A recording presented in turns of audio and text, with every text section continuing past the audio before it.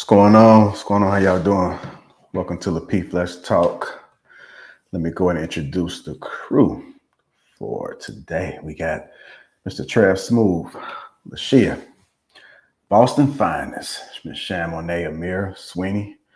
We got a couple more other people coming. Me, myself, Lapeef, JR. How y'all doing, family? How y'all doing? Happy. Hi. All right. Hello. Y'all doing good? Yep. Okay. Yes. How are you? Doing good. Sweeney, I don't think I ever seen your light that bright in the background, man. When you found out you got a clone, man, like you got some, like you went and got you some veneers, like you went and got you a little facial, Oh, like a hell. whole different person, man. We found out you're doing some things over here in 2025 for the summer, man. Anyhow, it's good to see you guys. As you guys come in, hit that like button. Also, make sure you subscribe to the channel.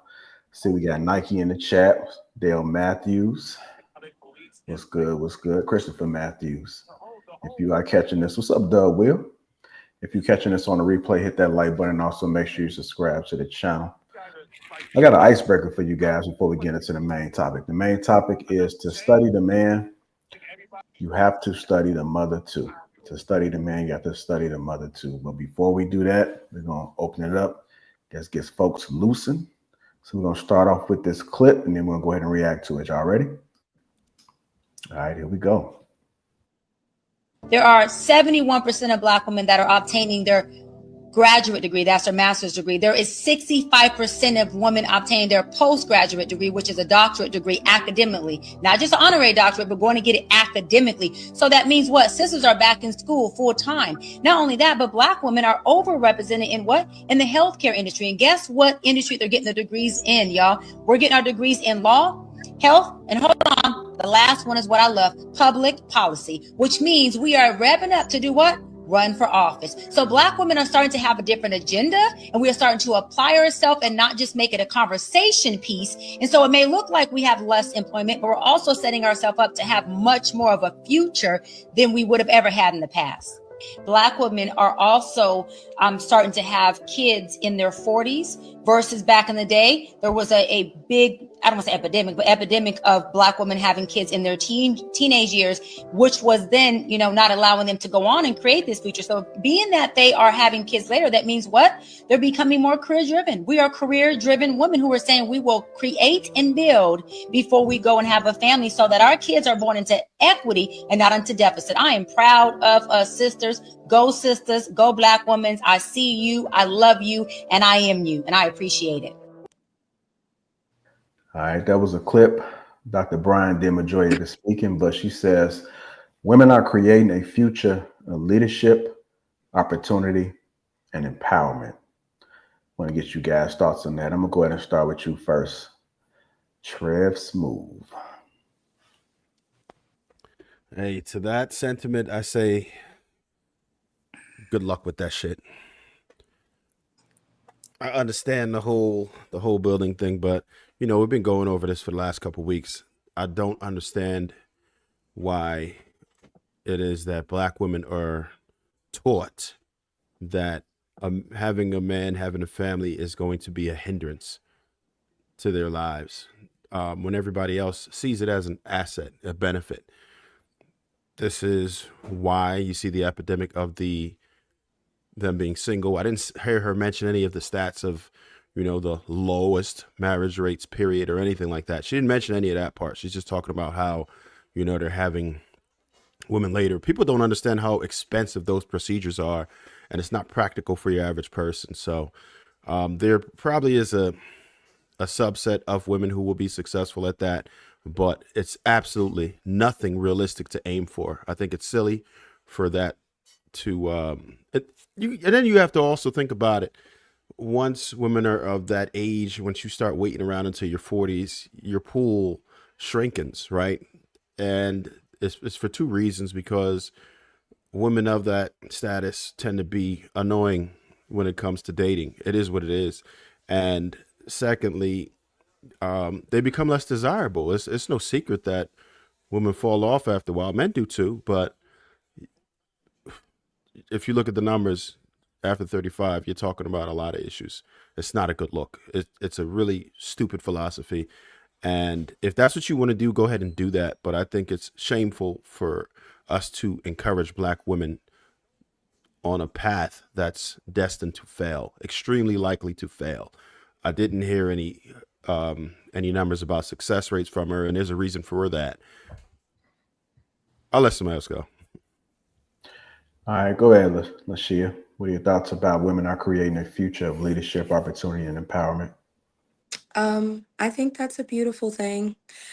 Uh, I think that a part of the reason that a lot of women feel like that is their first and foremost priority is just based on the way we were raised as kids. A lot of times in the Black household, whether you're raised in a two-parent home, actually, I feel like it's kind of a little bit more prevalent if you're raised in a two-parent home than it is if you're raised in a single mother home. Little girls are told like, don't worry about a boy. You don't need a boy. Don't get distracted by a boy. Um, Go to school, go to school, go to school.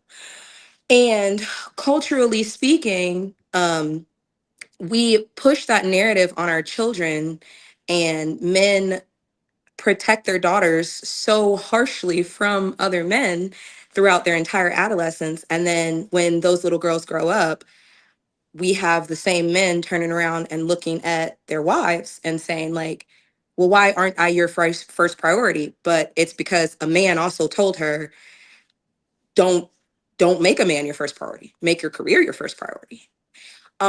And I'm not trying to necessarily place blame, but I think what happens in that particular aspect is men are kind of talking out of both sides of their mouths because they don't ever think that their little girls are going to grow up and be somebody's wife, and you don't see your wife as somebody's little girl, but they're synonymous. With that being said, I think a woman that goes to college and puts her career first also is super important. um, it's great to be goal oriented and driven, and I don't understand why particularly it's only a bad thing when a woman is that. I think that a lot of times we as a people have spent um, time saying, okay, we would like to be looked at fairly and equally, right? So then a conversation started a few years ago about, well, what do women bring to the table? So then a bunch of women started saying, let me go get some stuff to bring to the table since the men are telling us, what do we bring to the table? And then women started saying, well, now I bring a PhD, I bring a bachelor's, I bring a car, I bring a house.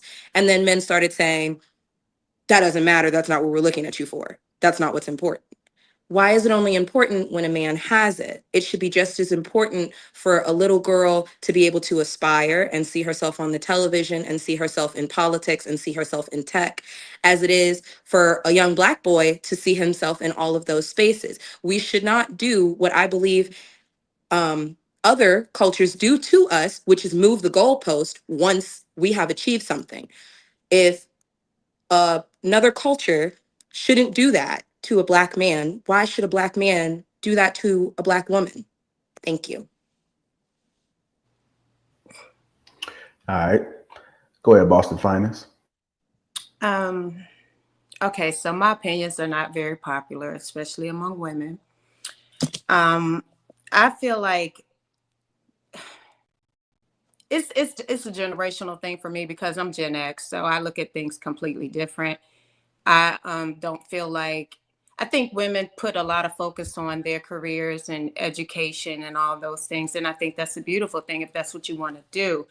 But I think they're doing it for themselves. And then they wait till later in life to try to have children.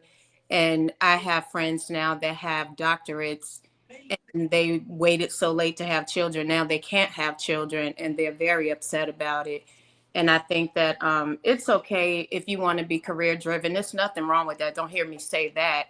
But I think it needs to be balanced. Like, still, if you want to be a mother or a wife, some people don't want to be a mother or wife, but if you want to be a mother or wife, you need to start looking into that sooner than in your 40s, because it's a very selfish thing to want to become a mother at 40 when your quality of life is different. You're not going to want to chase behind children that late in life. You think you will, but you won't. You have to be a mother to know that. And you know, I know, ladies, I don't know how you feel about this, but men really don't care about your degrees and stuff, because it's a lot of women that say, I'm educated, I'm beautiful, I got a nice body, all this stuff, and he go and choose this woman over me. And men are really choosing the woman that bring them peace, right? And I'm not a pick me. I know women, as soon as you say something that's contrary to what women believe, they call you a pick me. But that's not what I am. I'm just a realist. And I understand that our education is important, but it's mostly important to us. It's not important to other people. You know what I'm saying? Like, whatever you do, do for you. It's not for the man. It's not for, you know, any of that stuff. That's what you do for yourself, you know. And I'll expound on that later as we go into the conversation, but I'll land right there. Okay. Go ahead, Sweeney. Come back to me, bro. All right. Amir. Let's try to get this damn brightness.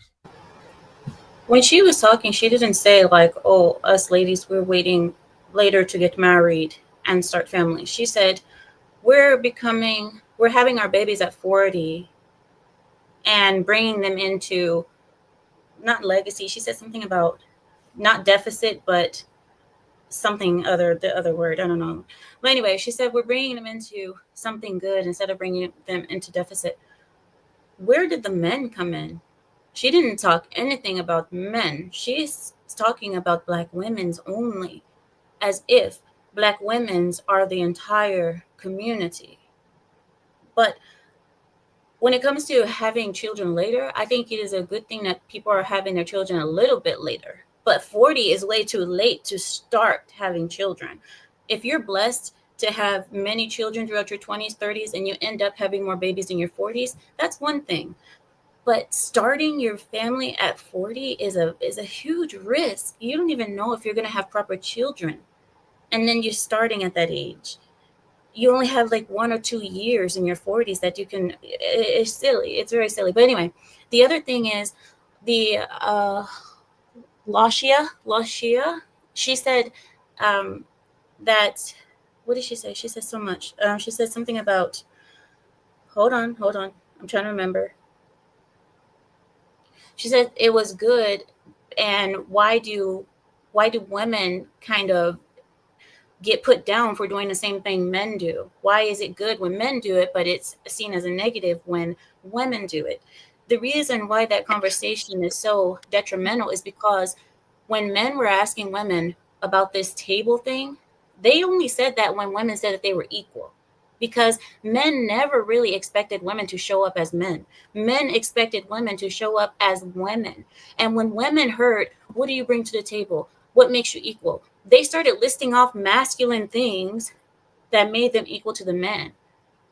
You are not showing up as a woman. You're showing up as a woman trying to be a man, and you'll never succeed. You'll never do men better than men do. And the reason why it doesn't matter when women do it is because men are supposed to be the leaders of the family. The men don't really give a damn if you know how to go out there and be a hustler, or you can wake up earlier than them and get out there. It doesn't really matter, because a man is looking for something else out of you, something else that you don't know. This is something that you'd have no idea about, and he's looking for it, and you don't even know what he's looking for. But I'll stop. All right, go ahead, Shan. Women are creating a future of leadership, opportunity, and empowerment. I hear what she's saying, but the stats just don't support that. That many Black women aren't graduating with degrees. They're just not. And I just tried to look it up again. It's like 38%. Maybe she's saying 70% of that 38% are going on to graduate in higher education. But the last I checked, it wasn't high like that. As far as when did having an education become a bad thing? Now, I do think if you weaponize your education, that's totally different. But a group of people who down people getting educated, I mean, people have ceremonies when kids graduate. But for whatever reason, for us, it's like, oh, you graduated. It's a bad thing. Like how? Education solely was the one thing that kept us in slavery for 400 years. You guys are crazy. Like, it's something to be happy for. Something, now using it and thinking that you can down talk somebody because they don't have an education, that's something totally different. But we live in America. Wake up, you guys. You want to work at Walmart? Do you want to work at McDonald's? You have to, unfortunately, get an education if you want a decent job, especially as a woman, because they're not hiring female welders. They're not hiring female, they may, but you want to be competitive. It's not enough to just be a high school graduate anymore. That may work in other countries, but it does not work here. Now, if you want to talk about relationships, that's totally different. I can say you can do both. There are people who are educated who focus on their home. Some people find their husbands in college. So one doesn't have to X out the other one. Does that make any sense? And some men do want their women. And, back in the day, you had to go to college to be well-versed to even get a man of a certain stature, right? Because he wanted you to be well-versed. He wanted you to be he wanted you to handle his brand well. He wanted you to be as the mom of his children. He wanted you to be educated because that trickles down to his children, right? So this whole thing, oh, you're educated, you're the enemy. No, it's what you're doing with your education that makes you make it the way it is. It's not the education itself. Now, if you get an education, like, oh, I don't want to be with men because I have this education, that's not happening. Because guess what? People still having kids. I don't know where y'all talking about people waiting to 40. Because the last I heard, we had a single mom problem in our community. Okay, they're not waiting. It's people out here, they with mates. They're not getting married, but they are with someone. It's not people out here saying, oh, I don't want to be in a relationship with anybody. It's situationships. It's all kind of ships going on, but it ain't no single ships. They may say they're single because they're not committed, but they're with somebody. So it's a lot of romantic activity going on. People ain't just out here being virgins until they're 40. All right, go ahead, Sweeney. What are your thoughts about women are creating a future of leadership, opportunity, and empowerment? I think women are trying. I get it. They are trying. You know what I mean? They're trying to deal with the world with the hand that they were dealt. But the problem, and Shan kind of alluded to this, is you can't do that without your men. And you can't do that while putting down and simultaneously put down your man or weaponize it against your man. That's where the problem comes into play. Or you do it in spite of your men. Because all the other, like if we look at all the other communities, they do with. So when everybody else is getting educated, they're getting educated with. Trev, do your wife have a higher education? Yes. Bruiser? Mine's tried, but she a hairstylist and I'm a barber, so it wasn't for lack of trying. But we don't have a problem with our women getting educated. The problem is when you do it to spite the men that you're supposed to be with. When you're saying, I'm going to do this so that I don't have to deal with you. That's where we draw the line at. That's why your education doesn't matter to us. Because you're telling me that the only reason why you're getting it is to be away from me. Or leverage it. Or leverage it against me.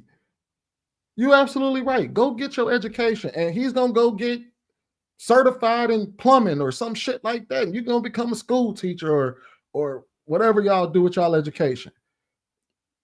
School teachers get with plumbers all the time. Get a business degree and become that's an expensive secretarial degree. But I mean, hey,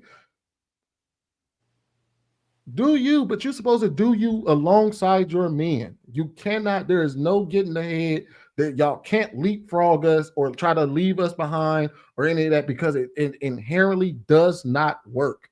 Not because I'm telling y'all the job, but it just doesn't work.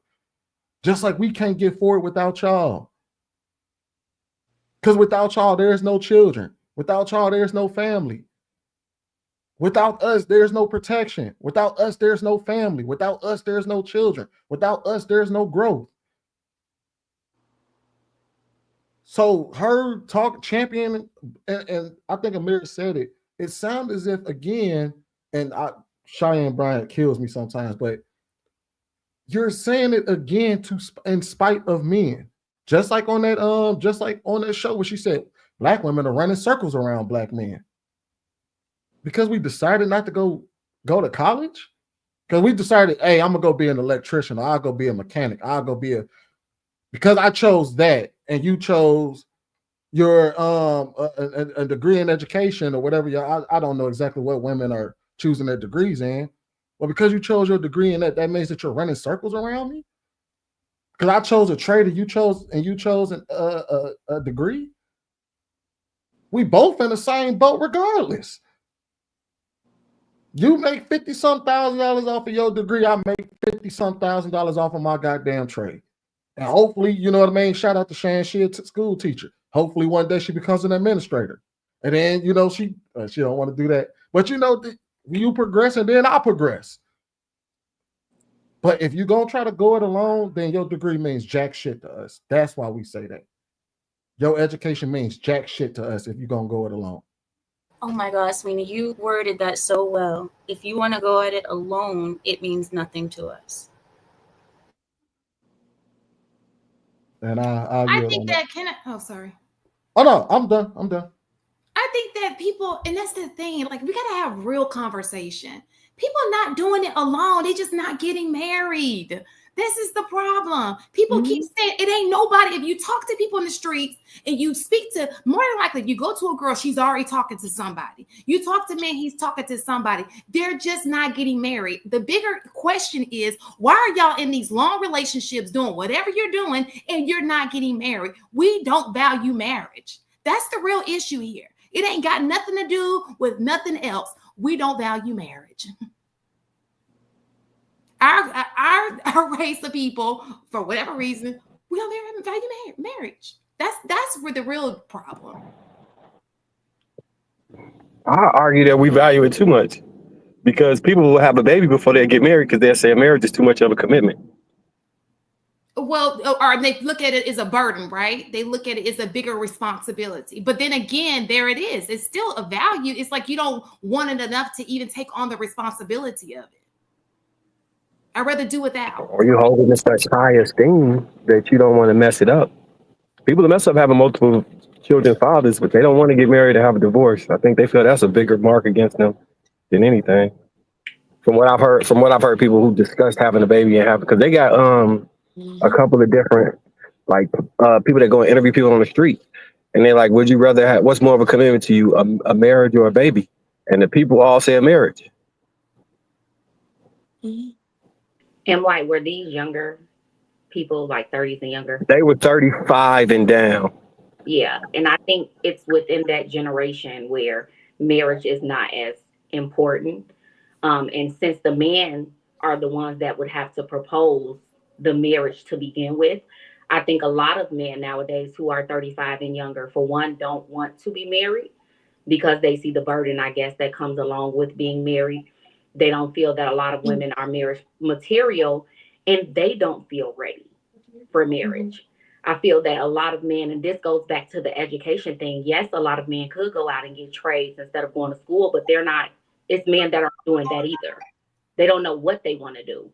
And instead of trying to figure that out, they spend a lot of their time being lost, even up until their 30s. So I feel our generation isn't even thinking about marriage until they get to their 40s or 50s. That's when they finally feel like they've made it to that place where they are finally an adult and can make adult decisions like marrying someone. So Ty, the reason why I brought up the trades, right? Because this is not to say, because most black people also, most black men, most black women don't go to college either. That's a fact. However, if I was to make an argument for who a woman who is educated, at least at a bachelor's degree level, who is her socioeconomic equivalent, it would be the man that goes to trade school. So that's why I brought it up. Most black folks are just working regular ass jobs. They work in customer service, the UPS, the post office, Amazon, they're doing those type of things, or they're you know what I mean. But and that's men and women across the board, and most men are just are doing some of the same jobs, or they they work at the the jobs that pay anywhere between like $50 and maybe $25 an hour. But if you talked about educated women, if I had to put you with somebody and I said, this is your socioeconomic equivalent, it would either be somebody that you're in college with, which would be on your socioeconomic level, or a man that is choosing to go to trade school and he's choosing to be an electrician or a plumber or what else am I thinking of? Construction worker or some shit like that. Yeah, but you could argue that that's a form of education, right? That's exactly what it is. Not to go to college, but a trade is education. Yes, yeah, absolutely. So to piggyback on what you're saying, if you look at the stats, even when it comes to trades, people, just because he walk around looking like a plumber don't make him a plumber. Most people are handyman. Okay, they don't want to go through the journey, go through the 4 year, because that's a 4-year process. We're not gonna sit here and not plumbers and master electricians, because that program itself takes about 4 years, and people are not finishing that program either. If you look at how many master plumbers, how many master electricians there are, it's not. Those are people who work for master plumbers, work for master electricians. Those aren't master plumbers and electricians. And that's where the problem comes, right? You know, it's like, okay, we don't mind trade, but are you willing to finish that program? Are you doing that program? Or are you working for somebody and he's getting the money, he's just paying you because he's showing you how to do the trade? It's not the same.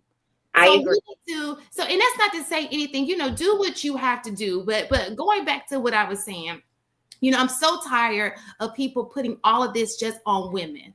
Let me just tell you this, and I get it because it's a woman's fault. Because what I see women on here, a man done broke your heart. I don't need a man, blah, blah, blah, blah. But you do, you want one. Most women, I'm gonna tell you now, if she's sleeping with you, she really does want you. For the most part, you may have a few hoochie mamas, maybe but for the most part, if a woman is down for you, she can sit here and be like, I'm okay with this, I'm okay with that. But y'all know them women we want to be in relationships with y'all. They do. Nobody's not always. All that. Listen to me. Nobody sit here doing all that for you, cleaning up your house, doing your laundry, checking up on you, driving by your house in an unmarked car, and she don't want to be with you. Come on now. She wants to be with you. You just not ready for commitment. You're not ready to be with her. Let's call a spade a spade.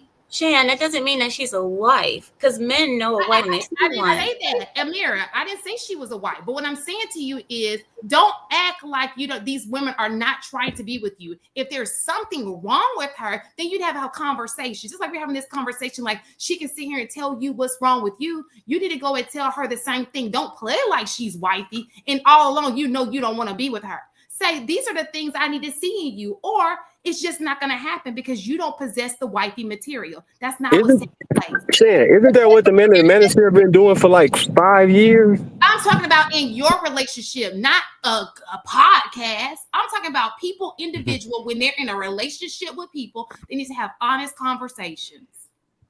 So, Shan, real quick, do you think it's more of an issue of women not understanding what men want? I mean, it's pretty easy. Most men will tell you and they'll articulate what they want. Or do you think it's an issue of women not being willing to do what these men want, these wifely qualities? Let me tell you this. I don't know about men, but I know when I see a woman who is in love with a man, she's willing to do anything he wants her to do. If you have them, I think we've all, think about your personal experience. Yeah, I agree with that. I'm so tired of y'all thinking like all women supposed to cater to one man. No, I'm talking about the woman in your life.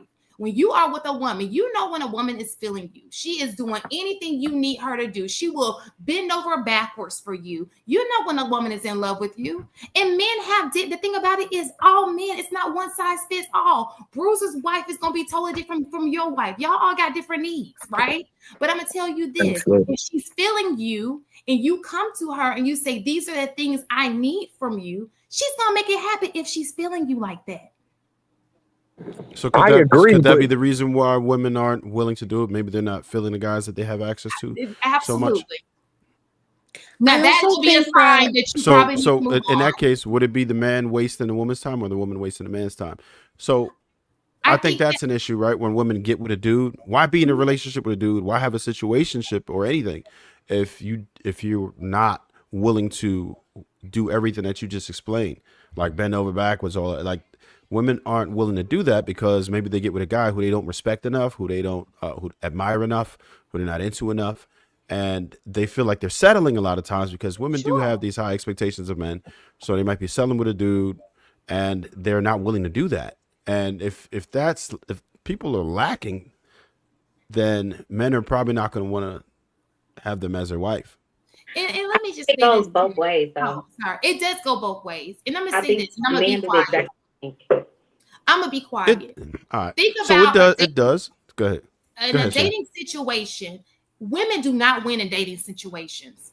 You sitting here giving this man all your time, your youth, your body, and what do you get in return? He's getting what he wants. You don't get what you want. Okay, so dating does not work well for women. I think it was Amira who mentioned one of these other episodes about the triflingness of dating. She don't even understand why we do it. I would agree.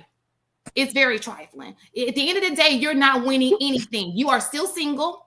He has wasted your time and your body. You wanted a commitment. He wanted sex. He got the sex. You did not get the commitment. When are we going to figure it out? If we're not winning this, we're losing. If we're so smart, I don't know why we haven't figured that part out. I don't think the dating is the negative part. It's what has turned into dating. Dating was supposed to be vetting, which was supposed to be like intentionally getting to know each other to find proper suitor for marriage. That's what I think dating was supposed to be. And then dating turned into, now we're going to hang out with everybody. Now we're going to sleep with everybody and it's going to be fun. Because essentially you're supposed to date to see if this man is matching all of your qualities that are on your list. And he's supposed to date you to know if you are the type of person that he is interested in, which is why I don't necessarily subscribe to singular like dating, because to me, that's not dating. That's a relationship. You have sat down, had a conversation, had a commitment. People's definition of dating is absolutely screwed, because dating is the same as courting and vetting, but people will act like those are two different things. You think women So in math are you sign up for suggesting that arranged they should marriages? date multiple? I heard somebody say arranged marriage and somebody said something about multiple. I said, are you suggesting that women should date multiple women rather than singular, what you refer to? I think that everybody should have multiple suitors to properly vet, because like she said, dating isn't a thing. You're single. You don't circle in dating on your W-2. You circle single. I think that when you need to specify that. dating, because in a man's mind, dating is you're getting real close to these guys, like in more ways. No, that's what I'm saying. I feel like the proper definition of dating is okay, if I am in Target and you see me in the homeware section, you think I'm pretty, I think you're handsome, let's exchange numbers. It doesn't have to be continuous like texting, because I think that gets repetitive if a man is just texting me saying like, what you doing? What you doing? What you doing? Every day, all day. I think it's nice to be able to go out to a lunch, go out to a dinner. And no, I'm not advocating for the super extreme narrative of how some women are saying, oh my God, you got to get me a black truck. You got to buy me an outfit. You got to take me to Ruth Chris. No, I'm saying a nice date at a Copeland's or something, for God's sakes, and just share a meal. And can I establish that your interests align with my interests? Your intellect aligns with my intellect. Can we do it again? And then maybe we get a little bit deeper on that next date and we start talking about finances. Are you religious? How do you want to raise children? When would you like to have children? That is dating. Lapeef, can I just say one thing before you go? Because I know you're gonna move on. Lapeef, Lashia, the difference between dating and courting, they're not the same at all. The difference is courting involves people around you, your family, guardians, parents, support. This is a whole family, typically meeting another family. That's courting. Everybody is involved. Dating is a person going out there on their own and hoping for the best. They're trying to do it for themselves, trying to do it alone. That's dating. Dating wasn't popular, or it wasn't even a thing. I don't know exactly what year, but I would say in the last 100 years is when it actually started, right? I would say like 1910, 1920 is when women started dating more on their own and going out and being with men by themselves. But before courting, it was a serious thing where you went out with someone, but you went out with either your brother, your cousin, your father. Everybody was involved in the courting because it's a family thing. The whole family is vetting that person, and you are not having sex if you're courting, and you are not alone. All right, I want to go to Boston finest. Let me get your thoughts about this dating You, multiple people at one time and courting. What are your thoughts? as far as dating multiple people, I get what you're saying in regard to that, but I feel like this: when you're dating multiple people, you're gonna like something about this guy and something about that guy and something about this guy, and then it turns into, I'm gonna keep them around because I like something, a little bit of something about everybody. To me, when you're dating multiple people, it's hard to focus in and hone in on somebody's greatness, if you understand. I can't personally, I can't be dealing with all these different personalities. It doesn't work for me, but I understand what you're saying because you're trying to vet them, you're trying to figure it out. My thing is, I'm going to date you. If it doesn't work with you, then I'll go out and figure somebody else out. And if it don't work with it, I have to do one at a time. I can't do multiple. Do you That's let it stop you from somebody pursuing you, though, is what I'm saying? Not necessarily take everybody at once, but I, if you're seeing someone and someone else asks you out, would you let that first someone stop you from accepting that approach from that other man? I think that's about conversations, right? Because Mhm. if you and someone are dating and you guys are not serious, y'all should have already had that conversation that I'm going to Mhm. people, and that depends, like I said, on conversation. If I meet a man and he meets me and we're trying to figure each other out and he want me to focus on him as he focused on me, then I'm respecting that. It's all about conversation as far as that part is concerned for me. Lashia, if you can be honest, really quick, Mhm. would you take a man serious that was seeing multiple women?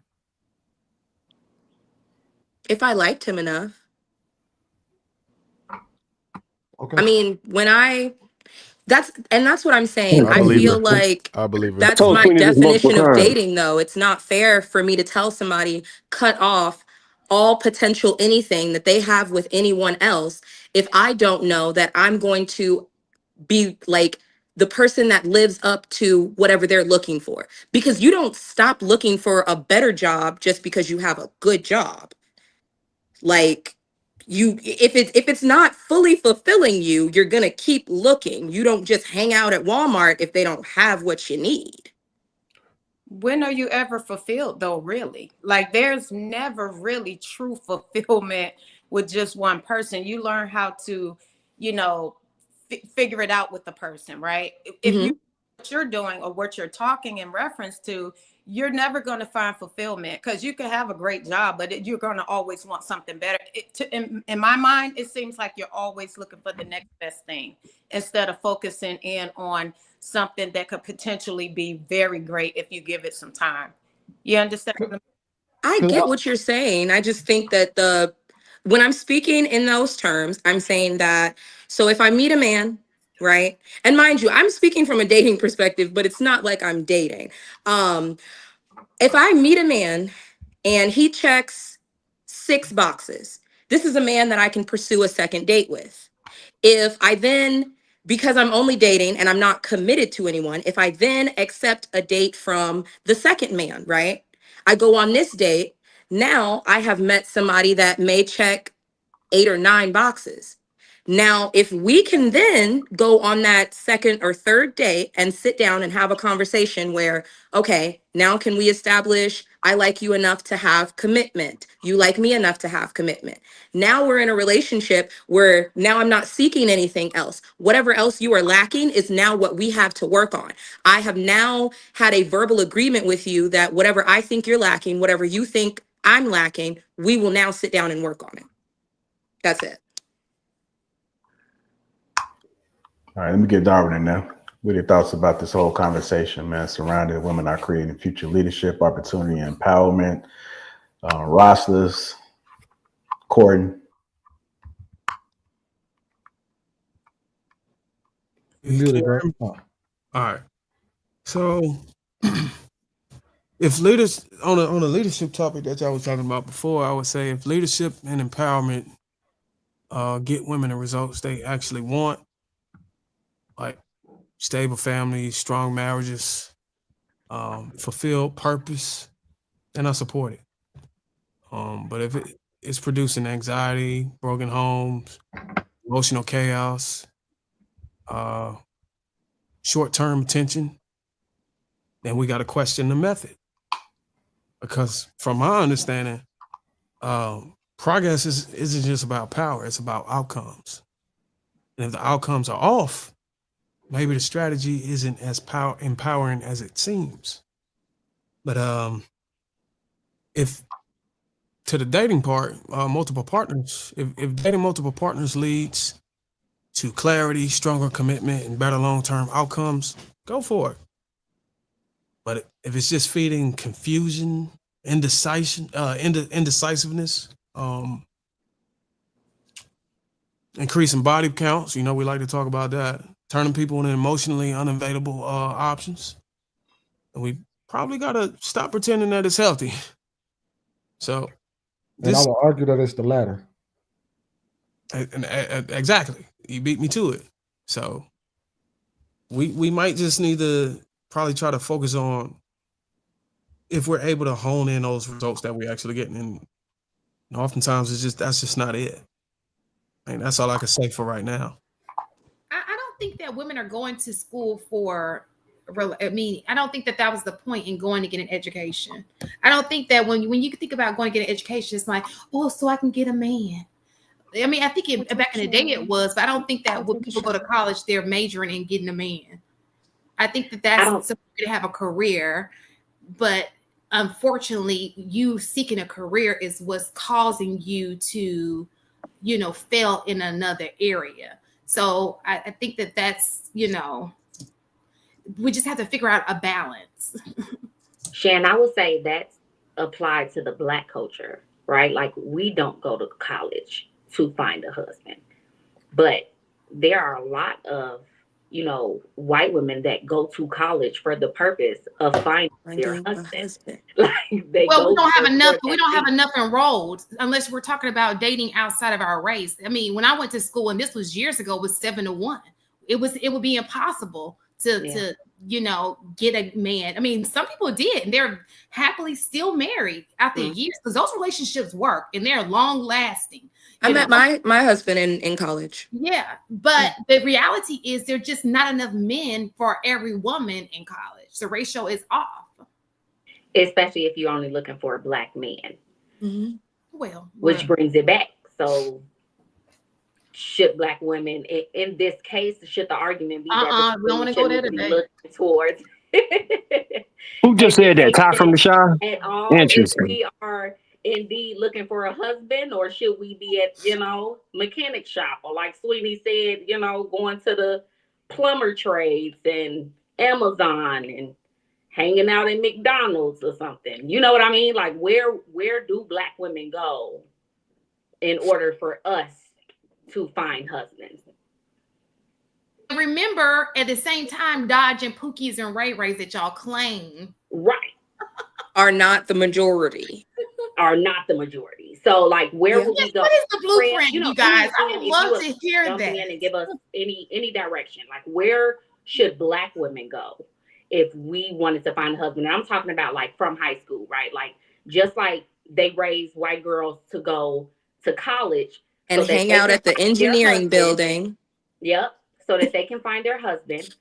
Should Black women decide, I'm not even going to go to college because I know they're not there, right? And I don't want him to think that I'm better than him because I got an education or whatever. So where should we be going? Taking into consideration that we also, as you were stating, should have to, be okay with the standard of where our Black men are as a majority.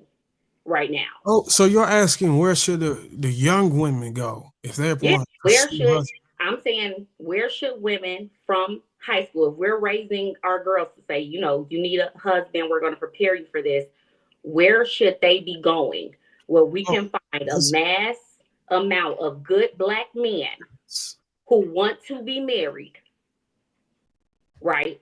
In a place where we can go and figure out who's going to work for us. Where would that be? If you guys could just think off the top of your head. I think Where? that's a really good question.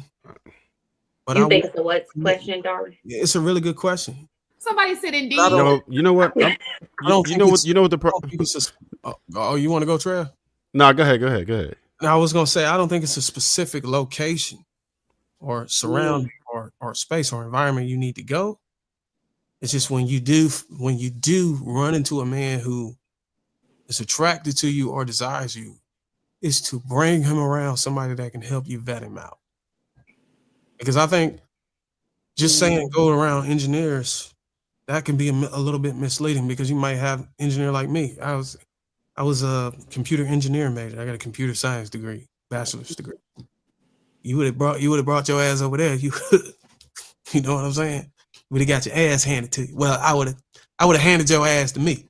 But it could be misleading. That's what I'm saying, though. That's crazy. That's your mentality at that. But he's saying the most important thing. It's really nowhere you can go. It's all about bringing the guy to that your is family, desiring you around the people that you trust the most to be able to help you with discernment. Now, let me ask you this, Darwin. Since as we know, the statistic is that most of us grow up in single parent households.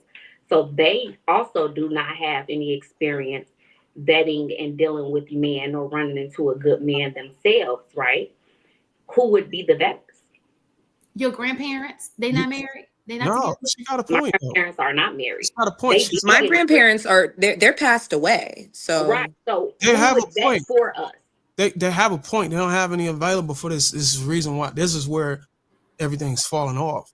These women genuinely actually want to be married. They want to funnel these guys through the proper vetting process, but they don't have anybody to bring them to. So then we come back to square one, right? Where we are out here, like Lashia stated, trying to figure it out ourselves because we're coming to the conclusion that there is no solution. That's part of the game. Nope. Hold on. You know what? Because let me just throw this real quick in here. I didn't, as an older cousin, I'm the oldest of all the cousins and brothers and sisters in my family, right? If you tell one of the younger girls not to mess with somebody, do they A, say, you know what, you right, big cousin, he not right for me? Or do they B, sneak and still mess with him? And whatever happens, happens. I don't know. I'm not even that close to my cousins. They sneak and still mess with them. I don't have a big. I've told several friends. I got a lot of female friends. I've told several friends. I've told several cousins that certain dudes that you seeing with, hey, I don't like that dude. Something off about him. And there was a point in time where I was the nigga they shouldn't mess with. And no matter what you said to them, they was gonna still fuck with me. Okay, so do you classify yourself as a good guy now? Yeah. No. Okay, if I may ask, how old are you now? 42. And 40? They told us don't wait to date till we're 40. Right, but you just became a good dude. That's when most black men become. And Marcus had some good picks. No.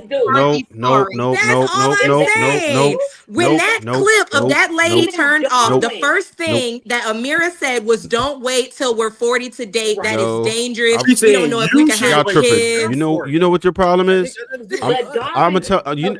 You know what y'all ignoring? I'm gonna tell you what y'all are ignoring. That dude that was kind of corny, that maybe he might have been a little awkward. He might have been on his shit. He might have been in the books. He might have had the trajectory to get his. The one that you ignored, the one that wasn't cool enough, the one that wasn't tall enough, that guy, because he was probably going to come into his own later on. Women are really trying to act like there's not enough access to men.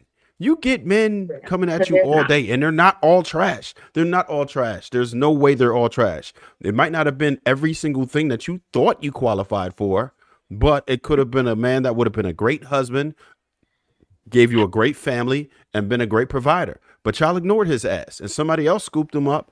That dude that was weak as hell, one of them white girls done picked him up, and then y'all like, damn, why they going with all of them?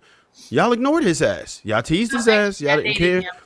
What Huh? I'm hearing from Trev is that we should take whatever is given to us. When we have to be realistic about this, for people to even want to deal with each other, you at least have to have attraction there. I have to have some type of attraction to you, whether you make me laugh, whether I like your conversation, whether you make, you tantalize my mind, you make me want to learn more. There has to be some type of spark. Just because you are a decent guy, you might be a little corny, doesn't mean that you're for me. It's just like every woman that you run across, there might be wonderful women out there, but her body might be a little big, but she might not be as cute in the face. Maybe she doesn't do all the things you need her to do, and you look past her. And she was probably the best wifey material you could have came across. I don't You think we're were looking not past attracted. the bad Yeah. ills or the So- bad bodies. I think if she can be overweight, whatever, as long as she cooperative and all those other things. Darling. Come on Now, now. Yeah. So Yeah. we're There are acting so like many we don't men that get make on here we don't and make be like, "Oh concessions. my God, if you're 200 pounds and you're 5'4", I will never talk to you. Ew, you're Come on. disgusting." We're saying not that? being honest. A Wait, lot. 205.4? Well, We're being acting as overweight, if that's only something you can women- control We easily. act as if only women are here and being decisive on who we want to date. Men do the same thing, and we both have the right to do so. We Men both do have the not right do to it the so. same There at the has same to clip be as some women. type of connection. Oh yeah. That I is think so they not do. true. The Yes, men, they the do. men that all Yeah, the they- women are trying to get, they do that because they have the pick of the litter. They have all the options. Your What? average man, most men, the overwhelming majority of men are not that damn picky. The dudes y'all No, trying to get, he's y'all right. all Eskimo sisters. Y'all want to date the No, same Trent. dudes. Y'all are That's not the problem. picky when it comes to who you sleep with, but you're picky with who you want to build a life with. As Yeah, you who you should be. actually want to be seen with in the Right. street Come because you on. require Let's be validation. honest. Correct. Right. And Let's guess what? be You know real what? about it. We're Then both you see what picky. the alternative you see what the alternative is, right? If there's a scarcity of men, right, then it's like you saying, okay, you have to take what you get. But when you think about it, what else you gonna do? What else you gonna do? The Well, alternative is be by your damn self, No, because you're not it's you're not not going to get scarcity of anything better. men. There's no That's why they're scarcity of single at men. 40. There's no scarcity of men. There's a scarcity of good men. There's a scarcity of dateable men. Exactly. There's no Really? scarce. There's So men are not scared. I could have still been married. What would this be? 11 years right now if I just accepted anything. Men are not scarce. There are just not. when you say good accepted anything, what partners. happened? What happened? What was, not to get too personal, but like what You are don't some of the have to things go that would be deal breakers? I mean, the same thing that happens to a lot of women. He just didn't pull his weight. He wasn't attentive. He wasn't fair in the housework. The woman does the work in the house, the man goes to work. Only the woman worked more than the man. So Yeah. it just didn't, it wasn't an even dynamic in the household. Hey, Sweeney, you see what happens when you what you say? What happened when you when you walk it back? Sweeney, he what was a happens? good man. Well, come on, dog. God damn. I thought you was going to say he was You say for real. I really work thought you was going to say he was smacking the shit out of you. No, He was a he's a cheater, very- something no. crazy. Like I He's a thought we was going to nice have guy, something even. valid. Just because it's Like- not terrible doesn't mean it's not bad. Why do men Right. think that? Why do men think that So- because a so man let- isn't a terrible man, he can't be a bad man? Right. So Exactly. imagine this, you guys. Imagine you have a woman, she won't cook for you, she won't have sex with you, she won't do nothing. She just sits there and Those she are just vitals. lays Those are the basics. That Hold would on, be wait. Listen. Oh wow. Oh When wow. you say that, right, Okay. you're talking about arguably the most reprehensible woman on the planet. And she literally will not do anything. But there are men who will settle on a woman that won't cook, but she'll wash she'll look after him in this area. She'll have sex with him. Sure. He will trade their relationships about trade-offs. He may not get the whole goddamn candy bar, but he'll get a few Hershey kisses. But I like have a question for you. what happened, like what Lauren just mentioned is like, all right, well, so I was with this guy and I did 90%, I did 65% of the housework around the house. and I work. And one day I 100. asked him, can he do the laundry real quick for me? And he didn't feel like doing it. Up, red flag, got to get rid of him. It's like, that's not what you said, but hold on, wait. And bias, that's what you came up with. But even if okay, I get it. You come across a guy and you need help around the house, you do 100% of the housework and he does none, and you also work with him. I'll give you that. Let him go. But you can't sit here and tell me there aren't men out there that are willing to split the housework with you and split the bill. That is just simply not true. Nobody right. So there are. She's just saying that wasn't her husband. No, I get that. I'm not talking about her husband. I'm talking about what she said. There aren't. Hold on, wait. She's talking about there aren't enough good men. If those are your criteria, there's plenty of them. We got those in spades, especially in the Black community. I got a question. So I know that one thing. And again, I'm going back to what something Mira said. She said you could be a good woman and not a great wife. You can be a good man, but not a good husband. Okay, I think there are qualities that go into being a good husband that may not be a good man, and I say vice versa when it comes to a woman, right? Now, the thing about, if we're honest, and this question is to you, sweetie. Well, if we're honest, most men, even these little nerdy guys, would you not agree that most people have somebody checking for them? And it usually looks like them. You know, the little anime girl likes the anime guy. He probably doesn't like her back. Most people have somebody that's checking for them. We keep focusing on dating up. Like, everybody wants to date up. And it's not just women who want to date up. Men be want to date up too. That's why y'all sit here and try to get these women to come and date. You know, when you have a person right next to you who really, really is into you, she's great to you, but you don't want to be with her. Everybody wants the next best thing. They want the grass is greener on the other side. They always look at the shiny corn. Oh, I want a wife like his wife.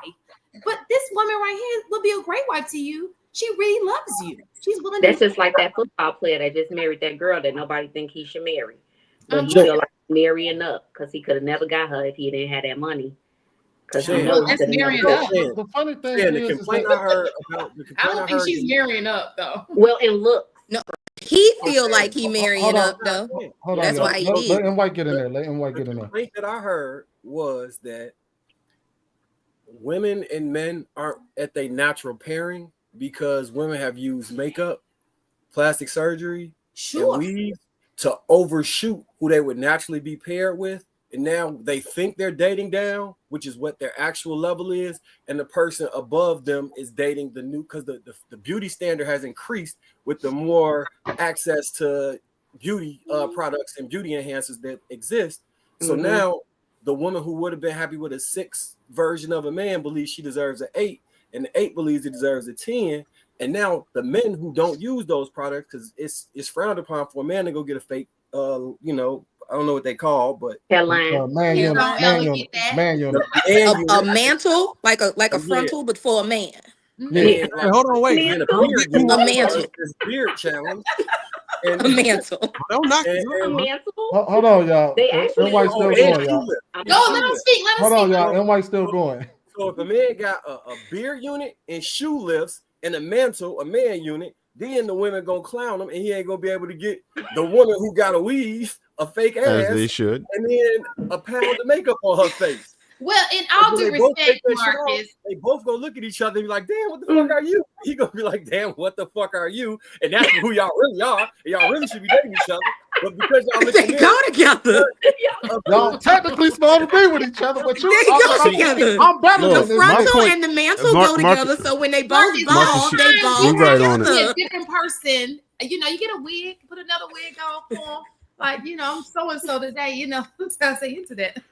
Marcus, you're right on it. And I think that's where the main problem is, right? If we really try to break it down and we say, all right, because I know females don't really want the men that they actually qualify for a lotot of times, right? But if you say, I think they I doubt it. Trav, no, outside, I'm gonna tell you why. I'm gonna tell you why. Real fast, and I'm gonna let you cook. Real fast. When you walk outside and you see people mating and they boyfriends, they look just like they go together. Like, people are not better. The people who are sometimes people who are in real life, when I walk outside, who they're dating, if you have a friend and she has a situationship and you look at him and y'all be like, they look, he ain't my type, but It's not like these people are yeah. So we get that part right. But what about the single ones, the perpetual singles? That's the problem. The perpetual singles. Those are the people who you see. Single woman. Like that. Say what?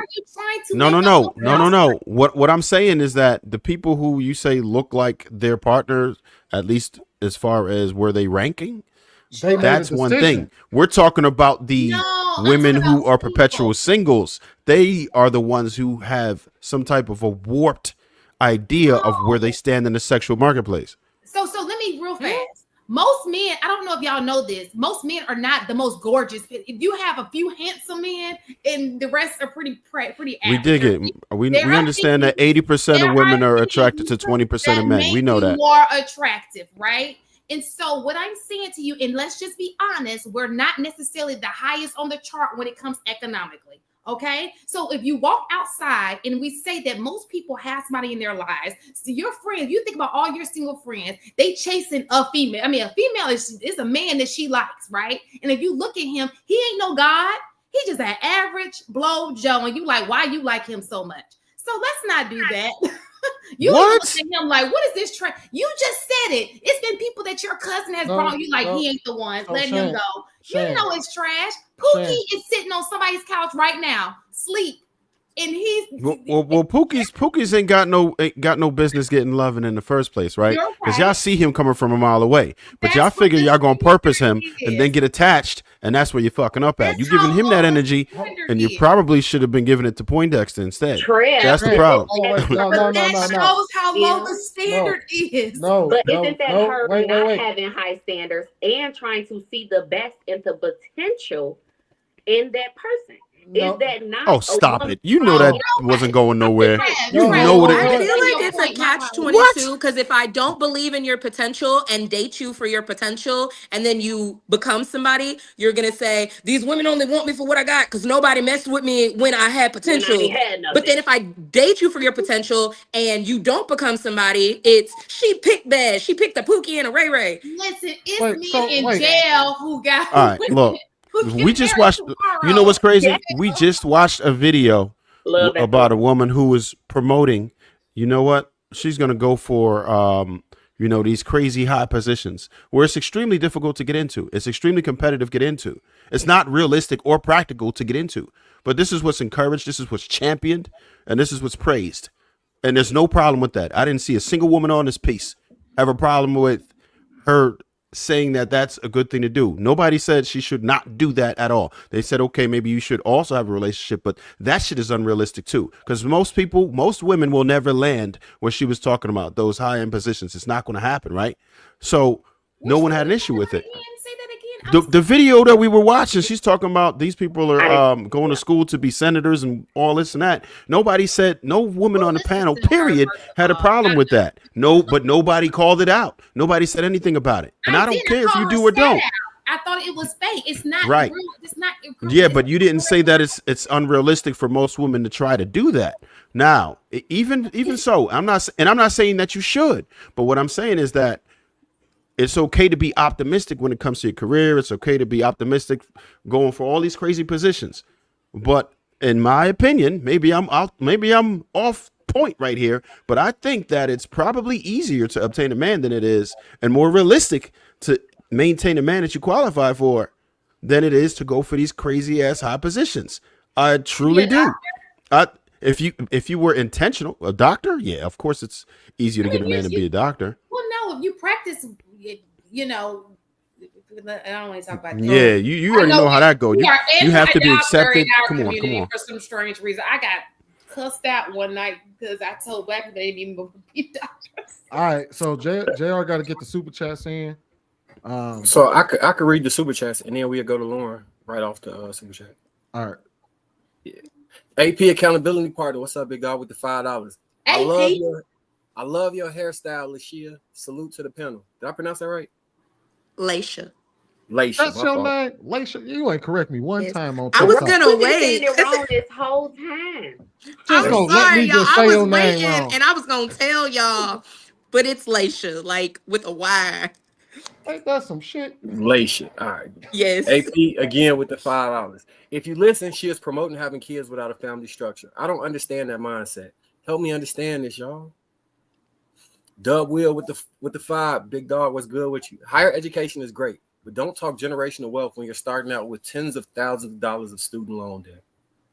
Decent point. Martin Danger, salute, Mont. What up? Real dope. Marriage is bigger commitment than a child.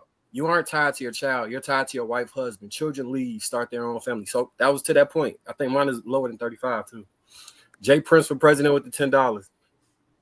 The reason why black women is combative with black men is because they don't see themselves with black men. They want the biracial child. Now that's why they present their image as white to appeal to white. JR, bring me up. Good night, Jay. Go to bed. Sir Shaw, 87 with the $2. Yay, Tupac and Tyler the Creator, all single mom raised. Doug Will with the 10. I find it funny how we talk about black men education post high school, but totally ignore their education during K through 12. Focus on black boys' education early. You'll find better educated black men later. Absolutely, I agree. With that. I agree. What is that? A.O. Gleetree? Hey, Ogletree, man. Ogletree. Come on, man. I'm saying it's an A first. A Ogle. Hey, Ogletree. Nah, he had it right the first time. A.O. Gleetree. Man, y'all. It's okay. Black male education, y'all. I'm an excellent reader. I'm reading about He is an excellent reader. Nah, but he went to. I'm fucking with you, bro. Hold on, you talking about a college graduate, man. You better quit playing with homeboy. You know I'm fucking with him, man. Hold on, go back. I ain't even read the super chat. All it said was support. It just said support. Okay, shout out to you, big dog. Jay Prince for president with the 5. School conditioned black women to not want to. School conditioned black women to nor wanting black men. Black women resent the fact to end up with a black man. That's why they so angry with you. School conditions black. Oh, hold on, real quick. Hold on, real quick. Let me say something on JP's last chat. JP, I love you, Jay. I'm joking. Now listen, when they come for you for your child support, we warning you not to be sending your child support money through these super chats. The AP accountability partner with the team. No, Laisha. If you're dating multiple guys, let's say I'm one and I know I'm one of several. I'm only there for one thing, and after that, peace. We're not playing that game. I could respect it. I mean, that would be his choice, but dating is dating. Like, you shouldn't be tied down when you dating. What'd you say? Don't let your boyfriend stop you from finding your husband. Finding your husband. Well, if she has a boyfriend, and look, no shade. I would never have let my boyfriend stop me from finding my husband, and I found him. I found him. Jay Press for president with $2. I don't see not one black woman on the panel though. 1, 2, 3, 4, 5. I'm confused. He needs dark skin. Sir Shaw 87 with the $2. So he colors. You can tell Boston's finest from Ruxby, or I think that was Dorchester or Roxbury, Dorchester. Roxbury or Dorchester. I said Dorchester, but that one was spelled up there. So the AP accountability partner with the $5. Are you saying Lashing or Laisha? Laisha. AP. Okay, Laisha. Autocorrect does that sometimes to my name. Yeah, but you don't sabotage a good job looking for a better job. Your analogy does not add up. AP accountability partner with the 20. AP spending the big bucks. Big dog. You sisters are looking damn phenomenal tonight. All of y'all. My brothers are groomed up. This is a perception of black folks we need to be pushing. Shout out to the mastermind, JR. Salute to the panel. I think. Oh, go ahead. Sorry. The AP accountability partner with $2. M. White, how long you been married? Oh, salute, brother. Salute, church. Shit. I've been with my wife for like 14, 15 years, but I've been married for like 5, 6. Hold on, wait. Pause you real see quick. How many No. Pause real quick. You say, do I not know? Look, here's the thing. I'm a neurodivergent that transcends the space and time continuum, so I don't operate in the same time and structure that you all do. No, you operate like most black men nowadays operate. You got to date them for 10 to 20 years before they get married. Yeah. They have on hold. This one just won the race. I mean, Church House 87 with the $2. Shan is right. We need more black nerd love. Love to the nerds. Doug Will with the 5. Stop playing and hit the like button. Stinky ass Negroes. I date nerds. What you talking about? Happy Mess with the 10. What is that face mean? No one who loves you would discourage you from reaching your full potential. I agree with that. Yeah, absolutely. All right. You gonna make your name hard as hell. It was just Lauren, right? Now it's Bohemi Niori. Okay, so I didn't know my real name was up there. I had to change it. You could just call me Bo. I was like, when you called my name, I was like, now wait a minute, how he know my name? And I was like, oh. I only realized it was you because of the adorable glasses. I was like, oh, I ain't gonna lie to you. I recognized the hair. I was like, oh yeah, I know who that is. Don't tell nobody my real name. All right, I'm about to bring you right back up. I want to thank everybody that contributed to the platform thus far. Hit that like button. I'm hearing the likes are down. Everybody take a moment right now. Hit that like button. That's all we asking. Lauren, well, not Lauren, but Bo. Yeah, Bo. I'm coming to you right after this. I'm going to go ahead and get into the main topic, which is to study the man. You have to study the mother too. I got 3 clips. I am going to play the first clip, and then we're going to go to Bo first. And White saw this one. You gotta. And White must have saw this clip already. Nah, I'm just saying. That's a true statement. I don't want none of it. She's who she is, and I'm who Harrison Davidson, member for 34 months. Says salute, ladies and gent. Thank you, Harrison. Appreciate that. And Ray, I see you down there too. Give me 1 second. All right, here we go, y'all. Run this first clip. I'm thinking about what you said, something very powerful when you were, reconnecting with a little boy and saying, I couldn't regulate this. So what you're talking about is developmental psychology. You're talking about neuroscience. What I tell parents is that in the first 1,000 days, a child's 85% of a child's brain develops. That's the first 3 years of life. Children come into the world, they're all sensory. They have no logic. They have no narrative. They have no critical thinking. They know nothing about patriarchy. They know nothing about racism. They know nothing about history. The only history they know is the history of their brain, which is indelibly shaped by their primary caretaker in those first experiences. The brain's job is to let the body know that it's safe. Right. And so their sensory receptors are their eyes, their nose, their ears, their mouth, the skin. And so the interactions with the parents tell that child's brain how to grow, how to be wired. So the child is thinking, am I fed? Are these people responding to me when I'm crying? Am I safe? Can I develop a healthy attachment with these people? Now, if you have toxic parents who are yelling, hitting, all of that stuff, evolution says you still have to attach to these people. A child is still going to attach to an abusive parent, and the brain is going to do make whatever adaptations it needs to make to optimize that child's survival. That's why so many people grow up and they say, oh, that was love, because this is happening in the early formative years of the brain. So hitting and love kind of fuse together in that prefrontal cortex area of the brain and internalize it as love, as protection. And that's why people are so defensive about, why I got a hit, because of these early messages. And it impacts the way you think about yourself in the world, your relationships. And also when All right, that's the first part.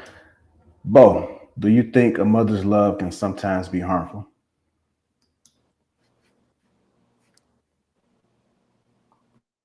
You on mute, just so you know.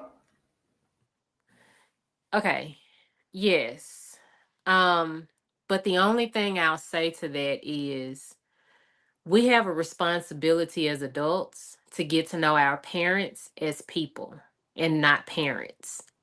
And so I think that's what a lot of us are missing. So yes, a mother's love can be it can come off as harmful. But we have to realize that our parents are doing the best job they know how to do. because the parents are only as good as their parents, and so on and so forth.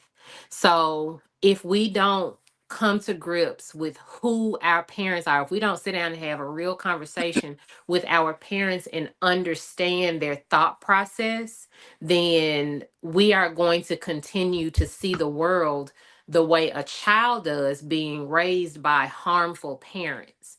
And sometimes those harmful parents are showing love the best way they know how. So we have a responsibility as adults to make that a different reality.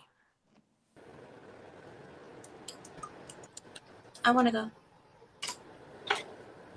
If nobody else goes. Go ahead, Amir. I believe that mothers are more toxic than fathers as parents. And the reason I believe that is not because I hate women. I swear I don't hate women. I have my reasons. I swear Tai Chi. I don't. But the reason I say that is because if you notice, single fathers make better single parents. Single mothers tend to be more destructive to their kids when they are alone, when they are not accompanied by a man. Typically, a man in the house controls the woman's I want to say evilness, but no, I'm not going to say that. Emotion.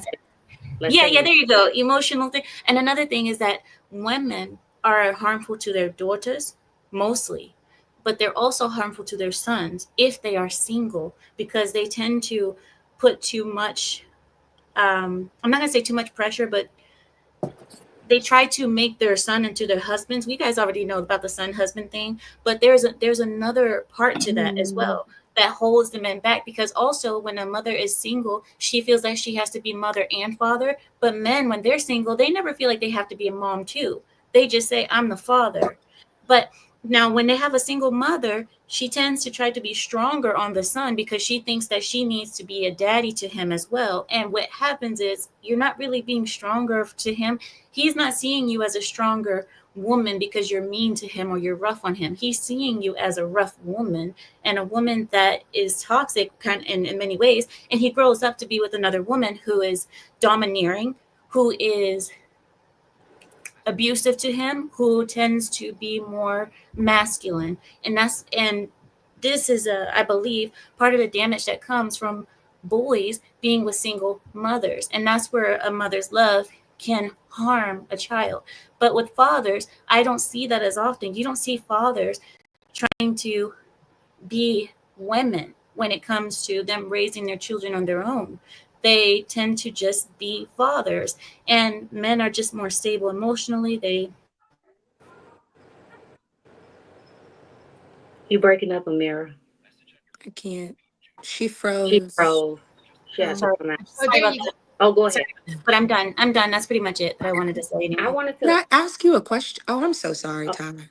that's okay. I was just going to say, I actually agree with Amira on this one. I agree with it. I know it's a hard pill to swallow, but I mean, it's statistically proven that children end up better if they are raised by a single father opposed to a single mother. And it's not to throw any jabs towards women. I honestly do just believe that when a woman who is already naturally just more emotional, right? When we have to bear everything on our shoulders, it's much harder for women. And like Amira was stating, what we see, especially in the Black community, is that these mothers begin to get hard themselves.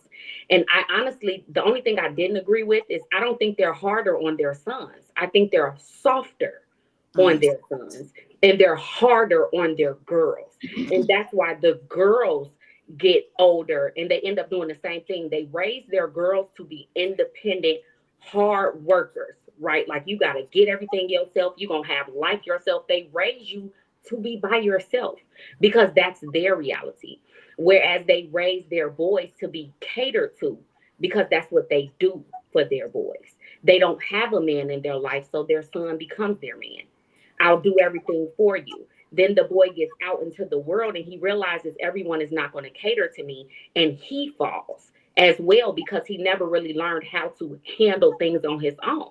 He never really learned how to be a man without that man in the household. I do think it's a huge problem that we have. And I think it's also a really hard pill to swallow, because as mothers, we don't want to let go of our children. We want to be there. But if you don't have that balance of a male and a female around, you will most likely take your children through more trauma than they need to go through. I mean, it's even statistics out there showing that most kids that are raised in a single mother household are more likely to end up in jail, to end up dead, to not get an education, to be by themselves. You know what I mean? And I'm not saying that's across the board at all, because it comes a point in a child's life where you can decide to work on the traumas that you went through, that your parents put on you. But it's just the reality of the situation. I do think it's extremely important to look at how the mother and son's relationship is. And if he did only grow up with his mother, how he deals with it, how he reacts to her, and how she deals with him. It'll say a lot about how he's going to deal with you and what he expects from you. So, Ty, I would like to add one thing to what you said, right? And I'm just spitballing this here. Don't take this with a grain of salt. I do believe that mothers are soft on their sons for a specific amount of time until I would argue until he reaches his teen years. So that's when he experienced, he no longer, so she treats him like his boyfriend as long as he's small and cute. Yeah. But once he crosses over and once he crosses puberty, then he no longer listens. He's supposed to be financial support. He becomes that nigga on the couch tour. He becomes he becomes the father that she dislikes. So while so that's where the harshness comes into play for men, for young boys, is that now we see that argumentative side of our mothers. We see that hate for men side of our mothers when they become 13, 14 years old. And now, you know what I mean, she's trying to control him in a way that she would control a man and not letting him be a teenager. And then she said, I agree to a certain extent, but then I would also say that even though they'll be hard in that manner, and I think it's because they still want them to follow everything they say, just like they did when they were kids. And like any teenager, they're not going to do it, right? They're going to start pushing back. They have their own thoughts, their own mind. The difference, I think, when it comes to how women will deal with their girls opposed to their boys, is that they're not going to give their girls as much leniency as they'll give their boys. For instance, right? And this is just an example. A mother will allow her son, and I'm not saying all, a mother will allow her son, after high school, whatever, he doesn't want to go to college, he's trying to figure it out, she'll allow him to stay home. Okay, what are you going to do? Are you going to get a job? You know, he says, I don't know. I'm trying to figure out. I'm doing this. All right. She's going to take care of him. A girl who's raised by a single mother has to get out and get a job. You have to do it. And that's the expectation, period. Because I work and I'm a woman. So I know you can do it. I feel like it's just it's a cutoff, right? It's a totally different relationship. She may be hard in certain aspects with her boy, but it's still leniency there as far as him having to go out and really hustle and understand the world on his own. His mom is not going to push him out to do that. He'll just also have to deal with her mouth in her house. So in that particular situation, right? Yes, she would send her daughter out into the world. She would tell her, go get your education. She will push her daughter out the home, but it's more of an uplifting thing. For her son, though, it's the same. Though? Yeah, if you tell your daughter, I ain't gonna, let me not speak to that. But for the son, it becomes more of you have to provide for this house now. So he still gets the same treatment. The only difference is that he has to do it for her. He has to go out there and get a job to provide for the home. He now has to go out there and he still has to put up with his mom's mouth. I would argue that's the difference, is that I think the son is still getting that you grown treatment, but it's more of you gonna do for me in this house, where it's to the daughter, she's saying you gonna go out there and you're gonna go get it yourself. And I don't think it's he has to get out there and provide for me, because even if he's not getting out there, she'll still keep him in and keep providing for him. But statistically, the same situation for the girl. Statistically, sons leave the home late, regardless of if there is a dual parent household or raised by a single mother. It doesn't matter. They just leave the home later for whatever reason. They want their their careers to be more stable, and a lot of times the young ladies will find a partner in marriage earlier, statistically. So it's not the single mothers that are keeping the sons home or being more lenient at all. Can I say something? So I am a boy mom, and I have girlfriends that it makes me cringe sometimes the way I hear them talk to their sons, right?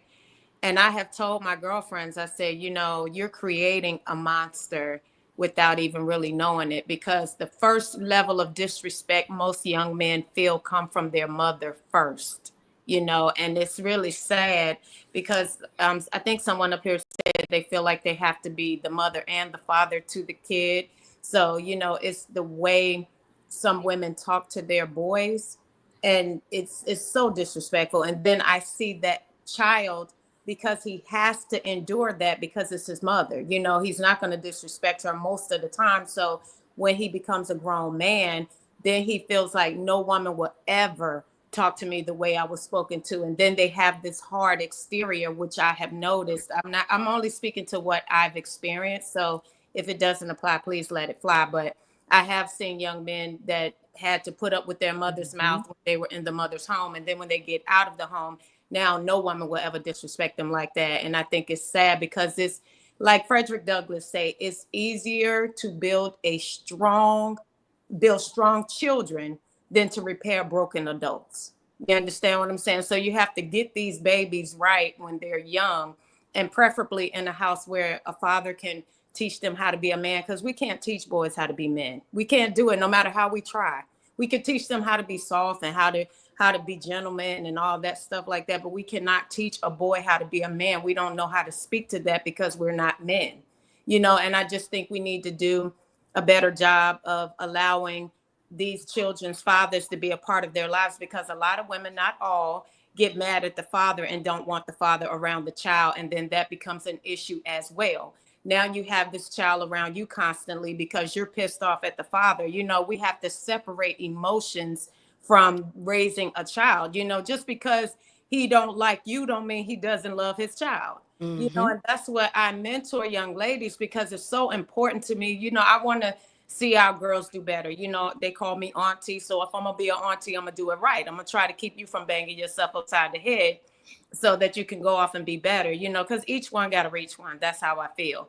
And this is a sensitive topic for me because children, they don't get to choose their parents. You know, they get handed what they get handed. And sometimes it's not a good thing, you know, and women are very emotional. We are driven more by emotion. And when things go bad with the dad, we tend to take it out on the children. It's a lot. And like I said, I'm not saying all, but you know, that single mother thing that we be so proud of, I don't need you, I could do it by myself. No, you can't, because your emotions won't let you. And when you get pissed off because you're carrying the weight of the world on your shoulder, then your children suffer. And I'll land right there. Exactly, Boston. I agree with everything you said. So let me just chime in real quick, and I just want to say this towards the topic. Everybody made good points, by the way, but I do want to say this because I know people try to talk about how the men are leaders and how the upbringing impacts their ability to lead. But what I will say to that is, if we're going to hold men accountable for how they lead, we also have to be honest about who taught them. You know what I'm saying? How to handle emotions, conflict, and women. And that usually starts with the mother.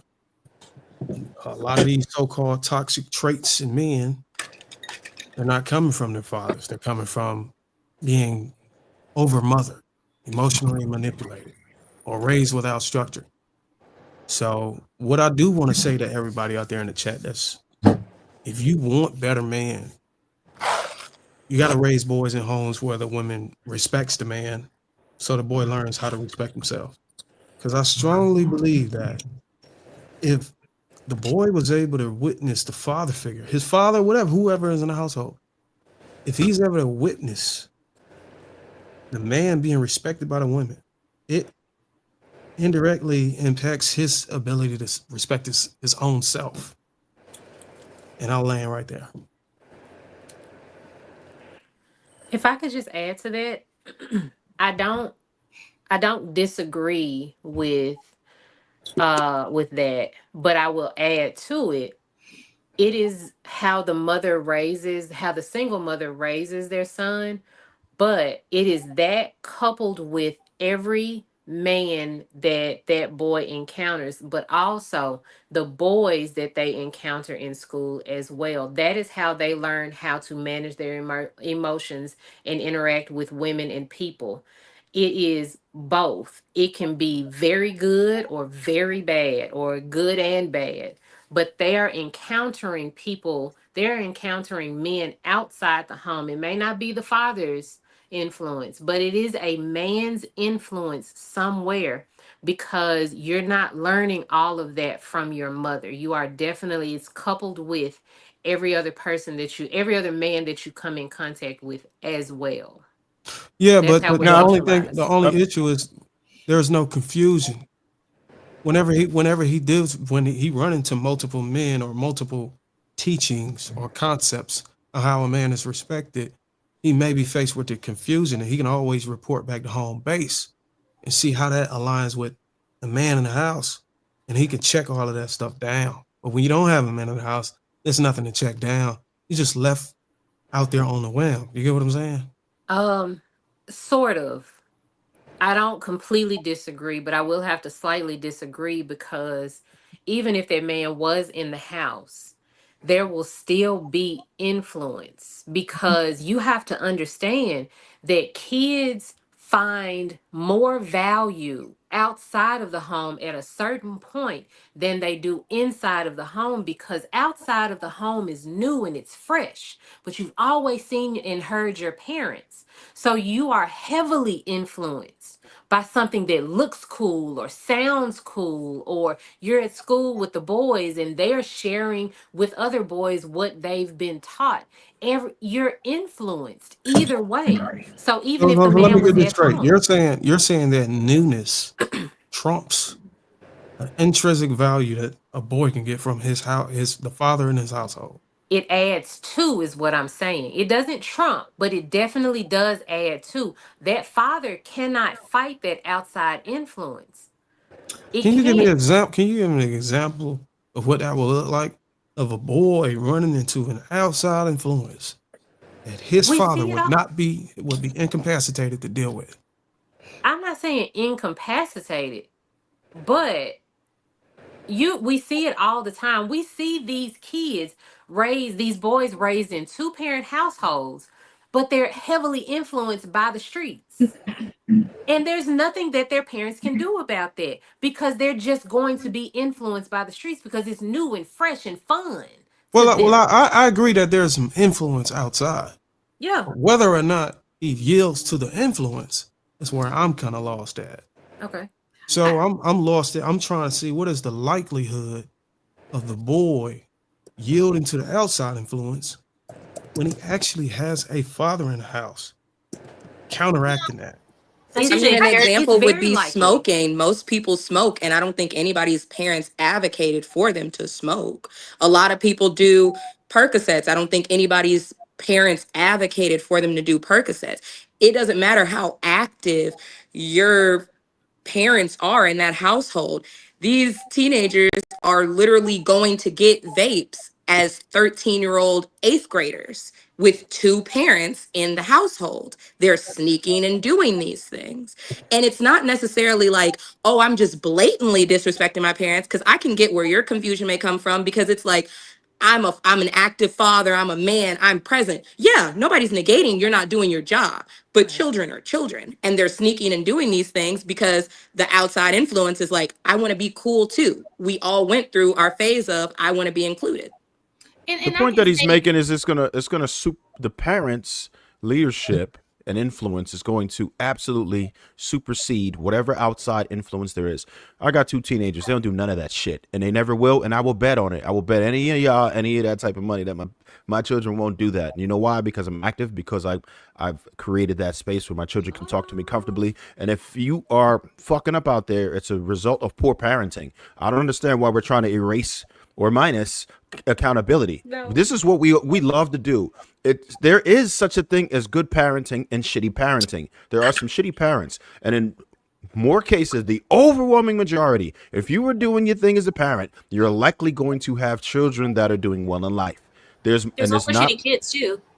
Sorry, there what's are that? bad people. There are bad people, like bad kids in general. Like, for example, every Yeah. kid has a different personality. You'll have some kids who want to go along and who are never going to stray from you, and you have those other kids who are just wayward, who want to do it because that's just something in them that just. So let me ask you this: what do you think the likelihood of you come out with shitty children?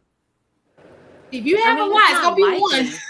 It's not very If likely. you have enough, I Like, if understand. you got One of 5 them kids, gonna be one good. of them's gonna Probably be that last like a one. mess up. Be for It's real. just Like, how you it gotta works. be serious. And it's not a direct correlation of your parenting all the time. And so Some then of we also the understand the correlation is dynamics just they want to try something. you They know want to do children have something. how children have It's me. the parents have favorites, and there's the middle child, there's the oldest child, there's the baby, and parents treat children differently and they have different outcomes. But if you are effectively like and intentionally parenting, you should be able to mitigate the risk of you having a shitty child. That's No. just the You facts. can So mitigate the risk, can but I it's not To the point of almost elimination. can I speak as the shitty child? Go Okay, ahead. let me speak as the shitty child. It's me. It's me. I had I had both parents in my household. I had wonderful grandparents. I come from a very affluent family, right? And I'm the black sheep of the family. I'm the only one with, you see all these tattoos and carrying on? I'm the only non-scholar in my family, though I have been working for myself for 20 years.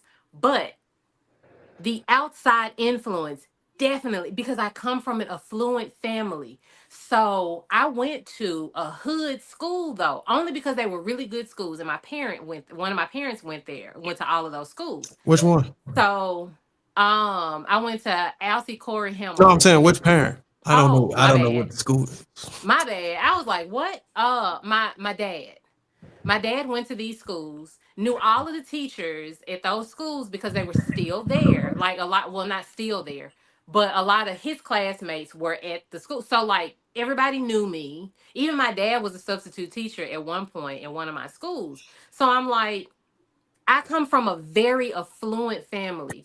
And when I encountered the kids at those schools, like that came from like the projects, because half the school was from the projects. Boy, I'm trying to tell you, take me where you live. I want to go. It seemed so fun. I'm like, oh my goodness, I gotta go. Let me ask you And this: so it took me my 20s for that parenting. It took me the end of my 20s for that kind of parent, because I had some very good parents. I had some amazing grandparents. And so it Hold took on, me you all had of my very good 20s parents, to and amazing come around. grandparents, and your daddy exposed you to the hood school and the project. Yeah, because a hood school is a neighborhood school, right? Yeah. So, like, that means it could be in the hood, but it could be one of the top schools in your city because, mind you, school rating is best based off of testing. If Wait. that school has a gifted program, that's the No, it's a best very school good in the school. city. We're They saying were very good affluent and schools. hood at the same time. They were They both. were very And good projects were schools. using that in the same sentence. I said half of the school were from the project, because the projects were right up the street, but the school sat in a very black, very like money neighborhood. But the projects were like a couple of miles. Well, no, it wasn't. It was like a mile away. So It was hood adjacent. it was So hood it was hood. adjacent, right? Okay. So I Probably. encountered kids from the hood. It's the hood now, so that's why I call it a hood school. But I encountered those kids, and that was so fascinating to me because of what I had seen I had always seen black business owners, attorneys, doctors. I had been around all of that, and to see something in contrast to that was So let me ask you this: fascinating. you saw black I got a lot of businesses questions. flourishing, black people on a successful Yeah. level at a high rate. What did you see in contrast to that compelled you to be like, I want to go over there? She's rebellious. Because those kids wore all of the clothes that you saw like in the music videos, and So they was dressed like they were hookers doing and like hood I wanted babies. to wear all of those clothes. I'm coming to school in like Saks Fifth Avenue, and I'm She just was like, dressed modest, and the Right. girls were dressed like hookers. Were your parents strict? they didn't dress like hookers. This That was the Were your, 90s. were your right. parents strict? Very, I had See, strict parents. that's the fuck up right there. That's the fuck up right there. And people don't understand that part. There is such a thing as balance, and that's what I'm telling you. No matter what you say, we're always going to be able to find out where the fuck up is. That's the fuck up right there. You can't do that. You can't be so strict to the point where you're gripping them. Right? You want to lead with an iron fist. That's going to cause rebellion. Oh, no, And that to be is quite fair, true because as soon as I got to college and I didn't have any more rules, I went and Right. got piercings, I All went and that got tension, tattoos, I went and shaved all my that head. tension was like a rubber band. I was like, I Hold on, can't wait. wait. I Yeah. got one question Yeah. I got one question What for else both. did you do, Lash? Hold on, wait. Listen, I got Had my I got first kid. I Can't got say that one on question. YouTube. I got one question for both. Found her husband. Both. what's up? The guy that didn't want to help you around the house and you did 100% of the work, was he from the hood side or the affluent side? Affluent. God. So let me ask y'all. So look, can I? Hold on, wait a minute. You found the one who what? Hold on, you found. Wait a minute. Well, listen. You found the one motherfucker on the affluent side that didn't have no job and didn't want to help around the house either. Oh no, he had a job. He probably thought he was too good to clean. Yeah, and sometimes they make lazy kids. Just because your parents got it going on, don't mean you got it going Hold on, wait. on. Men should not be cleaning the house. Men should not be cleaning homes. Why are you guys asking men to clean your homes? What are they going to do when they're single? Who's doing that for them when they're single? Amira, do you work? Do you work? Yes, I work. You But work. I'm saying you as women, you do not make a man, you do not let a man clean your home. That is your job. That is your home. What does he do when he's single? The What is house he doing when your he's job. single? I can't The house is What your is he doing when he's single? Well, that's why he has you. That's why he's not single. No, when he's single, what is he doing? No, What you there for? Y'all What got you there this. I for? can't have this conversation. I So can't talk Not, to you like this. that's it. No, That's deplorable behavior to think all the time I am just somebody's just whatever they say. I'm just like I'm cooking, I'm cleaning, I'm jumping, I'm humping. I'm not. No, not at all times. No. All the time. Hold on, so You're if gonna your be man, considerate of my desires as well, because I'm a human being. That's not a gender role. Cleanliness is not a gender role. so if your man called you to be submissive and clean up, you telling me you wouldn't be the one to be the soul cleaner? You mean like that's just all I'm doing? That's it. Just that's my sole purpose in life now is cleaning. No, I'm just saying, take care. Look, baby, I'm gonna marry you. Take care of the household. Oh, okay. You're going to work? I mean, because that's what I do now. Like I don't work, and yes, I do clean. I do make meals. I do take care of the kids. But what I'm saying is her as a working woman. So to her point, I can agree with that. If he's working, he's got you out of work. If you agree with that, then fine. Oh, I don't have a problem with it as long as I'm not working. Yeah, but if you got to go to work, then okay, I can understand your plight. That's what I'm saying. Right. Then we both should be before we do that, Amir, who's responsible for the bills in your house? My husband. Okay, there we go. She works by choice. I work by choice, but my husband is not going to lift a finger at my house. He just won't. He doesn't lift a finger, and I work. Finger in the house. Hold on. Did you work for your did the women just agree that not because you they didn't have to work, that they would be homemakers? But most women say that. Most women are only complaining about when they have to work and then come home and wash dishes and cook and clean laundry and take care of kids. Ray, did you just say that if your man was a sole provider, that you wouldn't be a homemaker? We have a housekeeper. What the? Ray, what you doing all day? Don't you block me none of that. Ray, what you gonna do? I love that for you. No, you go. I love that for you. What would be your day? Just like so you hold on. So you mean to tell me? You mean to tell me you gonna have this man go out and to work? She like, girl, what you mean? To pay all the bills and cover all of your expenses and lifestyle, and then he got to go pay another woman to clean the to house. come in here to I clean would up. never have another woman But clean my house. I have a in her housekeeper. defense, I'm not gonna lie to you. My husband asked me a few weeks ago. He was like, "If you're really having a hard time and you would like a moment to yourself, I saw a cleaning service that's only $40 and it'll clean the whole house for like Oh, I know what he did. It's a tactic we use. The, He's calling in the home. He's calling in an extra person to come do the duty, but he's fucking her on the side. doing that. That's why you get a big house kit. You know, they don't come looking like that. Oh, now y'all want an ugly housekeeper? No, Not at fuck that. If I have to pay a housekeeper, she gonna be the baddest goddamn gonna housekeeper be a on the badass Absolutely housekeeper. not. Fuck We're that. getting a male No, housekeeper, no, and that's no, we that. not. We're getting No, a we male not. housekeeper, and that You is want me that. to- No such. There's no such thing. There's no such thing as a male housekeeper. Give me a The second. housekeeper So are is- you saying? Give me a second. I don't care who it So, is. sweetie, are you saying I don't that care how if she you looks. have to hire? So you just said if you have to hire a woman to do the housekeeping, you're gonna get a nice looking. So is it fair that if you can't pay all the bills, she go find a man? No. Hold on, wait. Yes. Pause. Here's the Yes. problem. Here's the That's problem. fair. Yes. I Here's think the the whole problem. thing Absolutely is I'm about to fair. explain- Hold on, wait. I'm about to explain That's to you the the one. problem. I'm about to That explain should to be you the problem. pinned. I'm about to explain to you the problem in this situation. He's not asking for the housekeeper.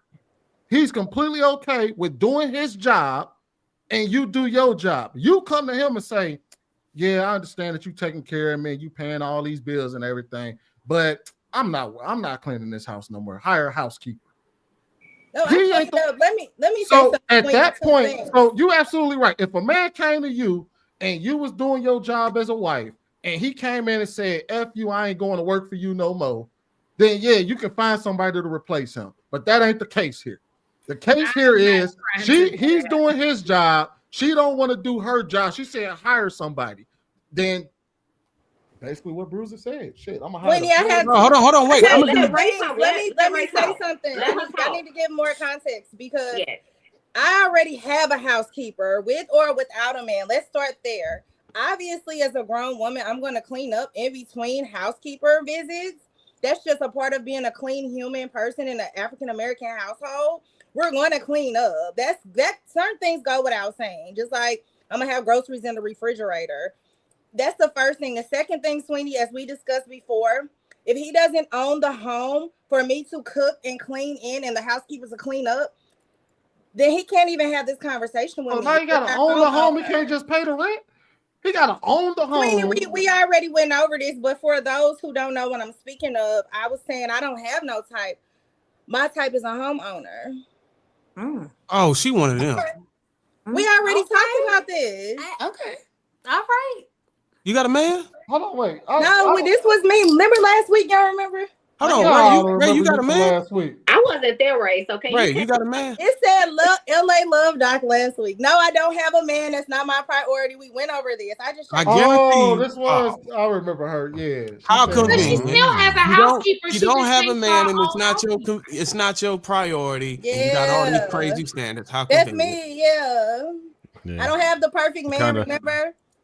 It's you in a convenient spot because you're not even pursuing a man. But Lord, once you start pursuing one, you're gonna get humble like a motherfucker. You said once I do. So you're once you start pursuing a man with those guaranteeing type that of I'm gonna standards, do it. You're She's the guaranteeing one that they I'm gonna want. do this. once you start pursuing a man with those type of standards, you're gonna run into some challenges. Dorwin She's the one that they McPherson, want. I don't pursue men. What? Who told you that?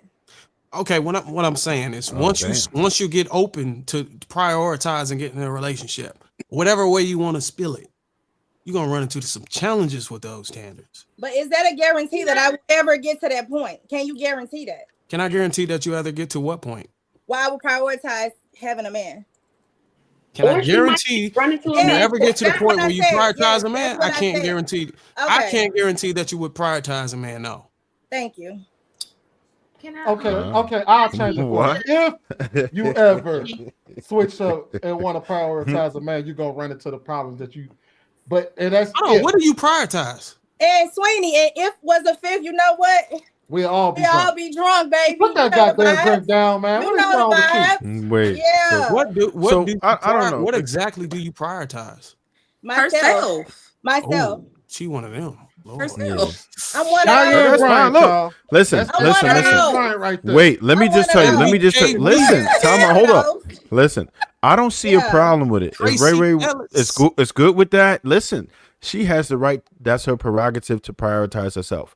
The That only part. time this would ever present an issue is if she decided to jump into that dating pool. Yeah. That, That part. like Darwin said, Trev. As long that as you want to be single, and Trev, you, what is the if she history want to be say? single, she got the right to do that. Some Trev. people like, Thank you, listen, Trev. Trev, look, what does I'm gonna just tell history you. say? Thank She you. gonna jump into the dating market. You We know. don't know. We don't know. Look. hey, look. Listen, I'm gonna tell you something. Hold on, Listen, hold up. You know Go she ahead, gonna- Trev. You Some about to say the people, same thing I listen. say. Some people prioritize singleness. Some people would rather that peace of mind or just peace. And listen, I'm just going to tell you, any female that's decent or better is going to have their opportunities to use men for whatever they want, whether it be bread, whether it be sex, Bread. whether it be time, whether it be, in their ear, whatever it is. Men, we have enough simps on the planet to provide her with whatever it is that she needs. I'm Trev, telling you, she's did going to you be ask her how fine old as she long. was, Listen, That part, Trev. Have listen. you asked The her how only old thing that she I'm was? going to say, I don't know. How old are you? However old I look. No, don't say that. 28. Come on, don't do that. Come That's on, the truth, you don't want to though. give it up. That's the 28 to truth. That's the 32. Let's go with 28 to 32. Let's Nah, go with hell that. no. How old are you, Ray? Damn, he said hell no. What you How mean old hell are no? How old Damn. are you, Damn. Mr. Darwin He said hell no. McPherson? How old am I? Damn. How old do I look? I'm gonna do that first, and then I'll give it to you. Pause. I mean, not pause, but God damn it, Bruiser. How old do I look? That's how you know Paul's being overused. I would just say based off how you carry yourself, I would say in your 40s. Damn. So Oh, you shit. aging me off. Hold on, Trey. with She aging me off 40? maturity. She aging me Oh, off wow. maturity. She aging me off maturity. I'm 38. And how old are you? However old I look. See what happens when you're. See, this is. Okay. Play all day, This though. is testing ground. Look, Play all listen. day. Look. Never. Listen. So, Ray, the only thing I'm going to say is that Bruiser's right on the aspect of trying to get into the dating pool, right? Because it's demanding and it's competitive. So you might have realized that already, and that might be one of the reasons you opted out. I'm like, well, fuck it. I don't really need to do for such and such. Listen, there's absolutely a place for Ray. I'm telling you, she's not going to be a problem until she decides to get into the dating pool. And as long as we keep her out of the dating pool, she's going to be fine. I promise you. So listen, she don't want no parts of it.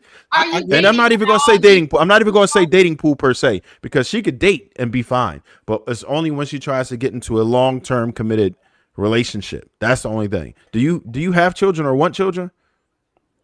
I do. I have one child. Oh. And okay. Well, that's fine. Okay. And you good with that? If you never had kids again, you would be cool. I'm not having any more children. I'm so cool. Oh, Okay. Lord. Right. Hold on. First So of all, that hold on. And we know how So old she the got a child child. is. She got a child. She don't want no more kids, and the nigga got to have a house already owned. Man, can you gonna date imagine older. the backlash when she go in the Yeah, dating he's market? older. She'll You date. asked She'll me- just date Look. older. You That's asked a whole me- market for that. You asked I'm me was I telling you, dating? she's asked me going was I to dating? find her someone. Men love women like that. I'm What? And I telling was you. gonna tell Shannon. That's Yes. when is the She sole asked me reason we what- just spent 30 minutes on this, because they're so focused on trying to. She asked me. You asked me, am I I'm telling dating? you what I I'm gonna know. say I don't want to date, but I can't keep them off of me. I be outside like this in my phone. They won't leave me alone. I have no interest in dating. I haven't dated in years. You celibate? If they Because they really see your press, breasts, no, girl. if they really press the issue and they talking about something, I'll see what they talking about. But it's celibate? definitely not on my priority Are you list. celibate? I'm abstinent. Oh. They Since chase when? you because Yesterday? they see your boobs. 'Cause Been your for boobs are years, out. actually, for a long time. Wait, who said that? Who said that? I almost told y'all my phone, but I will say this, right? Because I'll take people for what they say. It is what it is, I right? don't have to lie to So y'all. we just had a discussion with discussion with Clout Jones. I believe it was on King Talk, and how he says he's adamant that he doesn't care to get married and everything like that. Doesn't really care for that, and that's completely okay. If you don't want to do it, that's fair. And so if Ray don't want to get married and she don't want that shit, hey, all's fair in love and war. But to Bruiser's point, it's when y'all cross over and then y'all try to go back to dating where it becomes a problem. But I'm gonna be honest with you, we'll cross that bridge when we get there. If you never do it, fair. Sweeney, look me in my face. I ain't got no worries, baby. Trust me. Hey, fair enough. That's the least of my worries. Look, we don't either. We're gonna be here for the next 5 years, and we're gonna invite you to the show. And we might. I wouldn't be shocked if we hear a different story. They on my body. I'm not gonna hold throw a phone and find my body. They on my body, real bad. But so wait, no, we believe you. No, let me ask you. The only thing I'm going to ask you. Now, let me ask you this. So, I know you realize just as well as the rest of us. Mother Nature giveth, Father Time take it away. Father Time is undefeated. Do you have what is the? I know you seem like a sharp person, so I'm imagining you've already planned for that, right? So once Father Time kick your ass, and then they stop pressing you like they was. What's the plan? You think that's gonna happen, Trev? I know that's gonna happen. Father Time is undefeated. It happens to us all. We can't help it. It's inevitable. Now you might have if you take care of yourself, you could prolong it. You could prolong it. You could prolong it. Wait. Hold on. Wait. So we know it's eventually going to happen. After Trev, we got to get so it's going to happen, right? It's inevitable. All of us are going to fade at some time, even the man, as much as we not like to believe it, right? So what's your plan for that? Because I know you got one. Plan as far as what, men are not on my body anymore? Yeah, when they be like, oh nah, she a little old. It really don't matter because men, how they feel about me doesn't validate who I am. It never has and never will. I'm gonna be Rihanna regardless. Those men, and a lot of the men, their hairlines start right here. A lot of the men, they're not homeowners, they're broke. So therefore, their opinions are very irrelevant to me. No. Okay, fuck all opinions. No. Wait. We going the wrong way. I just want to do one more thing. I think we went the wrong way with that because I don't, fuck what everybody talking about on here, right? We just me and you for a second. I just want to know, like, just honestly, like, genuine, no bullshit, because this is something that a lot of young ladies need to hear because it's not a reality to some people, right? We talk on these panels to kind of give people an idea of, how we think things should go, and it's to provoke thought and have people plan for later on in life. So there's going to be people who maybe not you. Let's even take it off you. Let's take it to a woman that's similar to your situation for a second. And she feels like you do. She's like, nah, I'm cool on, YOLO. I'm doing what it do. I got all my companions I want. And I dig it. I already know what it is. And I know you getting the attention and it feels good. And it doesn't feel like you have anything to worry about. But eventually, right, it stops. It stops. Like the attention stops. And it's a crazy, humbling feeling. How do I know? Because every single human being ever in life so far has aged and they die. Those are inevitable. Two things are inevitable. But did they stop becoming desirable before they died? Prime example. I'm gonna give you a prime example. I live in unless LA, you plan on dying early. I live in LA, and I'm gonna tell you a cold, bad woman that walk around LA and can get any man, including you. Nicole Murphy. I don't know. Everybody break that. Yes, No, she can't. yes, she do what Let's she get want. to the Yes, super she chat. does. Yes. Let me read the super chat. Absolutely. Pull up the super chats. After the super chats, he wanted to play another clip. All right, so let's get to Nicole Murphy is that girl to this day. I can name a lot of them. All right, so the AP, the accountability partner, $2. Appreciate Bernice you. Burgos having her way. Ray. I know you hear him trying to read the super chats. 42 minus 14 equals 28. You've been a good man since 28. Harrison Davis, shout out to Harrison Davis, member for 34 months. Salute, ladies and gentlemen. The AP accountability partner, $50.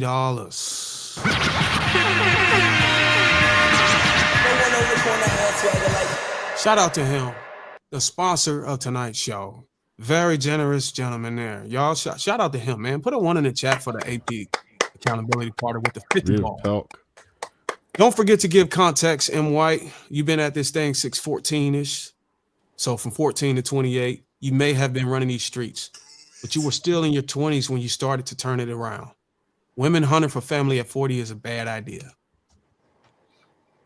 Happy Mess, $15.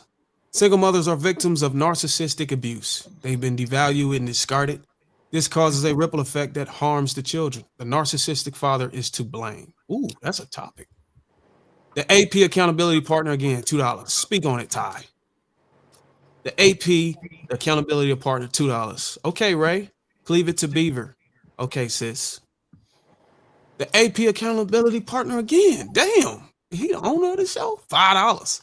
My brothers, moms do that same ish to their daughters when they get older. The AP accountability partner again. Finest boss. Keep talking like this with good sense. I may have to put some money down. Sis, keep speaking on it. Balance and not bound to the sisterhood. Dub Will, $5. Shout out to Dub Will. Why are we acting like modern house cleaning is so difficult? Machines do 90% of the work. If you lazy, just say you lazy. Ooh. Just clean up after yourself. Oh. Searchild 87, $2. Ray, you were great and blinded by love. Oh, thank Keep it up. you. They recognize me. Monts and Deja, $2. Guys gawking at you outside is not dating. I don't care. I don't want to date. I don't care. You're not dating. I don't care. And I think that was the last. That's so hard for people to grasp. Like, I literally walk around LA and do what I want. I don't care, sir. And that was the last of this. The fuck?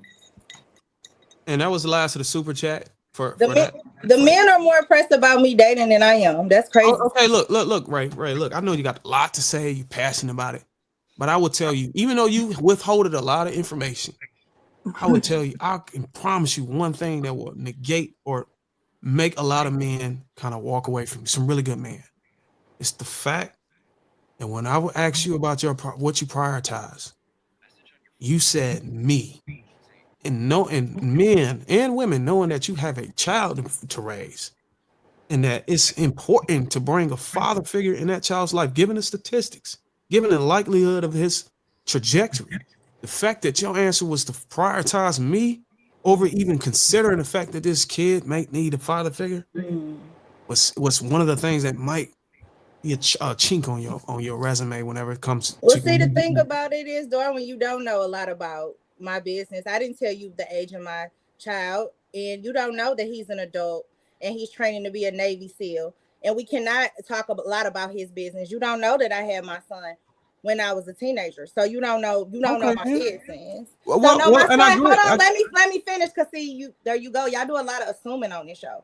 You don't know my story because, like you said, I haven't spoke on it. So you assume my son need a father when my son could actually teach a lot of these grown men something about work ethic, about discipline, about purpose, about having a career.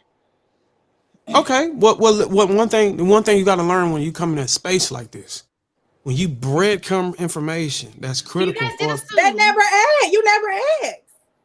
We asked how old you was, all these things. Yeah, when but you breadcrumb the information. You did an assumption. You assume my son's out here. Look, I need a baby daddy. I'm looking for a son's daddy. You don't know that. Let me finish, because now we're on the topic. I'm widowed. We lost my husband when my son was a very small child. And once again, because I don't know you all, y'all are strangers to me. This is new to me. I don't like talking about certain topics with people I don't know, because it can be triggering when I have to relive those moments. So once again, Darwin, don't speak out of turn. Don't assume you know me or my story because you don't know nothing about me. I did not assume I knew your story. The only thing I spoke to was the little bit of information that you gave us, which is why I premised my statement off of, based off the little information you got. I can tell you based off of that, this will be a chink on your resume. But now that you gave us more information, clarity, now we have a complete understanding. But we're supposed to keep our personal business out of the conversation. We don't have to share our personal business if we don't want to. Yeah, you don't have to share it. You don't. No one has to. It's optional, but we're not supposed to not. Like, we it's optional. You don't have to elaborate on it. But I'm saying that when you come into the conversation and we ask questions, you can either say I'd rather not say, do some personal reason, or you can breadcrumbers, sort of like what you did before. But my condolences goes out to your lost your loved one, and I'm a fellow veteran just like your son. So salute to him for serving the country. Yes, absolutely. And I take pride in that. I appreciate that. But still, not I we would know. just say this, Darwin. One thing that you did say that has nothing that was speaking to her, and we got to be very careful when we do this. I know one of the things you were saying you should think about. Let's just assume she had a little kid. One thing I don't like is when people jump into that dating scene and they just start exposing their kids to these different men. Yeah, I know. So I also don't agree with So that. you just made the case that a woman should not be serial dating. Especially if you have children, like you should Thank you. definitely not be bringing All men right, around all your right. kids. So Like, we gotta get let's get him white. Marcus in where's there. the daddy? We gotta get Marcus in there because I know JR trying to play the clip, so he wanted Marcus to answer the question before he played the next clip. The question was what, to study the man, you have to study the mother too. So I have a theory that masculine and feminine energies attract and create a universe around each other, right? So if you have a masculine male and a feminine woman, they would create the ideal gender roles within those two children, right? When you have, let's say, an extremely feminine father, I think the potential for him to create a really masculine daughter, because it perverts that energy. And I think the same is opposite for a masculine single mom to create a gay or a trans son. I think there's a correlation between those two things that, as outside of child touching, that creates that phenotype. To the point earlier, I know y'all talked about a million different things, but yeah, I think there's a correlation there. Because I've seen, like, if you take a Dwayne Wade or imagine, it's like different celebrities, when you have a domineering woman and then they're dealing with a man who falls into somewhat of a submissive role, I think it's much easier to create a Zaya Wade in those type of scenarios. Or a woman that's extremely high earning that domineers over her husband, even if he doesn't present feminine, the energy of feminine being extremely dominant over the man creates an imbalance in that child's understanding, especially in that 0 through 5 stage. It's my theory, though. We can go to the next clip. And also, when you were talking about your mother's role, right? She may not have hit you, but she was complicit in the betrayal and in the violence. So I get into a lot of trouble, particularly with feminist scholars over this. They like to look at male violence and men's attitudes about women and say it's all patriarchy. And I'm not dismissing patriarchy. I'm not dismissing structural racism. But if you really want to understand how some men relate to women in terms of their attitudes and behaviors, you have to go back to their earliest childhood experiences with their mothers. And when we look at the data, particularly in Black communities on child abuse, the data tells us that the majority of the abuse and the fatalities are perpetuated by women. And so if you want to figure out why a man is a misogynist, you've got to go back to those early childhood experiences. And people don't want to have that conversation because then we have to talk about maternal violence and women's complicity in creating the very men who hate us. Ooh. I stated that earlier. She just dropped the mic on us. Stuff. You got to understand how these boys are raised. Anybody can go. Let's get Boston in there because she's been sitting in her femininity, just killing it over there. Like, what's going on, girl? You muted. Sorry, my apologies. The whole Dwayne Wade thing just bothers me to my core. You know, I can't. But you think that the clip saying that masculine, when somebody said something about masculine women can create like gay and transgender children. Is that what was said? Am I wrong? Did I hear that right? Because I mean, I think it was MY who said it, right? I said I have a theory in regards to that energy because it perverts how the child views masculine energy and feminine energy in that 0 to 5 phase. So you and I also threw the other context in that sexual, with children can also create some of those things. But that's just a theory of mine. I'm not saying it's written in stone. No, I get it. I don't know about that part. I can't really speak to that. Come back to me in a second. Let me give that some more thought. please. Thank you. Well, to try to put some context on to help you, I think what the lady was saying in the video is that a lot of the misogynistic ways that men pick up today as grown men are linked to how they was raised as children. And what she's saying is no one wants to speak to that, because then now you got to talk about the maternal impact on these young boys and why they came that way. So, because then it pretty much implicates the mother. So to absolve herself from the whole misogynistic epidemic or whatever y'all want to call it, she would have to try to shy away or just try not to have that conversation. So, oh, go ahead. No, I'm sorry. I'm not a feminist woman or anything like that, but I think women catch the biggest. We get blamed for everything that happens to men most of the time, you know, and I look at things from a very fair, unbiased perspective, right?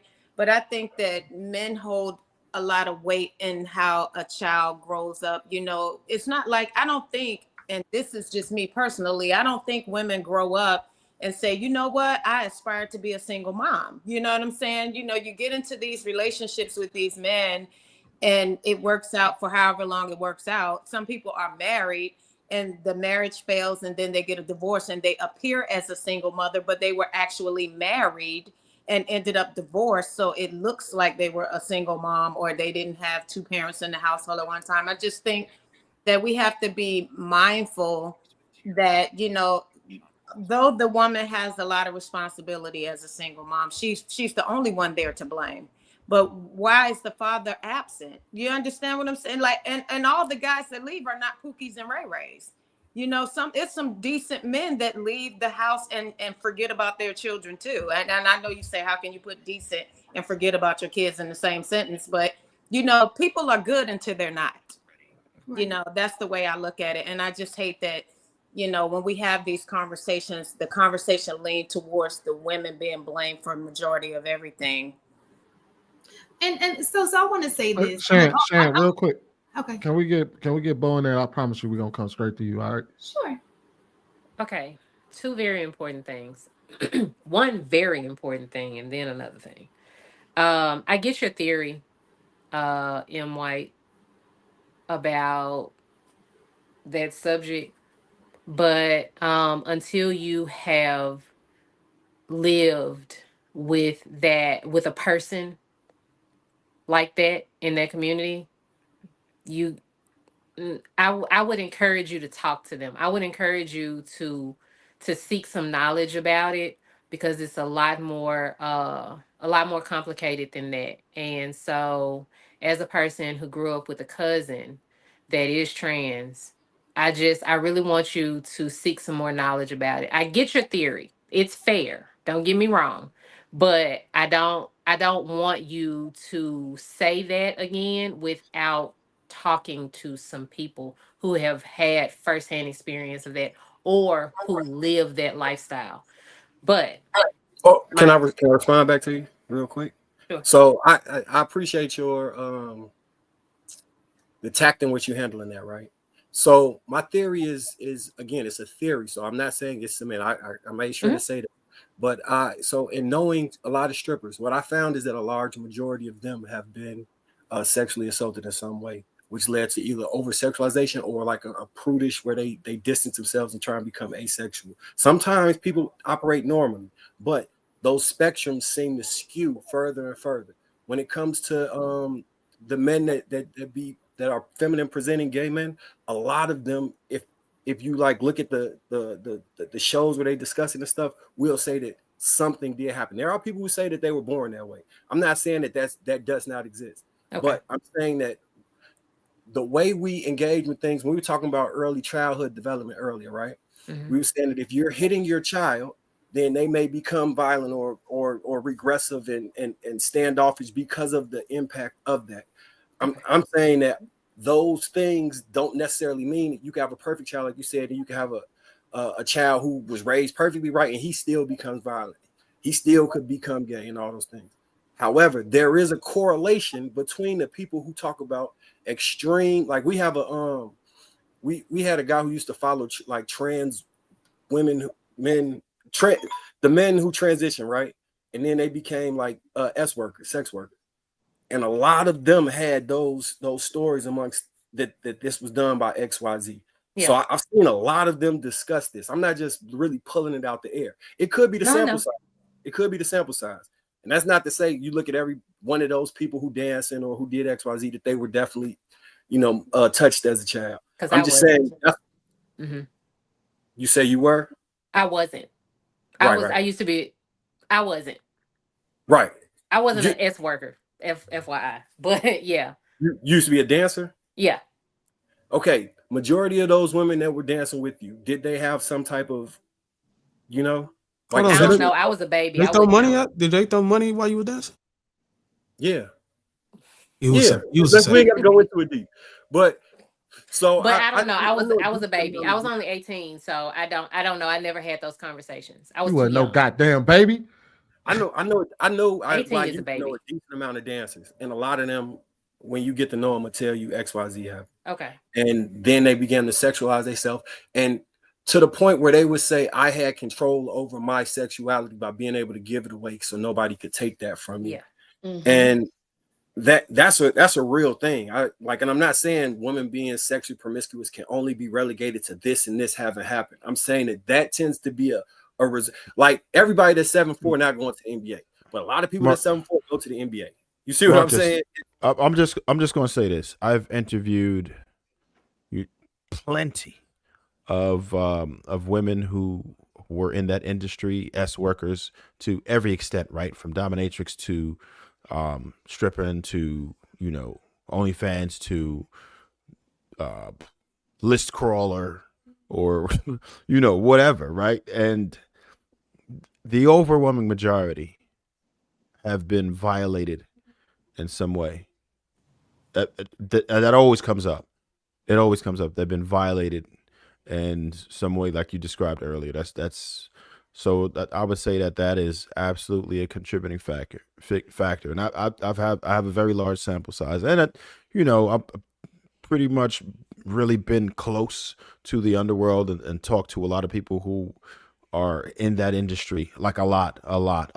And we've had some discussions, and it always boils down to that at some point. To be honest with you, I can't think of one who didn't tell me that. Yeah, I'm in the same boat. All the ones that I knew actually told me when we got cool. I mean, they don't just come up but if you're cool enough with them, they got to feel comfortable talking to you. Yeah, XYZ happened. And I'll go even further to like R. Kelly. What we see with him, he was sexually assaulted when he was a child, and they're not talking about it. But the boarding school that Puff went to, I think I seen something where they talked about it. Yeah.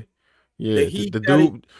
It wasn't necessarily tied to him, but the guy, he was in trouble, and the time overlapped, so the likelihood of it was there. The same way he didn't want to be out and be gay outwardly or do any, what I'm saying, some of the stuff he was trying to hide through his sexuality. He probably, I'm not saying it actually happened, but it does send the lead to a trend that he might have regressed some of that abuse and not talked about it to nobody, and it manifested in a way that we see with some of his sexual preferences at this point. There is a link there. I just feel there's a link there in 90% of the cases. So I actually work with kids, and I was going to ask you, since we know that a lot of children, boys, and mostly girls, but boys too, are violated as children, who would you say is most likely the perpetrator of that abuse? Of the men, mostly family members, they say is where a lot of that comes from. Yeah. Correct. Somebody close to the family. And since we know that, because something that's really close to my heart as a person that works with children is, since we know that typically men are the perpetrators of that type of sexual abuse, as a man, I want to know, what are you guys working on to slow this down or maybe enforce consequences for men in the community when they violate children? So for me specifically, if you touch one of my family members, I'm gonna end that situation so you don't touch nobody else. And when it comes to my 0 to 5 kids, my kids never had a babysitter. They never been away from us for more than a day, and that's because the other kids was being born. And nobody can watch my kids prior to them being able to speak. so they can explain any and everything that happened. Me and my wife about to go away for vacation. That's our first vacation in 5 years because we needed all of them to be able to speak at this point, right? Every day when my daughter come back from school, I drill her about everything. Who did what was going on at school? Did somebody every single day? If she don't tell me that a kid was being mean to her or something, she can't get no ice cream. She ain't get no. If she don't punish me like she did something wrong, if she don't confide and tell me everything that's going on through the day that could have been that I would have had an issue with, because she knows those things that made her feel extremely upset or extremely happy, either way.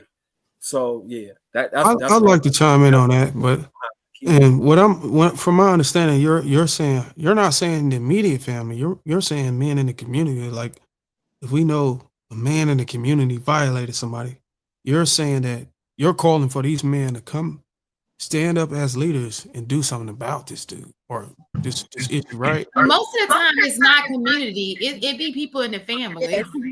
I think it's important to bring back shame, like men shaming other men for going it's important to against bring proper back shame morals. on other men, but when we talk about bringing back other, I ain't gonna do that. But look, Because that's like jail. That men, ain't shame. that's men, hold on, but men look, respect other men. Y'all don't play with men the same way y'all play with women. I'm gonna tell you about an interesting conversation I had the other day. I was just out charging my car. I was having some lunch. Just so happened to sit next to this guy. He was celebrating his birthday. He did 10 years in prison, Mexican guy. And we had a conversation, and he was like, it feels good to be home. I'm so glad to be able to celebrate my birthday free. You know, we're just having a little conversation. And he was telling me about how in prison, how bad they do somebody in when they go to prison for violating women, children, or elderly. If you violate anybody who is less vulnerable than you're getting it. And they wait on you, because the Mexicans out here in California, I don't know if y'all know much about prison, but out here in California, the Mexicans run the prison. And they said they know your rap sheet before you even hit the yard. And they waiting like this. They waiting like this for you. And he said the main reason why, that's the thing, he said, because if you hard and you want to hurt somebody and harm somebody, violate and harm somebody that's on your level. You not that hard if you know how to manipulate and violate and touch on a kid or beat a woman up or knock her upside her head or knock her down the steps and kill her. You tough then, right? So when you get to prison, come meet Big Larry and Big Ben. They waiting on you. see, I understand that, but the difference is the jail, the prison system, the population in the prison is an actual community that operates on one accord. They operate according to a standard. They're allowed from the staff to police each other in there. And they might not expose, the COs might not expose that they're allowing inmates to do that, but they have a system. They have a structure to how they deal with certain people, and they turn their heads whenever it's time to deal with these people. But when we talk about the outside community, I'm going to call it the Black community.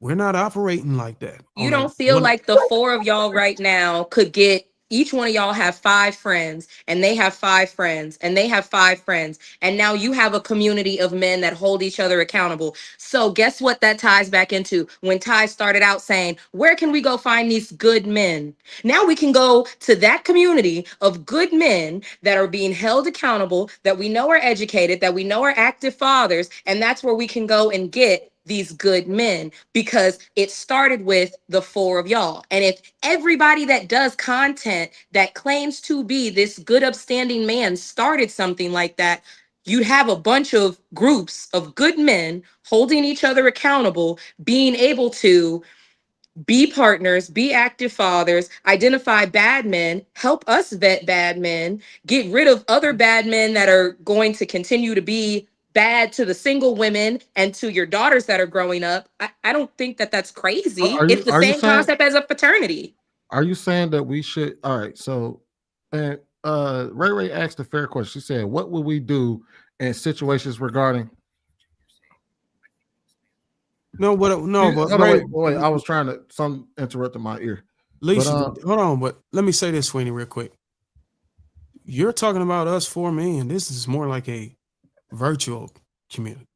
I think what Ray was talking about is repercussion, physical repercussion in person. I think what White was talking about was pulling up on you and dealing with you in person. Our No, community, that's what I'm saying. our If the four community, of people made I four get more that. Our people. community policing only go as far as, you know, we can reach virtually. But if me, Trav, Sweeney, and M. White lived in the same demographics, the same location or something like that, and then I can vibe with that. But we No, don't. I think she was saying you with your friends that you personally know. not That's what you. I'm saying. If the four of y'all then make four groups wherever y'all make those groups, like I look at it like this: fraternities start in one place, and then I'm not just an Omega or an Alpha or a Delta at Southern University, but I'm also known as that when I go into every other city, because now we've branched out to so and so that I know is a good person in this city and that city, and they've started that group too. And now their homeboy also started that group wherever they live. That's what I'm saying. I'm saying understand it's a what you're saying. community effort. I understand what you're saying. The only problem with what you're saying is the men that you want to go ahead and strong arm to be the reinforcement, we don't have control over that said community. We don't have control over the women. In most cases, we don't have control over the children. So how are we supposed to be reinforcers to a woman and a child that won't even yield to us our authority? You're reinforcing the men. That's why I say if more men would understand. Play, so if a man more men would play in the men lane and get out of women business and start focusing on the men and the predators in the community and focus the resources and the energy and the microscope and the lens, focus it on the men, because they out here violating. I think M. White just spoke to. He just said that if a man violates somebody in his family, they got somebody that's going. That needs to be the collective. That needs to be the collective energy among. But it can't. So check this out. Go ahead, Trav. All right, look. So everybody got excuses why they can't get. No. Hold on a moment. What I want y'all to dig, right, is that there is almost no man who would respect or advocate for men abusing people who are less vulnerable. We don't play that shit. Not as far as SA, not as far as physical abuse. I think those type of men are cowards and they should be dealt with by any means, right? If you touch one of mine, you already know what it is. I have the same sentiment as Marcus. But even if I witness it, I'm not with that shit. If I see people looking at young girls and shit like that, I shut that shit down too. I don't play none of that, right? I don't agree with anyone who is vulnerable being violated. I've done videos on this already, and I call people out. I don't care who you are. I do it, right? If it ain't going down in my presence. The problem is a lot of these guys that are doing this, there are a lot of times they're loners. They might be weirdos. They don't interact with a lot of cats. And even if they know, they understand that it's not, even if they are somebody who's social, they understand that shit is not accepted. They keep it to themselves. By the time you figure out they violate, they already going to jail and probably going to get dealt with by the Mexicans, right? So that's just what it is. They're not like out here in the open where you could see them. It's hard to spot these dudes. When we catch it, we nip it in the bud. That's just what it is. If we see it, we squashing that shit, right? And I've been an advocate for women in that space where it's like, no, I don't believe in abuse. And it's tons of videos of me calling out these men for being cowards and abusing women or children in any way. None of us stand for that shit. And I try to work with women with that. You know what I mean? I've protected women in several ways, physically, in real life. I've done that. I've dealt with situations, right? We're not going to get into the specifics, but I don't play that shit. And I also encourage men to not play that shit. And I will vouch for every guy, at least on this panel right here. I know ain't nobody on here standing for that shit. I think men already do that. But it's a lot of people in the random world that are just turning a blind eye, being like, oh, that's their relationship. Or, oh, what happens when she gets back with him? Or, oh, that's not my daughter, my mom, my girlfriend, my aunt. It shouldn't be, I have to have ownership or relations with this woman to want to not see this woman it's not necessarily relationships with her. It's the fact that she's operating morally, because some of these men have lost their life trying to protect people that don't even believe in the same principles and standards, or even believe in the same morals. They just saw the woman out here being hit or something like that, and they jumped in to save the day and they lost their life. And then this woman, weeks later, is back with the same dude or sending him letters in jail talking about I love you. Like, it's becoming to a point where it's not worth it if these women or the women are not operating on the same program as us. You know what I'm saying? For us to be able to risk our lives to try to protect them. You got to kind of try to understand. Right. Like there's no incentive for us. What about the kids? If I could ask a question really quick, the ladies on the What panel. about the kids? Hold on. If I could ask a question for the ladies on the panel real quick, and then I wanted to kind of get Bo, I wanted to kind of get Ty in there first because she hasn't spoken in a while. But if I could ask a question for the ladies, has there ever been a time where you've been violated? And I don't mean violated as an essay because I know that's a touchy subject, but like a dude got handsy with you or he got close to it and you didn't have a man that you couldn't call to come over there and handle him. So let me just say this. I'm gonna be honest. Can you answer the question first? So no, I don't think you understand. I don't think you understand the situation. I think that at the end of the day, I know you guys understand, and you like, oh, if I tell my daughter this, the reality of it is most women are embarrassed themselves. They're not gonna say anything, especially if somebody they care about. Women think about, oh, I don't want to get them in trouble. I don't want to, unfortunately, you got to steal some fear into I think Marcus did a good job with saying. So what I'm saying to you is, women sitting here saying they've been molested as a kid, they're not going to speak up. That's their personal business. Nobody has to sit here and say, I've been a victim or almost a victim to you. This is not... That's not what I asked. No, you say in a therapy session or a counseling session. But what I'm saying is you may not get the truth. That's not what I asked. I didn't ask if they were violated. I said if you've been violated, like a man tried to put hands on you or he got out of character with you, was there ever a time where you did not have a man that you could call to your aid? That was my question. Go ahead. Yes, because you could be in public, you could be somewhere random and somebody could try you. That's the whole point. That's why the conversation I had with a man about it was so insightful, because he was very clear about the fact, men, y'all have an unspoken rule. Y'all are very clear about boundaries and physicality, and y'all size each other up, and y'all know the vibes. So a man will try a woman. Like women, we get harassed and we go through a lot of times because men will try us. They not gonna try. They not gonna play with you, Sweeney, like they gonna play with me. They just not. They look at, I'm not a threat like you are because of size.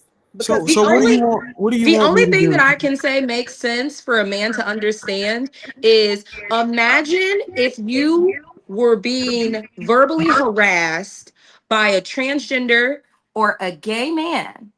And because he feels like he is the same size as you and can take you, he's just not going to stop no matter how much you say, no, thank you, bruh. I'm not on that, bruh. Back up. It's the same. It's worse for us, though, because they're not our same size. They're just out here like, oh, you just at the gas station by yourself? Okay, well, you think you're not finna talk to me? Oh, I'm finna show you you're finna talk to me because I'm a man and you owe me conversation. And it better be nice conversation because I'm a man and I have an ego and you better be nice.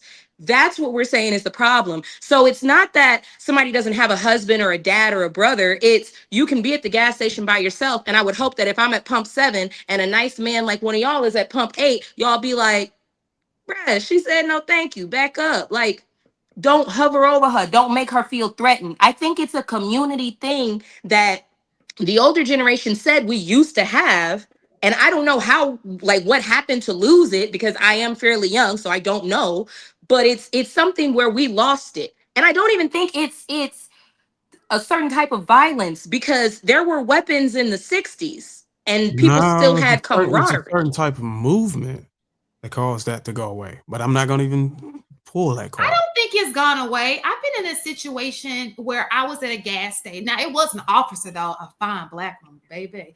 Listen, but I was at the pump. I knew this neighborhood, but it was like I was on E. I'm talking about I was on E.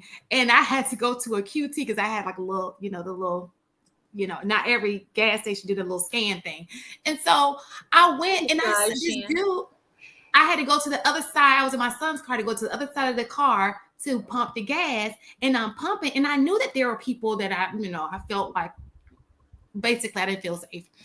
And this guy was approaching me and I didn't even see him. And an officer, just godly, came out and he stood just looking so nice. And let me get off that part. But anyway, real talk. He was like, where are you going? Keep on moving, sir. And I didn't even see him. I didn't see the guy and I didn't even see the officer. But he looked out and thank God that I don't know what that guy was coming to approach me for, but thank God that officer was there. He made me feel really safe. But to say that these people don't exist, it didn't even have to be an officer. I fail to believe that. I've seen men who, may come over to you like, you shouldn't be out here by yourself. Let me, stand right here. So we're not going to do that. I know y'all have experienced that. Yeah, but what did you learn from that? Are you willing to go back out there again by yourself? Because I didn't want to stop then, but I was on E. No, what I'm saying, on the interstate.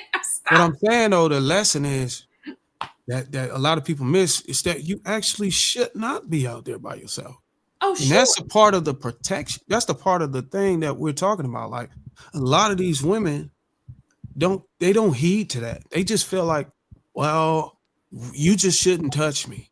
You get what I'm saying? And we know that we as men know that men shouldn't be touching you. Well, we know my question to y'all is if I'm pumping gas or if I'm just out and I'm heading home and I see a woman with her ass cheeks hanging out of her dudes and some man run up there and grab her ass and all that other stuff and grab her arm. Do y'all want me to go over there and tussle with that dude? Is that what y'all want? Is that what y'all talking about? No.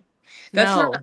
And I also feel like that's an extreme situation because a lot of times. No, it's not in 2025. No. I'm not saying the grabbing is extreme. What I'm saying is a lot of times, a lot of women that are speaking out saying that they have these experiences are the exact same women that are on this panel wearing long sleeve shirts and regular bottoms and just trying to go to Walmart for a loaf of bread because they forgot to get it when they got off work. And that is the regular woman that the man won't take no from. Not because she's showing herself asking for these advances, which I feel like is a terrible statement and sentiment in the first place, but she's being regular. It doesn't matter if you have on a trash bag. They're insane and they need to be checked. Now, what can we do about that? A lot. Y'all make it seem like this happen a lot. It does. If M. White just it really does.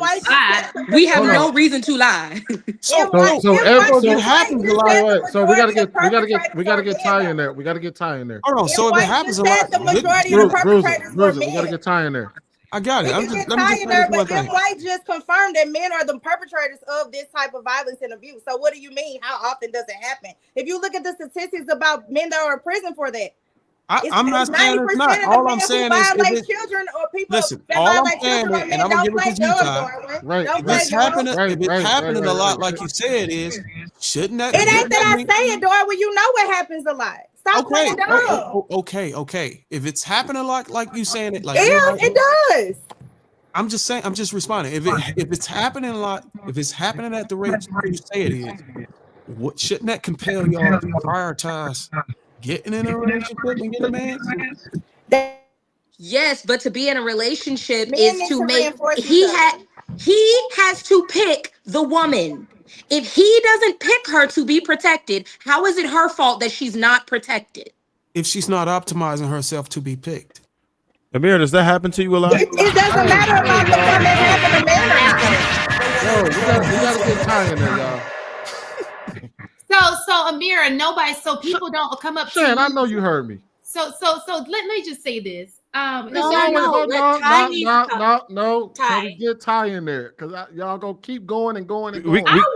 Sweeney, just let us go right after that because we want to get. Don't forget that. I want to see what Amir has to say we'll put about a pin in it, but there's two people on this panel that haven't said anything in a while. That was Ty and Bo. So I'm trying to spread the word a little bit, y'all. And I wanted to speak on the original topic too, so please remember. Yeah, I'll cycle back around to y'all. I'll be quick because I see everyone wants to really talk. I just really wanted to answer Sweeney's question. Yes, there personally have been in situations where I've been violated and I did not have a man who could come and protect me. I had women who could rally around me, who could give me comfort, who could tell me their stories about things that happened to them and how they empathize with the situation. But that has happened. Now, I also have had situations where men have been there to protect me. But I'm just saying it happens both ways, right? And to ask the question, Darwin, does that happen a lot? Yes. Does it happen a lot to one individual person? Maybe not, but across the board, as far as women are concerned, at some point, for most women in their lives, if you're just living a regular life, you know what I mean? Yes. And the first time something like that happened to me, I wasn't out in skimpy clothes. I was coming from work with ice cream on my clothes. I was in high school and I didn't have anybody to protect me in that moment. You know what I mean? So it definitely can happen. I don't know a solution to it because I also understand man not wanting to jump into every situation, because as much as we want man to protect us, they also have to value their own lives and analyze the situation and figure out, is it worth my life? And for a lot of men, if they're not connected to you, they don't feel that way, unfortunately, because it's too much of a risk. So, I mean, I understand it, but I don't know what the solution would be, because to Lachey, I don't want to say your name wrong. Arm yourselves. Laisha. Arm yourself. Laisha. To Laisha's point, and she makes a point there, even if we created ourselves, right, to be the best picking out there, where do we go so that the right man would pick us or even be picked at all? Since even like in today's market, men are not necessarily picking wives, they're picking women to sleep with. Ooh. They picking somebody to deal with. I would say think that's this. something we I would say this, Ty. take I think it's come to a point in society where you may have to go on the offense. And I mean not in offense in a bad way. I mean, But you go may have searching. to initiate conversations. You may have initiate flirting. You might have to approach. But now we're putting ourselves in a situation where it could be dangerous.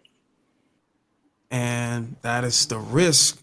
Because nobody is there to protect me. Now I'm going out my way to flirt with a strange man. I don't know. With a pistol. Flirt with a pistol on your hip. Flirt with a pistol. So that's what we need to protect. Oh, no, Ty. There's safe social places to do that, right? I would never recommend you just doing that to like a rando on the street. Don't do that shit. Okay, But I didn't say go out on the street and do it. Yeah, social settings where there are, public spaces and stuff like that. Don't just start pushing up. Go to networking bro. events. Go to networking events. That's the best way. I always tell people networking events. He's Go right. to fundraisers. You ever been to a fundraiser? But so Amir, could you please answer the question real quick? I want to know if you. I think you said no, but could you elaborate and tell me what it is? What precautions are you taking to never end up in a situation like this? I've been out in places where there's been guys who are like trying, as you guys said, quite to holler. Like, remember, I'm from New York, and in New York, there's a whole different culture. Oh yeah, And I've been in New York. I lived in New York. I grew up mostly in New York, and I've been out and I've been in places where men were in groups, and trying to talk to women's and so on. I dress a certain way. I just dress a certain way. And believe it or not, me dressing a certain way does provide me a level of protection. It really does. Me dressing a certain way and acting a certain way. Also, the other thing is I don't go in certain areas where I know it could be an issue. Like if I need to get gas, I'm not going to stop at the gas station that has a bunch of guys standing outside. I'm not going to go to that one. I'm going to be smart as a woman and go somewhere where I know is going to be a bit safer for me. And most of the time I don't go out without, if I can, I take a man with me. I take my man, I take my brother-in-law, I take people with me, because as a woman, be smart, protect yourself, take your team, your crew, your safety net with you if you need to. So I haven't had that happen where I had to beg for help or ask for help. I've had guys say things to me, but you act a certain way. I act a certain way to them. And sometimes I act like I'm on the phone. Sometimes I act like I'm having a fight on the phone or something like that. Sometimes I'll say my husband is coming right now. My husband is right there in the car.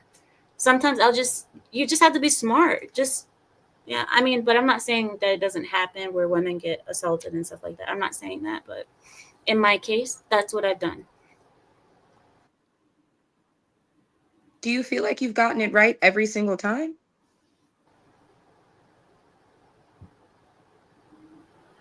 I've never had to. I don't know. I don't know how to answer that question. What, in other words, what would you do, or have you ever realized that there's margin for error?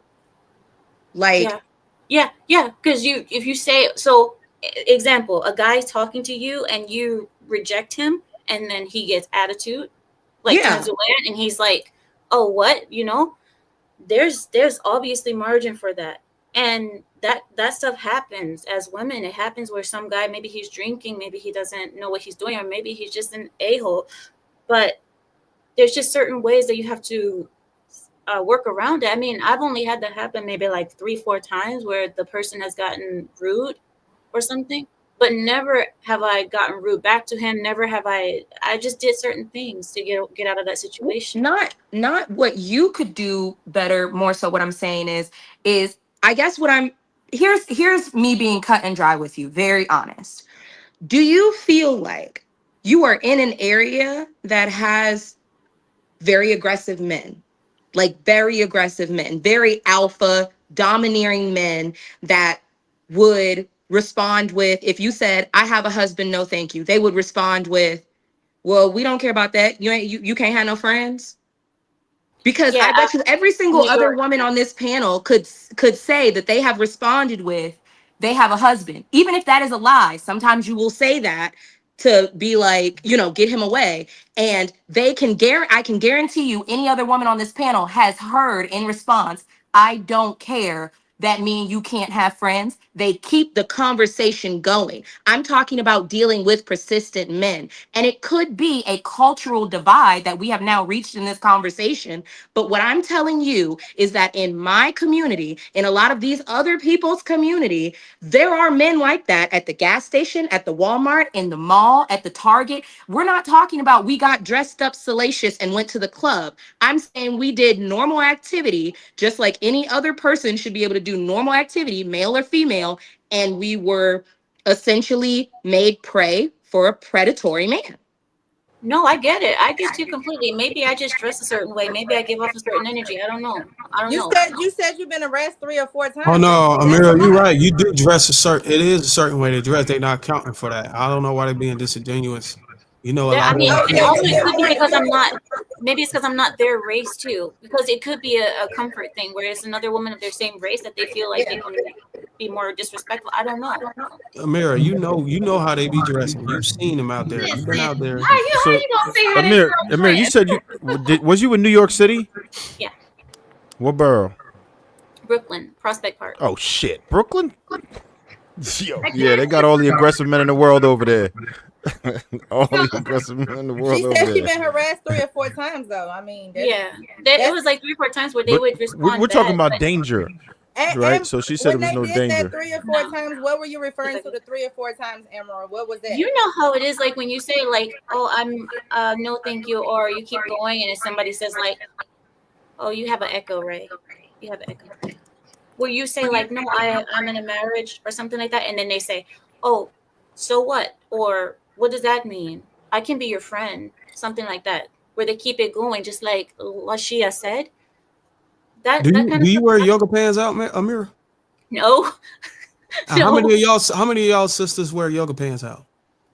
To the gym. Yellow pants. I work out every day. Do you work out every day, Amira? Yoga pants. Do y'all wear yoga pants out? You can cover yourself. I mean, do you work out every day, Amira? Yes or no? Yeah. Like 3 times a week, but I cover my arse when I leave. I cover my Well, Mira did say she likes dressing like little. Well, I also want to clarify that where I'm from specifically. I live in LA. I go to the gym every day. Wait a minute. Where I'm from specifically, white women actually dress more provocatively than black women, if you want to be for real, because we all know a white woman that walks around in her husband's or her boyfriend's or her best friend's oversized t-shirt with the shorts that you cannot even see underneath it and some sneakers, and they call that their comfy clothes. That's how they run to the grocery store. But if a black woman did that, that's provocative. Her butt's out. We got too much booty, girl. Yeah, it's the body. It's the body. And that's what I'm saying. That's the difference. It's not about the clothes. It also might be y'all media interpretation as well of how y'all are I mean, I'm just be honest with it. It's not in y'all advantage how y'all portray the media. That might also have Sure. So can I say something too? It's gonna be, so people keep saying I'm gonna address Amir. I'm not, because she's absolutely right. I probably wouldn't visit that gas station ever in life. It's not my people. It is my people, but just not my village. But I was past E. I had a choice to make. I didn't want to be on the side of the interstate either in the dark. But as far as, and goes back to kids being molested, because I work around kids. Now I will say this, and I think that this is the problem. This comes back on the females. I hate to say it.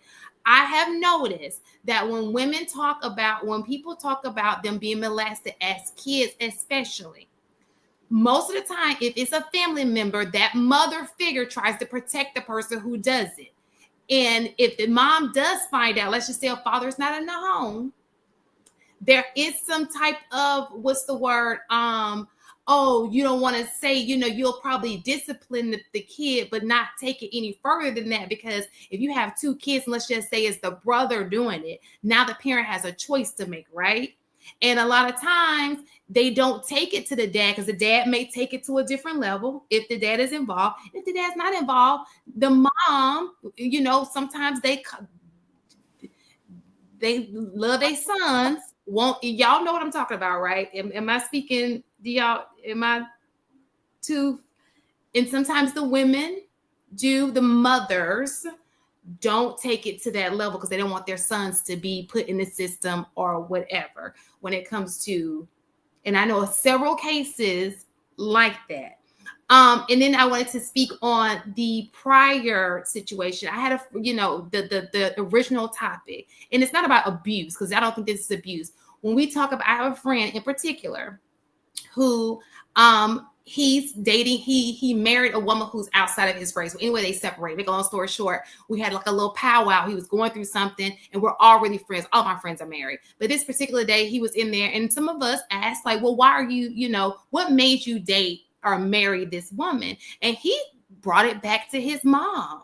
And one of the things he had to say was, when I was a kid, I bring this dark-skinned chick home. My mom was like, she got to be so dark, or her hair. They'll sit there and I don't think they do it purposely, but sometimes they put things in their kids' hair. I mean, their son's head, and it makes them go a different route. Does that make sense? I'm trying to shorten the story to make so that's just just emphasizing some ways that moms do play a role in how their sons, Yeah, I know what you're talking about. All right, can we get Bo in there? And then I'll let y'all have at it after that. Bo has been mad at everything I've said since I've been talking, so I want to hear what she has to say. There is absolutely no correlation between the way a woman dresses and the reaction that she gets. Lies. Thank you. I don't understand. Like, really? Why? So if a girl has booty shorts on, you don't think a guy is gonna be like he's over sexualizing her? So here's my thing, right? It's going to happen either way.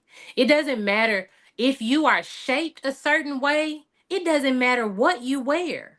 And also, if a man is a predator, he is going to do what he is going to do no matter what that woman looks like. I'm not saying that you all are not a little right. Of course, if you wear provocative clothes, it commands a certain amount of attention, a certain kind of attention. Yes, it does. But you cannot stop it by changing the way you dress. You're not stopping that. You can mitigate it. Minimize it a He little bought bit. that rope and that tape and those handcuffs before he saw what you had on and before he walked out of his house to tie you up and do what he gonna do to you. I have had my butt grabbed being half naked and being completely fully clothed. There's So no you're saying that guy that grabbed you was an actual predator with tape and rope? Every guy that grabbed you was a guy with tape and rope. What atmosphere were you in? What environment? Like at a party where it's like a lot of people. It's like, I'm saying there is no, like, I have been at the club half naked or fully dressed. I have been outside just minding my business, running errands, tight clothes, loose fitting clothes. Well, It in doesn't the matter. club, you're gonna get some peculiar behavior sometimes. Exactly, right? Sure. But this happens on the streets every single day. I'm just running errands. People I is got literally on just Every day? grabbing your ass overalls on and a a regular t-shirt. basis. Wait a minute, hold on. Time out. I It So think. you telling happens. That me ain't true, bro. Wait, I'm sorry. Cats You is just how grabbing okay, your ass okay. on a regular Wait a minute. basis, like Wait a minute. grabbing straight up. So This is what's how are happening. If you? you meet one angry man once a day, if you meet one angry man every day, right? And I'm not saying that this has Are happened to y'all me. I'm meeting just angry men saying, every day? and one angry man every day that feels like I'm not getting enough attention. My wife ain't talking to me. I want some. I'm a man. I need it right now. And they're gonna harass you. One angry Hold on, man wait. every Are you day. telling me? Hold on, wait. Are you telling me that you ran into an angry man every fucking single way. day that was like, I'm grabbing a handful of Bohem's ass today Grabbing on the ass, way to the boy. goddamn. I don't think that's what you're saying. Like, come I on, bro. think it's What we doing? I think men are being unfair right now because you are The listening to fuck? a woman tell her experience. And you're not I'm just gonna tell listening you, to my the nigga. woman's experience. You're going only off of what you think happens to women. But until you have lived your life as a woman, you can't say that. Well, no, that's why we Yeah, and we asked. need to know We our didn't assume environment. anything. We asked. The That's We environment. said, exactly so Neighborhood. you got people grabbing your ass every single day. I don't think she meant every I day. never said that. Who said Now, that? But you that's said what every that was What our day. words did I question. You We said just use? every asked the day. I question. think she gave a We didn't say hypothetical situation. I didn't give a hypothetical. These are I'm hyperbolic, things talking that but about actually the other happen girl, to me. the other young But it lady. doesn't happen every day. Oh. No. Like I never said that. I'm just saying it doesn't matter the environment and it doesn't matter what you have on. If a man is going to do it, he's going to do it. And I have proof because it has happened. Oh, can I ask you All a right, question? Can I ask you a wait, question? hold on real quick, real dope. So I will ask this question because I think this was derived mostly from the question about what you're wearing and there being no correlation. So if you could be honest with me, can you honestly say that you've had your ass grabbed more often or less often, or was it about the same when you were dressed in regular clothes versus when you was dressed like a stripper at the club? Which one would you say that To be it fair, I was happened never around the same? dressed like a stripper at the club, but when I had less clothes on or more clothes on, it was equally as much. Okay. So this is my question, right? And I understand. I hear all what y'all saying. Let's just do it based on numbers, right? Do you believe that you can put on an outfit and just answer the basic question? Do you believe that you can put on an outfit that can garner more attention than another outfit? Yeah, I said that. Yes. Okay. So that's question one, right? Now, let's say you're inside of a club, right? Of course there's a percentage of men inside of that club that might just be insane, right? Probably a small percentage that are insane. Got another percentage who probably just a little bit too freaky, a little bit too freaky. And it's another percentage who probably never actually did something weird to a woman, but has the potential to do something weird to a woman, right? Now, out of 1,000 men, if you're wearing an outfit that garners a lot of attention, let's say you got the attention of 700 versus only getting the attention of 300 or only getting the attention of 200. Now, I'm not saying that this is going to mean that you're going to get touched, but on a basic rule of numbers, if you have on an outfit where you can be seen more people, more predators who happen to be in that place are going to happen to see you. I'm not no all I'm saying is just basic logic would tell you that it's probably opening me up to a little, even if it's only a little bit more risk. It's probably opening me up to a little bit more risk because now I'm seen by somebody who may have not seen me before, even though the other ones would have seen me because he's just insane. But now the other ones are seeing me too. I understand it. So, but here's my thing. The problem comes in where you all are faulting the woman and not clocking the fact that men should not have the permission My outfit should not give men the permission to touch me or speak to me inappropriately. That is where accountability between men comes in. Hey, dog, don't do that. It Fair should enough. not, We my agree. outfit is not permission. And the fact that men have it in their heads that when you see a woman with a short skirt, yoga pants, some little shorts on, that, oh, she must want to be touched. Why are you men not denormalizing the fact that Yeah. men see that as permission? That is wild to me. So we No, have to change the way we want to dress because you all can't check your brothers or control yourselves. That No is wild. accountability on we women we too. we un- It's we accountability for understand. women. I But call it the doesn't even have accountability For anything to do. and both. touch This kids Hold on, is one too. at a I time. should be able to One wear mic, one whatever I mic. Y'all want to touch kids wear too, and them kids without ain't being dressing this touched just is like the us. because they point feel that like it's we're making. permission. I One at a feel time. like Uh-uh. everybody is misconstruing it. I was talking on another platform a few days ago, and a woman literally said she watches what she wears to church because she doesn't want to distract a man from getting his word. Now imagine, this is what I want you to imagine. You're already dressing conservatively to go to church. So, with that being said, if you're already dressing conservatively, right? And she was saying that she feels like her church has taught her to go even a size up because it's not even about the fact that she's wearing a conservative dress and it covers up her entire body. It goes past her knees and it has, like, you know, the little sleeves or whatever, and it doesn't show cleavage. But it's the fact of, oh, I don't want it to fit me just right because I'm a curvy woman and he might get distracted.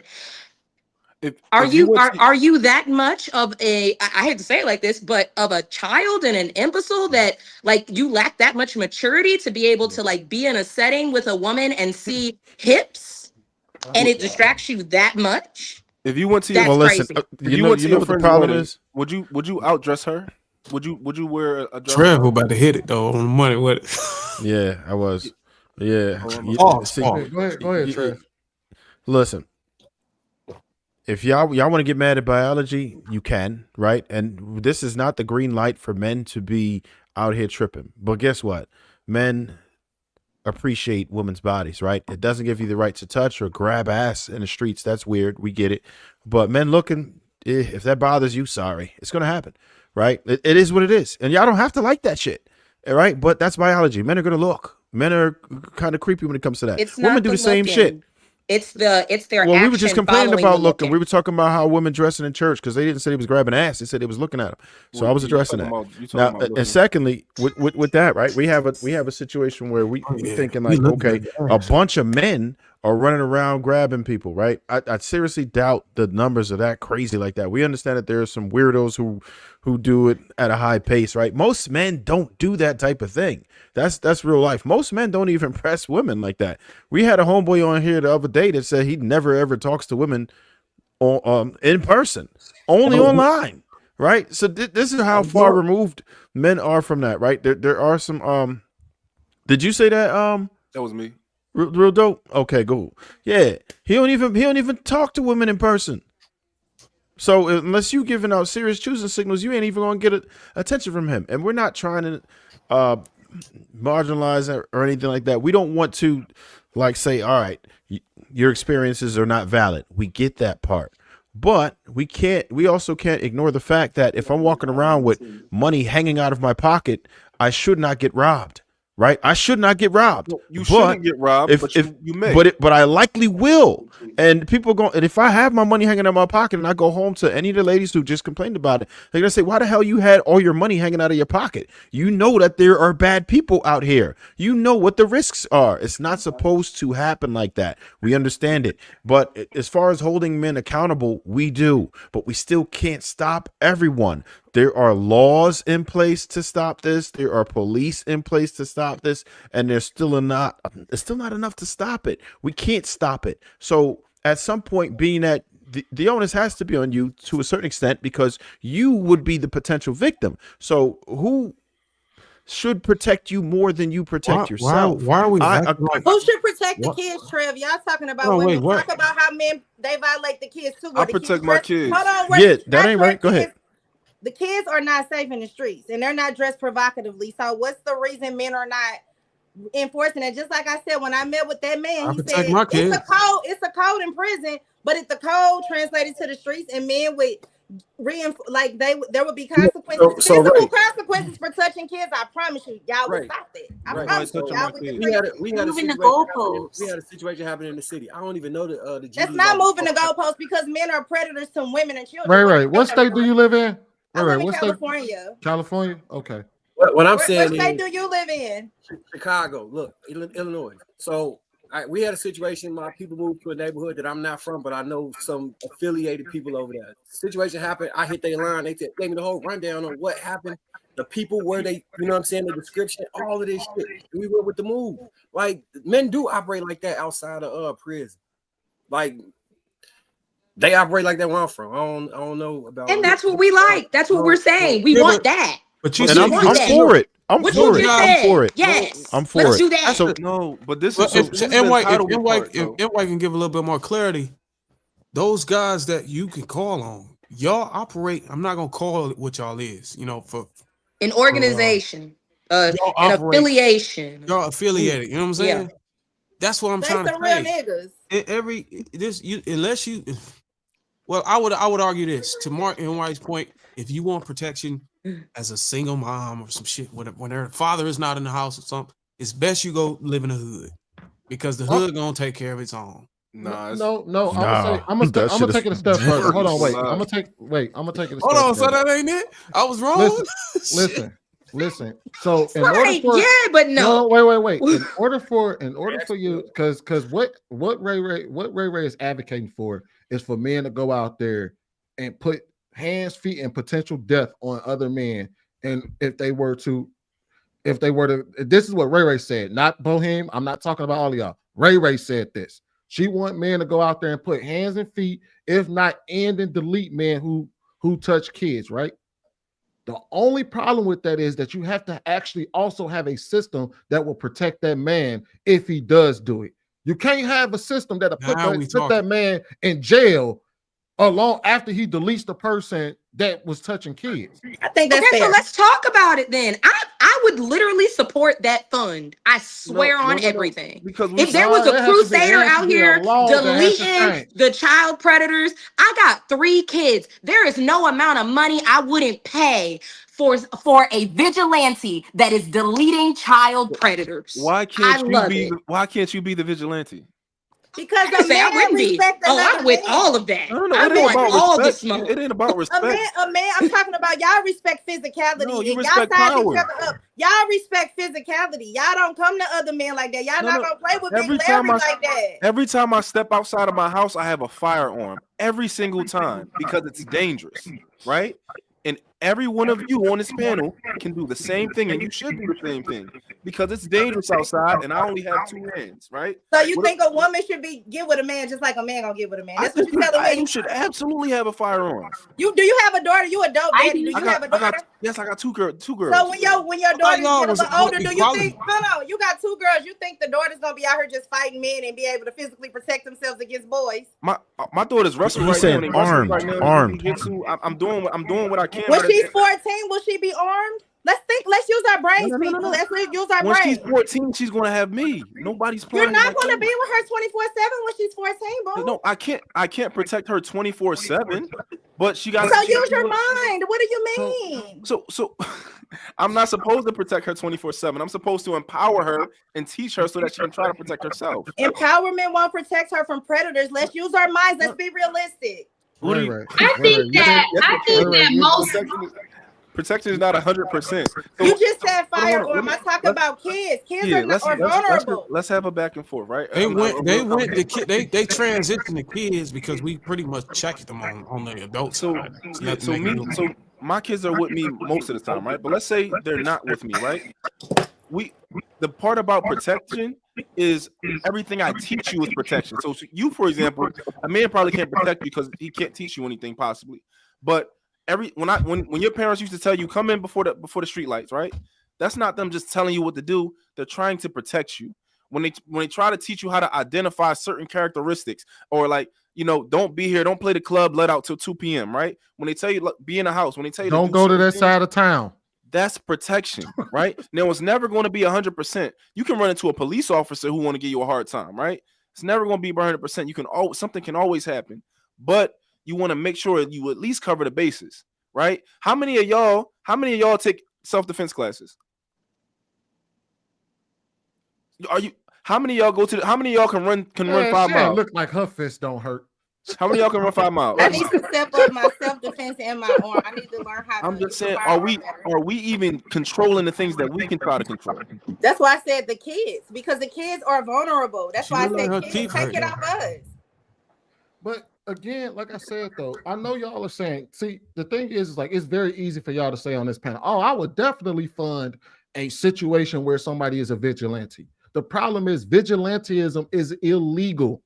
That's the problem. So unless you there used to be a time where vigilantism wasn't illegal, and it was called what did they call it? They called it citizens arrest.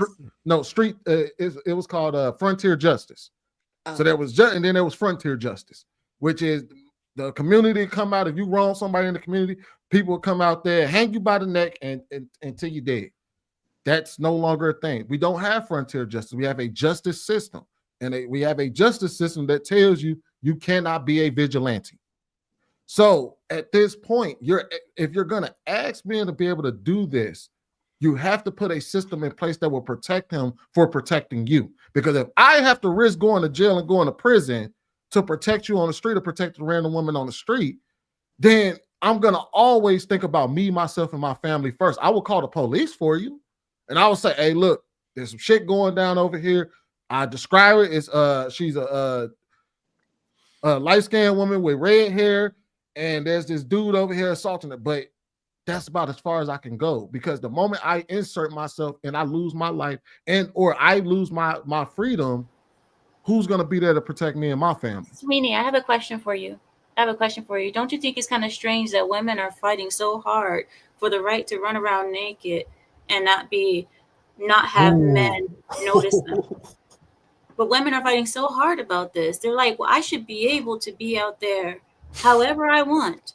We're fighting so hard for this instead of fighting so hard for other things. Like what? Why don't we fight for more modesty? Why don't we fight? Why are the children being molested? Or the children that are being talking molested? about the children. No, because you want to talk about we know that. Wait a minute. I'm not fighting for why. Why don't nobody want to address that? Though? Wait a minute, Ray. America, wait a second. How were the children dressed? Ray. How were the children being dressed? Ray, wait a second.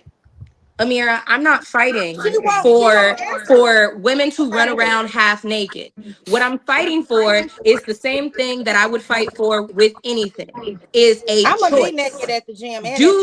Do you personally want to run around half naked? No, you don't. Yes. Does another woman that may not have representation on this panel, may she want to? Yes. Y'all shady, and I'm not condoning it. So hold on, wait. Here's the tripped out part, right? I'm just fighting for choice. The same way that we'll go to the polls and fight for pro-choice and say we have a right to define our bodies on the inside. I want us to have that right on the outside. I just want it to be okay. This is not. She don't go to the gym. She don't go to the beach. She's not in LA with the vibe. So she wouldn't. So Ray, I got a question for you. So you would most definitely like to walk around naked, right? Not naked, but I go to the gym every day and I go to the beach. No, on the streets. Would you walk around? No, almost in lingerie. Absolutely not. What you got on? I just left the gym. I'm on California time. I got here. I'm 2 hours behind. I live in Cali too. Right? What city you live in, Amira? Fresno. Hold on, that's what you wore to the gym? Yes, that's what I had on at the gym. Absolutely. Why you gotta wear that? Why can't wear a t-shirt? Because her body is tea and she deserves to celebrate it. Her body is tea and she deserves to celebrate it. For the same reason y'all go to the gym and take off your shirts because you're proud of your muscles. You're not allowed to take your shirt off in the gym. Hey, Amira, I can't help that if you can't even wear a cutoff shirt with the y'all. I can't help that if you don't feel comfortable putting this on, baby. But I work out every day, literally. No, your No, man there's wouldn't let other you go reasons out I like wouldn't that, wear would he? that. Nah, I'm just kidding. Probably wouldn't. That's why I'm saying I'm single as a dollar bill. So they have a Y'all lot know to a lot of men would be willing to do a lot more if y'all just were just a little bit more like cooperative in general. Like we'd be willing to do a lot more. Like for example, right? How would you feel if I asked you to cover up? If I'm like, hey, it's just making me a little uncomfortable, would you cover up? How would you feel about that? Can I give you an honest answer? I want an honest answer. No, daddy. My husband has said that to me, and I do go do it after I do Not your this right husband. I'm here. talking What about I'm me. doing, Me, I'm a I stranger. yell and I fuss and I cuss and I say I don't want to and I'm not going to, but then I do. I'm not talking about your husband. I'm talking about me as a stranger. How would you feel if I asked you to cover It up? depends on what you're working with. No, That's crazy. What if I tell you? What if I tell you? What if I tell you? Crazy. Hold on, wait. I got you. What if I tell you that what you're wearing is inappropriate in front of my children? I mean, I can respect Not that. even. No. Right. Just in front of me. If I said that you making me feel uncomfortable, if you could just please cover up, how would you? Well, you're never uncomfortable. You'll be lying. You're never uncomfortable. No, listen. Stop So it. this is what I'm trying Notice to say. Right? how see. This is the thing, y'all. Notice how What? men can never. What is it that would make you uncomfortable? No, I want to know that. I want to know what would make you uncomfortable. Let's say you got your hips out, your boobs out, and you just be looking real good, right? And I'm just like, yo, it's making me a little uncomfortable. I would like you to cover up. Would you be willing to do that? It depends on what you're working with. Oh my god. Oh, All if right. you work, what? Wait, what does that mean? She don't speak for me. When you, wait, what you mean? Do you see Wait, this? she don't speak for me. Laisha, do you see Wait. this? She don't speak for me. Wait a minute. Wait, Hold on, wait, I know wait, you hold on. think Let my her man is in answer. this live. She Ray, don't what speak that for that me. mean, Ray? As far as what you working with, what does that mean? You might as well What stand you up. working with? Like, how does he treat me? What is he talking No, about? as a He stranger. don't know you. He's a stranger. This shit is crazy. So what And would you you say? making him uncomfortable by the way that you're dressed. You half naked, boobs out, and he says, "Hey, look, man, can you cover up? That's making me You want me to uncomfortable." go all the way home? I just left the You want me to gym. go all the way home and do that? No, I'm supposed to change. you got a clothes t-shirt in from your the bag. gym. Let's say you got a t-shirt in your bag. You gonna put it on? In my gym bag? Yeah, say you got a t-shirt. You gonna throw it on? I don't got no t-shirt. Who All right, in the chat said she got a roll? But yeah, you're not gonna put your shirt on, right? I ain't gonna lie. I'm Who, a rebellious as hell stranger? and I'm hard headed. No, So I'm not. I'm all not the gonna men lie on to this you. panel, if you were around women and y'all was cursing, and they said, hey, I don't like language like that. Would you mind not cursing for me? How many of y'all would stop cursing? I would try. Yeah, We would all try to stop cursing, right? You know what I'll say? Can I ask you a question? Say, damn, my bad. I ain't mean to do that shit. Did your husband? I know me. Is that I something believe you, in etiquette. Go ahead. Say it again, M. White. Did your husband choose you for that type of interaction? Because there are some men who enjoy going back and forth and who think that that's sexy or cute. Is that the situation? I feel like we've always been like that. Like, it's not that I don't listen to him or I don't follow, but I'm just like, I feel like he understands one of my quirks is I'm like sassy. And that's not to, mind you, that's not to say I'm sitting up in call here that a being quirk? like, oh, oh, fuck you. And like, I'm not aggressive like that, but I'm gonna say like, I'm gonna sit up there and be like, no, I don't want to change. I like this skirt. Like, I look cute. And like, I want to go out with you and be, and I whine. I'm a brat. I'm not gonna lie. That is not what you. You got to go change that shit. And if you gonna act like this, then this relationship not gonna keep going. I'm not going. You disrespecting me as a man. Crazy. But I'm trying to tell you, hey, I don't want you to have X, Y, and Z on. You don't know any of the reasons. It could be, hey, we about to go someplace, and I know this is gonna be aggressive, and I may end up getting into it with somebody behind what you have on. It could be, I don't want my kids to see their mom in this specific way at this specific time for whatever reason. If I can't give you instruction on how to behave as my wife, I can't marry you. No, like I said, it's not that I don't listen. I can't mind you, I'll go change, but that don't mean I'm not finna whine. Me and my man have the type of relationship where like I'm the baby. I'm his baby. Like I'm a brat. I'm going to whine. It is what it is. You should already know how to dress. I thought you was grown. I'm just gonna tell you. Hold on. When did I get on this panel and say that? Because if my man got on here right now, y'all gonna hear me say, "Hey, daddy, I'm a baby." About my man, I'm putty. I'm a brat. I'm a whine though. So I want my way. Baby, when you want to be, you ain't. Oh well. And this is not to take it away from you, but this is the issue right there. Y'all want to be grown, when y'all want to be grown and then you want to turn into children when it We benefits never you. said we were logical. We owned up to being emotional. I'm a win-win. I'm just a girl. And this is I'm why. There it just a is. girl. There it is. And It all this is comes out. why. God And damn. this But is I'm why we have. honest though. Your honesty is honesty, but it's still problematic nonetheless. This is the reason why men are choosing to be like, man, the hell with y'all. It's a lot of women who haven't identified so what you've identified already. Like, They I don't- know I'm a brat. I know I'm a they don't baby. think that And they my like- man accepts me for me and I accept him for him. Like, that's why we've been together 10 years, going on 11. Like, You 3 wanna know what's funny? kids. My wife is over here trying on bikinis, right? Or outfits. She thought I was talking to her and then took the whole thing off and started changing. I was talking to the girl on the panel. She's just trying to get vacation ready. But no, I wanted to kind of cycle it back around to Ray Ray, right? Because Real Dope asked a real good question and she kind of gave him that answer. But I really want to, like, if I'm out and about with my kids and I ask you, hey, you're a little too provocative for children's eyes and it's making my kids uncomfortable, it's making me uncomfortable. Can you put something on? And I'm a stranger. I don't know you 3 ways from Sunday. Where we at, Sweeney? Like we at Target? Where we at? Starbucks?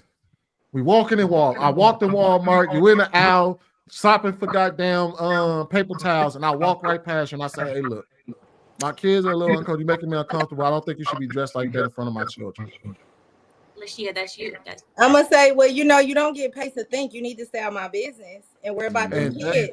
So what's crazy? What's crazy is worry about the kids, baby. You worry about me. You gotta worry about your paper towels. So listen, and I'm gonna tell you worry this. about them paper towels, baby. You can't worry And about Ray. And you're right, Ray. But then at that moment, you will be the predator. In your eyes, but not in real life. Yeah, y'all gonna have Ray Ray come back with a turtleneck next week, bro. But you'll be. Look, if I'm here, if I say I'm gonna be here and I'm leaving the gym, because like I said, I work out every day. So do you not understand if there was a dude, right? And he was walking through Walmart with gray sweatpants on, with his shit bouncing all inside. They his already pants. do. They do. And we walked up to him and we said, "Hey, look, hey, bro, that shit, man, not in front of my kids." And y'all would largely agree with our position on that. Y'all wouldn't sit there and be like, "Nah, he all good. Let him wear the pants." Y'all would sit there and be like, "Yeah, check that nigga. He shouldn't be dressed like that in front of my babies." I don't care what these men got on. I don't care what these men got on. I don't be checking for them like that. You said what, bro? I look crazy as hell going up to my daughter's school doing the hype me up dance. Buddy that be hype me, you know what I'm talking about? Yeah, like, I'm gonna be honest with y'all, man. Y'all know, ladies, y'all are being disingenuous. You know, if you saw a man dressing a certain type of way that was not becoming of being in front of children, ain't no way in hell y'all would be like, "Hey, it's all good in the hood." Y'all would want I us to guess check because that I've shit. never seen it, I can't say how I would attest to it. What Y'all I ain't can never seen say Hoochie Daddy is shorts that or I've seen gray sagging, sweatpants? right? And I've seen other people tell a person that sags to pick their pants up, and that person has either done one of two things: picked them up or looked at them like, "I'm a grown ass man. You can't tell me what to do," and Well, you kept gotta walking. remember what you just said. I would give It you. necessarily didn't bother me whether you sag or not, though, because honestly, I did. It's not like I'm looking to notice. You just said tell a man to pull his pants up. We were Mhm. talking about politely asking someone if they could just do something for us. Well, yes, that is correct. Like if That somebody there is a asked me to clear pull my difference. pants You're up, right. like politely, I think I don't wear my pants like that. When I used to when I was younger though. But Mhm. like if somebody politely was like, "Hey, do you mind pulling your pants up? It's just a little bit," then Can we if pull I our was a pants knucklehead, up? I'm not gonna pull them up. But I'm being a knucklehead by not pulling them up. And I want to acknowledge that I'm being a knucklehead. But if I'm a respectable man, I'm gonna pull them up. Well, same thing with women too. If you're a respectable woman, like as for me, I dress the way I dress for my husband, my son, my father-in-law. I'm not gonna have them be embarrassed of me. I can't have my son go to school and they saying, "Oh, we saw your mom's tits out yesterday. Oh, they look nice. We want to guess what size they are now because we saw them."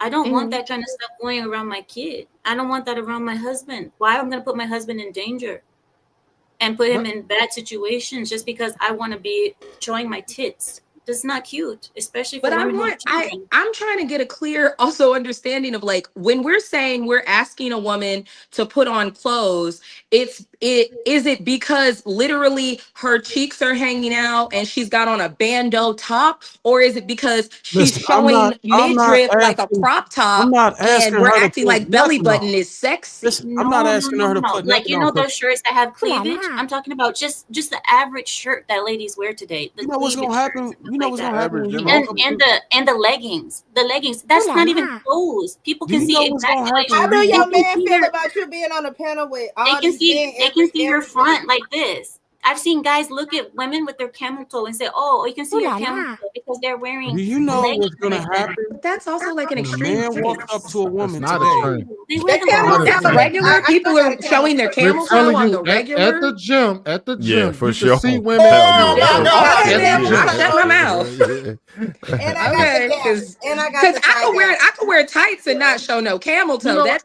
crazy to me. Camel toe. I would bring it because you don't because Lachey, Laisha, you don't I really got camel understand the toe. reference about men dressing a certain kind of way in front of kids. Because you're right, we don't normally do that shit. That's why you don't normally see it. Because it's pretty much frowned upon for us to walk around without showing our shit to in public. However, I'll bring it closer to home. Have you ever seen men in a public space talking inappropriately about Yes. sex or whatever, and there Yeah. were kids around, and people would literally walk up to that dude and be like, "Hey, bro, hey man, you know there's kids around. You shouldn't be talking like that." And the dudes would be like, "Oh, my bad, bro." Okay. And here's now again my honest response to that, right? I keep my children very close to the vest. My children were homeschooled. My children, like they're in the store with me. So when I think of men speaking inappropriately, it's because I heard it because I went out somewhere like with my husband, like to a lounge or to the bar or whatever. And the way that I personally feel about those types of things is this: as adults, I don't owe you courtesy. You don't owe me courtesy. Like, and that's not a gender thing. That's in general. I feel like you don't owe me that. Like, I can't come up to you and tell you to stop talking about something just because I feel like ladies are around. Like, again, I was on a different platform and a man said DICK, and a woman was like, oh, I, men, keep in mind, women are around. And I was in my I didn't mind when say he ladies. I said said it, I didn't kids. think it was deplorable. I didn't say ladies. I said kids. But that's what I'm No, saying. ladies. I, again, don't have experience with my children being in spaces where harmful things could be said or heard. I mean, I said the backwards, heard or done, because I keep my children legitimately close Yeah, to the vest. I Like, think you contradicted yourself. I'm not sure, but I think you did. how? How do you feel like I You did contradict say myself? that as an adult, you don't think that it's your responsibility to be courteous to another adult in this situation, but also Yes. you are asking for action among men to create groups among each other to protect I'm saying I you and think other that's what women. everybody wants. Do I need it? No. I got a husband. I got a daddy. Yeah, the But do you only, And only do both women of who them don't worry protect about me that is real women who are good. married. The So only I don't women that don't personally worry about need that it. I'm is women who advocating are for married. women yeah. in general, though. The But women you're who are advocating. married don't have these type of problems y'all have. Oh no, I Hold, don't. hold, Not mind you, you've also never heard me say that this is what I've personally experienced. I'm Hello, saying I have motherfucker. seen these things with my own two eyes, though. Absolutely, yes. But I, when something happens to me, my husband is never more than 2 feet away from me and will handle any and everything. I can So we're tell making you. our point when we so said that the fact that you guys know this is happening at the rate it is, Mhm. you should be more compelled or more inclined to prioritize and getting into a relationship instead of pursuing your own independence. I again, do, I think Real Dope was touching on something that was because because he's absolutely right when he said that you're leaning into contradicting yourself, because when you say that you don't owe anybody courtesy while at the same time asking men to become the enforcement arm to make men more courteous to women who are also adults, that kind of is a living With contradiction. no pay for free. I'm not saying that you have to. What I'm saying is that you don't.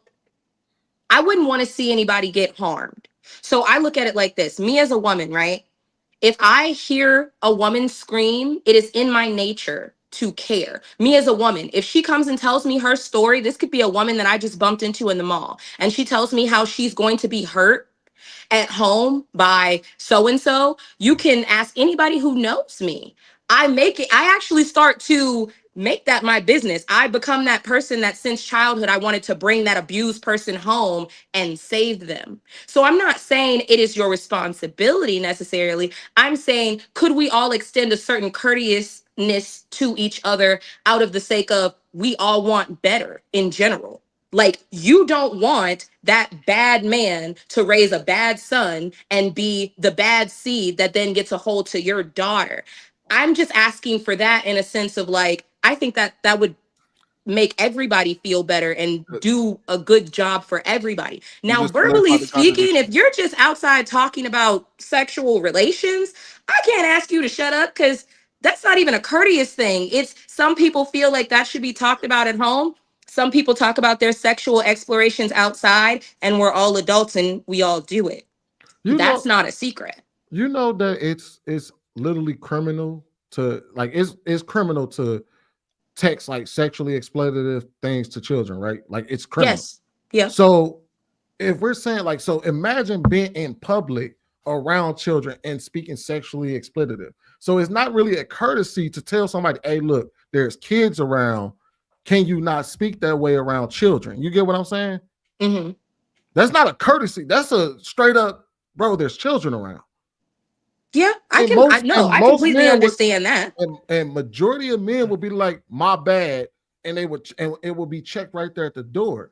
What problem is that we can't even tell women, hey, there's children around, don't dress that way. It's gonna be F you, I can wear what I want, fuck your kids and the horse they rode in on because I'm gonna wear what I want to wear anyway. So hold on just a second. There was a point that Darwin started to make, and I was hoping he was going to pound you on this, but I don't know. He didn't. Why would you hope for that? Like, what is your beef, He's not talking about literally, no, yo. He's not talking about well, I'll do it for no. That's crazy.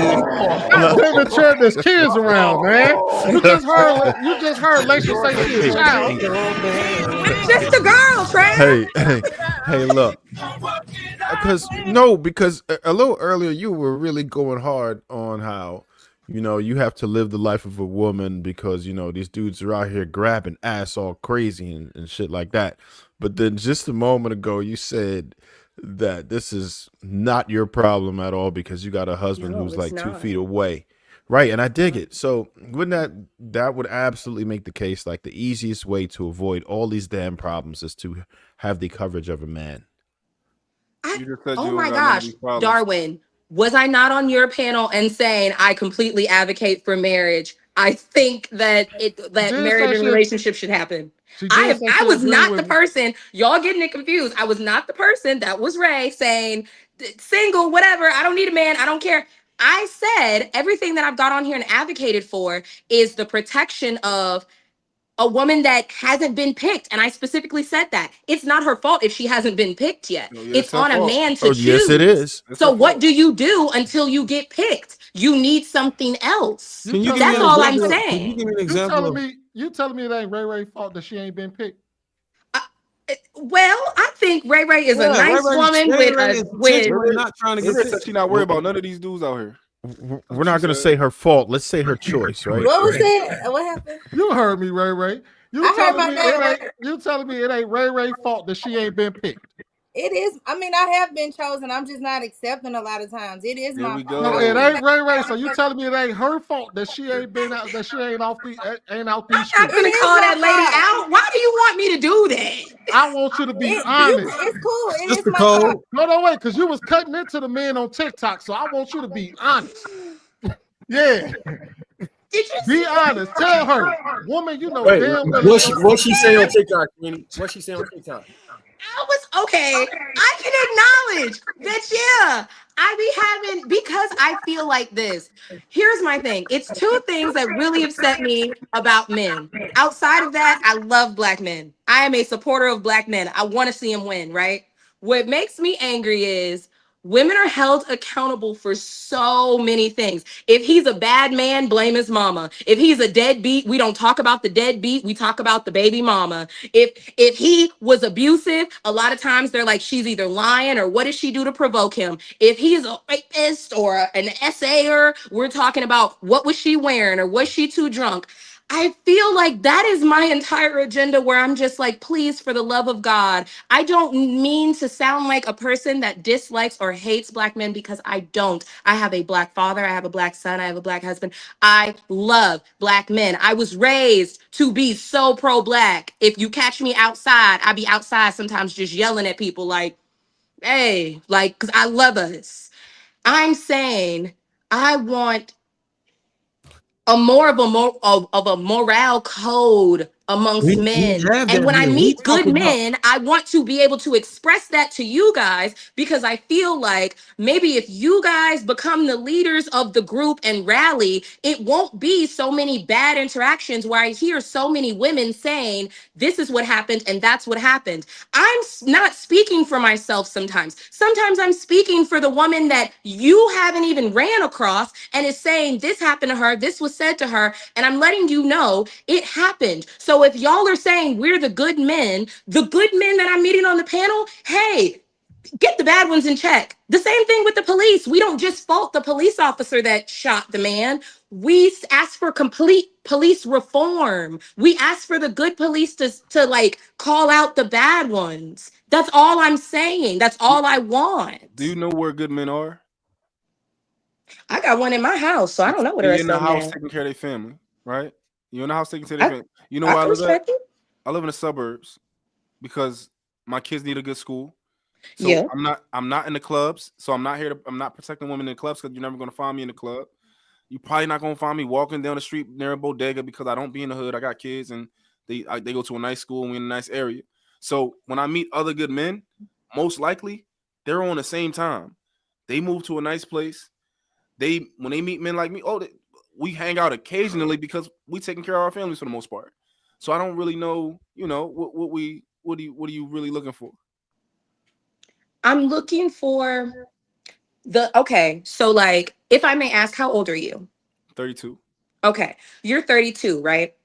A lot of times, like even like M. White said, he became a better person later on in age. And that's what I think is the issue. It's not get your more so even like another 32-year-old. It's let's make a group and maybe talk to or put out content for that 22-year-old that comes across your platform, that 25-year-old, or even that 30-year-old, because those 2 years of maturity also might really matter. That's what I'm saying. I'm not necessarily saying make it your personal responsibility to go out to the gas station and protect a woman.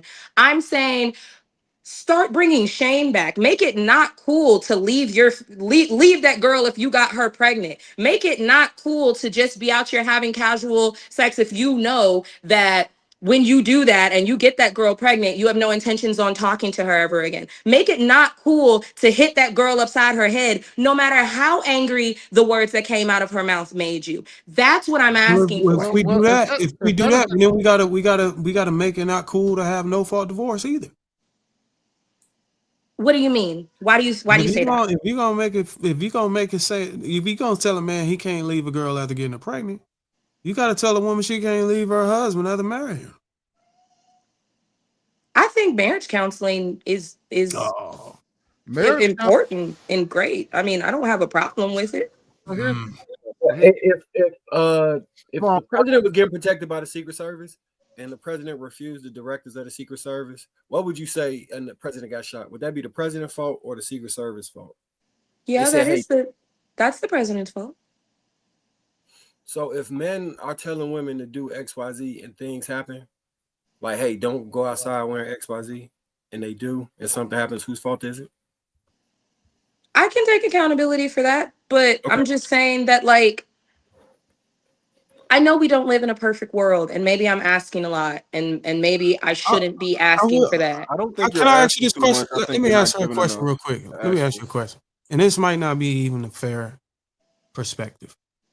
But this is a side of the equation that we never tap into because most of us got charisma or whatever. What if I told you that there's a growing number of men right now today that are becoming even more sexless, that only have no access to sex, and even the ones who actually have a little bit of enough charisma to bag a woman to have sex, he's still not getting sex because women are raising their standards to a point where it's more monetized to get in the door. And maybe indirectly, the frustration is leading to more predatory on men. You get what I'm saying? I know it's not right, but I'm saying, would you be able to kind of understand it from that angle? No, I watch a lot of SVU that has been on several episodes, so I completely understand that like line of thinking. It's just imagine over a course of 50 to 100 years, men, young men, 18 all the way to 40, whatever eligible age you can be in the military, goes out and fight to create a country where women can safely become independent on their own. Just to create a criteria and withhold the men and their lineage, their bloodline of men, withhold them from something that they actually fought for and designed for you to flourish in.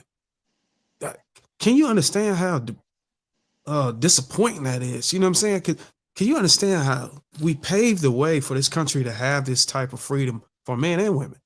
And then, lo and behold, y'all turn y'all backs on us when it comes to relationships, marriage, and sex, which is one of the most key, one of the most, I would say, most important things a man need, or whatever, as far as desires and stuff. Can't you see how kind of messed up that is? You know what I'm saying? I'm not saying that there isn't, because I've actually heard that a lot, that there's like a epidemic of like loveless marriages or single men and things of that nature, right? I am wondering what is the solution to that, because if a woman is withholding her body, it's not as if we don't have urges the same way as men do, but 9 times out of 10 it's I'm withholding my body because, like, for women, the drive is connected to the mental. So there's something that isn't equating when that said lone wolf that is never getting any, he's not charismatic, because the BS that is happening right Let now. me make it more precise for you. Just imagine a soldier returning home from duty. And he can't get no bonds because he don't make 6 figures. He got to wait till he become a staff sergeant or some shit like that. But he's got to go fight and risk his life for a country full of women that have these crazy, outlandish expectations for them to get a relationship. But he can go and die at any minute, so she can go out here and create these crazy standards. That set of standards that men use, and the same set of standards that women use when women say he expects me to have a 40-inch bust down and a BBL and whatever. No man is That just came from social media. Nobody's standards in real life are like this. You meet a woman in the bar right now or in Walmart right now, she's 9 times out of 10 going to be willing to share her number with you and go on a date with you or sleep with you just based off of if you are charismatic, if you can hold some type of conversation, and you can at least afford a meal at a simple Copeland's or a Buffalo Wild Wings. Be for real. People are saying these things on social media that aren't real. Those aren't nobody's standards. I love you know the problem with that? Wait, you think it's that easy? Fair enough, Laisha. Fair enough. And you know what I would ask those women who bring up social media talking about 40-inch buzz downs? Do you want likes or do you want a husband? And that's true. Because I've never had a 40-inch bust down, but I got a man, so I don't know. That's the cusp of the issue, because a lot of women like to derive male attention on social media as the go-to to say, this is y'all standard. And and you look at every last one of those women with a 40-inch bust down, and none of them ain't got no man around them. They getting bust down. So do you want the social media likes and the attention, or do you want a husband? Because I guarantee you, I can ask even the worst type of women that ain't no shortage of men in their inbox.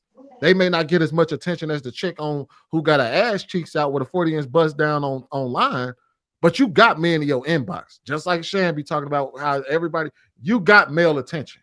So there's a dude in your inbox, ladies. If you looking at the chick on social media, look at your own damn inbox. Don't pay attention to her, because if you want the fucking likes, then get the likes. And you got to do what you got to. But when you're saying that, but negating the fact of a married man will be with a woman that is buttoned up like a mirror or something like that, and she is the good woman, right? But will be willing to put that marriage in jeopardy for the 40-inch bust down. So then that looks like to us that you valued the 40-inch bust down over the good woman. And y'all don't understand men. That's why. Like, could you explain that then? I'll let Marcus take it. Go ahead, Marcus. Yeah. So, like, the way y'all view sex and relationships or attraction is completely different than the way we view it. And I've heard women, not yourself, but a lot of times women will make arguments as to what they would be attracted to in a man, and then expect men to be attracted to them the same way based off of that. A lot of times you hear it made when they're talking about the degree or the amount of money they make. Like, I make $500,000. I'm definitely gonna get a man who makes $500,000. But men aren't in mass saying I need a woman to make as much as me or more. That's not how we think. When we see a woman walk down the street, she could be broke as anybody else, right? Like, broke as she's damn near homeless. But if her body look right, our sexual drive is turned on and is going, and we attracted to her. So we may not want to be with her long term. We may not want to be with her forever, but we view sex differently because the men that can have sex have zero feeling after that. And it'll look like, oh, he wanted to leave his family and go be with that woman because he gave her sexual attention. When no, he was just attracted in that moment. And the minute he came, the attraction left. But with women, the oxytocin gets released and they want to get closer usually after sex. If she got lift too? Ooh. That's not the part that I don't understand, is what I'm saying. I completely understand men are visual. What I'm saying is if you are willing to put your marriage in jeopardy, that means you were willing to make me feel like I am replaceable and I should leave. Everybody knows women initiate divorce more, right? Okay, cool. So if you know that when you're getting married, statistically proven that she could be more likely to leave you than you are likely to leave her, you would jeopardize making her feel like she should leave over something that's just visual is crazy work to me. Where did that come from? Because first off, most men ain't cheating. The problem with that, with what you just said, Laisha, is that you assumed that a man is doing it in hopes that his woman feels insecure about what he's doing. Mm-hmm. He's doing it for the reason that he's doing it. It ain't got nothing to do with your feelings in a situation. In fact, he hope he don't get caught. He ain't going into this situation. Just speak specifically about the man talking, man, I sure hope my wife sees this shit and she gonna get her shit together. Like, that's not what he's doing. Right. He's doing it because it's an opportunity for him. And I'm not sitting there advocating for men cheating. I don't advocate for men cheating. No, I don't think that. However, to explain, that's not the mindset of a man to hope that his wife feels insecure about his cheating. So we don't think about, man, my wife is going, if I do this, I'm going to make my wife feel insecure so she can get the fuck on or get better. He's doing it in secret, and then you find out, and you just leave him because you don't like cheating. Well, she wasn't saying she left because she didn't like cheating. That's why I was saying they don't understand us, because what you described is true, right, Sweeney? The way we view it is just completely different than how they view it, and they assign their views on it to our rationale and logic on the way we're moving. Because you like, well, you can't love me if you're cheating on me. You can't feel that. You can't be content. You can't. That's not how we are. Like, and it goes to this: the way you look to a man you admire, you're gonna give you all to him. So it's kind of like a leader can have 100 followers, but 100 followers can't have 100 leaders. You see what I'm saying? One follower can't have 100 leaders because the way we give our attention is different. I may not be explaining because somebody jump in. It's hard to explain, but I think that because like the way that you're thinking about it, you're thinking about it in the way of, because you slept with the girl on Instagram, you're telling me I'm not good enough and I'm not as good as the girl on Instagram. No, because you slept with the girl on Instagram, you valued whatever that look was or whatever that lust was over this union. And for me. That's my problem. Right. And that is not true. He's hoping he doesn't get caught so he don't lose you. Like, so it's just immaturity then. I wouldn't say it's immaturity. It's the nature of men. So that's one thing y'all don't understand, and I don't No, think we understand it. No. So think about it, right? There are men who run entire countries who get caught up over some cheap box, right? Just Hillary Clinton, right? He got head in the Oval Office, right? These men are at this high position, and they're finding it difficult to hold on to all of that. And you think that a man who's just married to an average, Jane is going to find it easier to hold on to all that. Now, I don't advocate for cheating at all, right? I think that self-control is a top-tier trait. You guys are saying that all men should have it.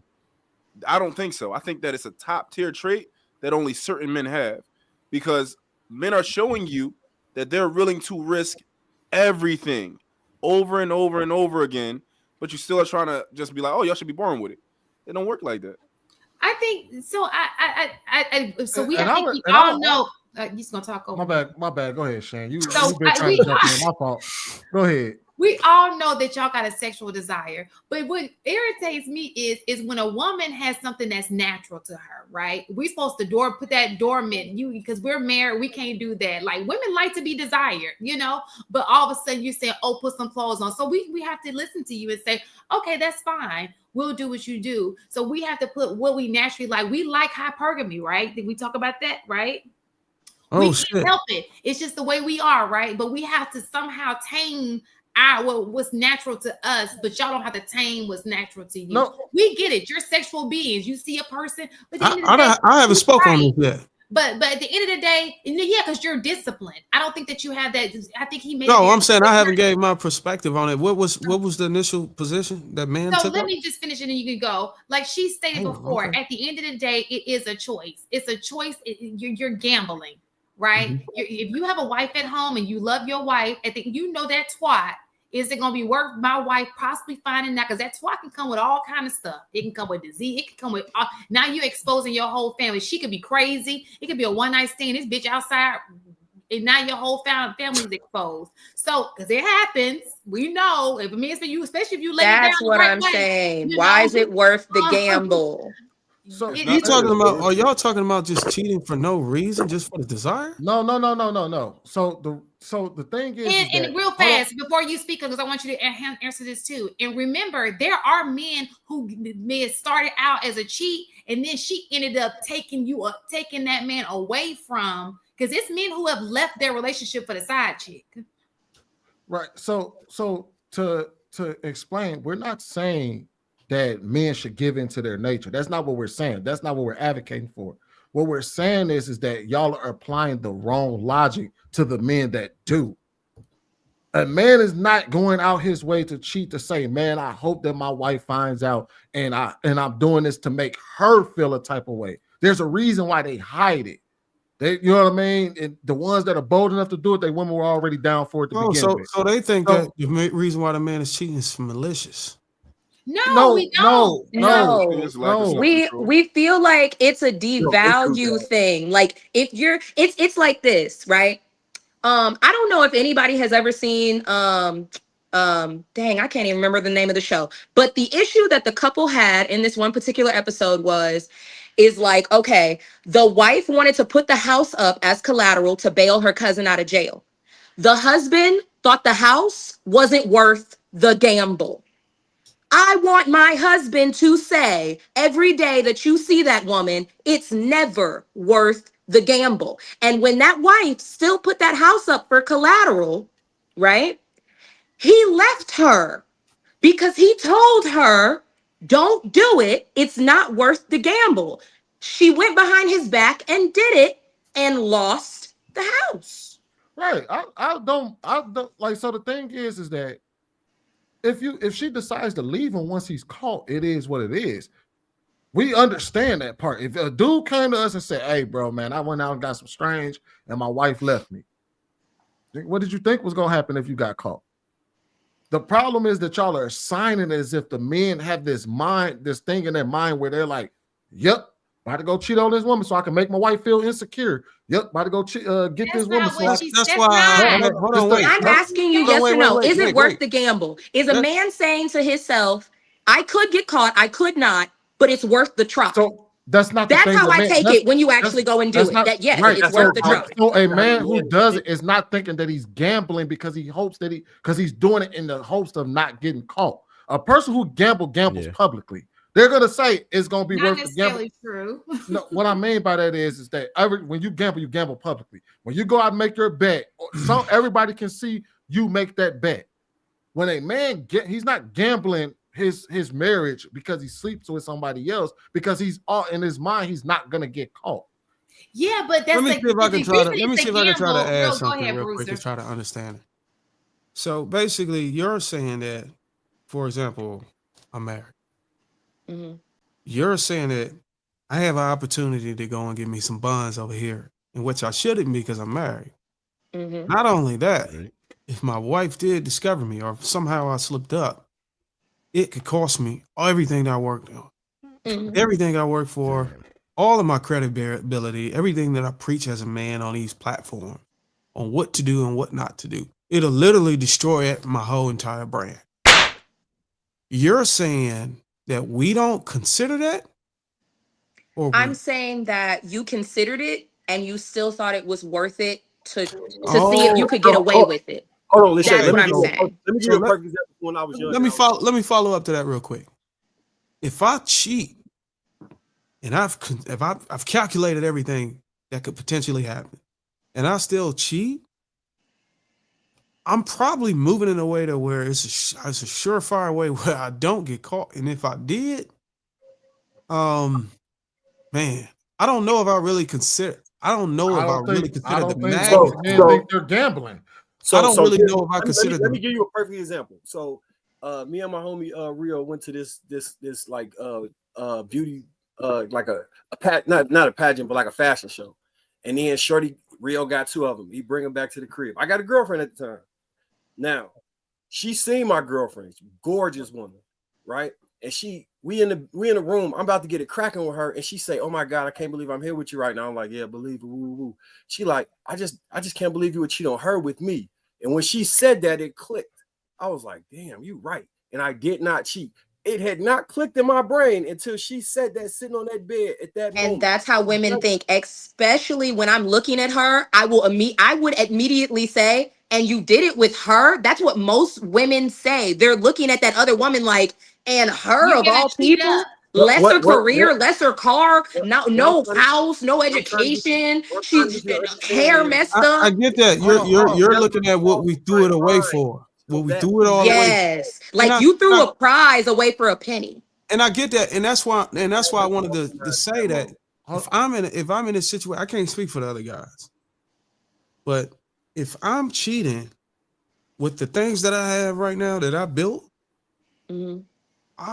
if I'm out here cheating, I don't give a fuck about that shit no more. I've got you to at a a place, different age, And that I can respect. I can respect it. At this age, I can agree with you. At 21, 22, 23. We ain't talking about 21. Hold on. I can understand that at 21, 22, I wasn't here.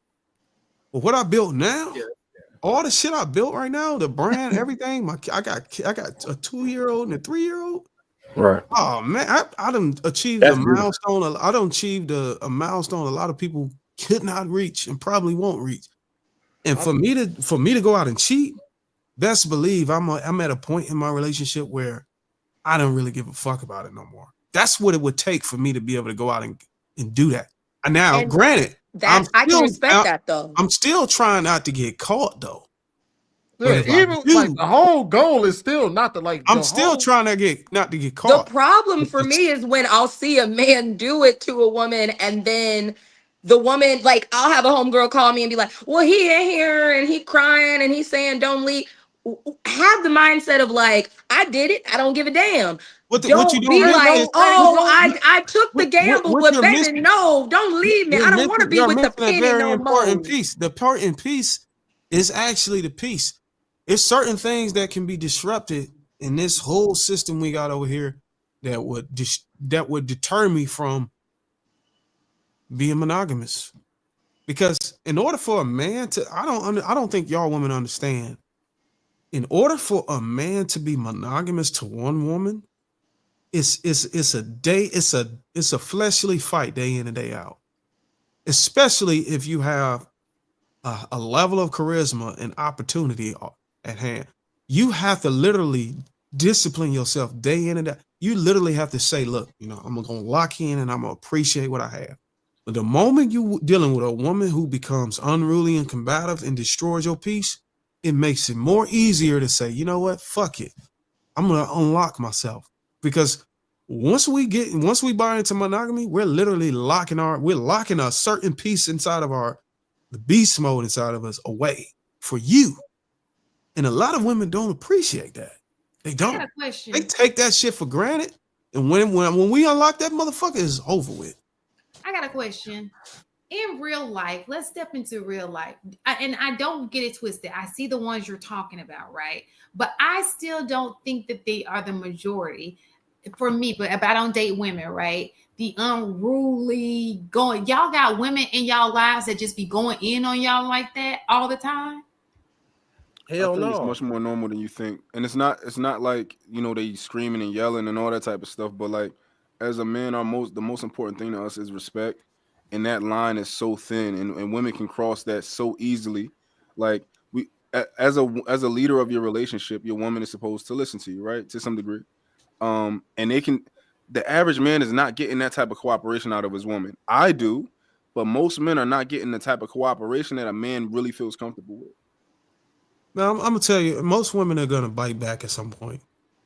Sometimes it's just gonna happen. It was a woman nature to be combative at certain points, in certain phases, especially if she goes through a reset to where she had to get back in to respecting your boundaries. A lot of times it's postpartum, changes her mindset. You got to remind her, like, man, look, you got to still respect me. I get it. You're going through these psychological changes, and you want to make me yield to your emotional toil that you're going through. But still, the bottom line is, hey, I'm the head.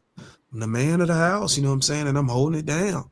So I'm not going to sit here and say that my woman is just a whatever you like Coming to America too. No, sometimes motherfucking shit get out of hand. I'm not saying I'm not abusive at all, but I got to remind her who the fuck I am. You know what I'm saying? Like, shit is not going to go down. Do you think that I know there was an episode of what show was that? I think it was a Wednesday show. Was it this Wednesday? And they were talking about the guy got on there because nobody addressed the question about competency. Like, a lot of women feel that a lot of the guys that they date aren't as competent, and they feel like that's the reason why they talk down. Do y'all feel that way? And a part B to this question, because how many people on here got daughters? And how many people on here got multiple daughters? So you do know the more daughters you have, the more opportunity there is that at least one of them is not going to get married, right? At the rate of marriage as we're going in, right? And it's assuming it only gets worse, because they said that the data is showing that, Really? Yeah, it's going down. It all depends on where they come from. You said what now? Does the report take into account for how they were raised?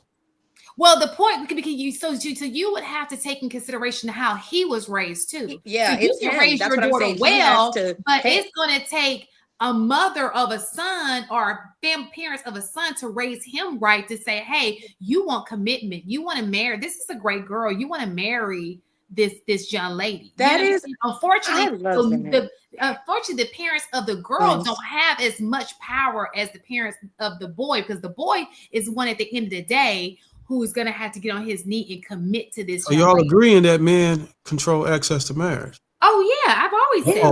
Who disagrees with that? We had a TikTok panel not too long ago.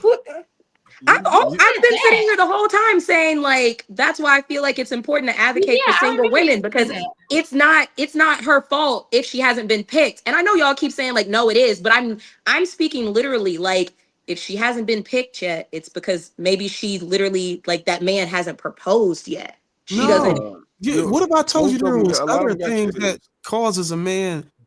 You can't just think it's just that. There's other things that you have to do. No, I'm not putting it down to literally just that. What I'm saying is there are a lot of good women out there that need outside men until they are picked. Like women with potential to be picked, women with potential to be Can you wives give me an that will be example what a wives. potential to be picked or potential Well, to be so for wives? example, Marcus, you had a I conversation. think You had a great woman. I think I'm giving Lakeith you an should example. You answer said that. I'm gonna let you the man I who will. has an example speak. I remember we were on a panel and Marcus said he was with a young lady and she was everything. You remember the young lady your auntie blasted you about? So there are women who may be great marriage mind and they just met him at the wrong. Marcus said, "Hey, it was the wrong time. You know, it was just not a good." Has she taken the one? So after that, my wife know this. We talked about. So had Oh, is she there? Yeah, she right here. That last Hi, time wife. she waved, say hi.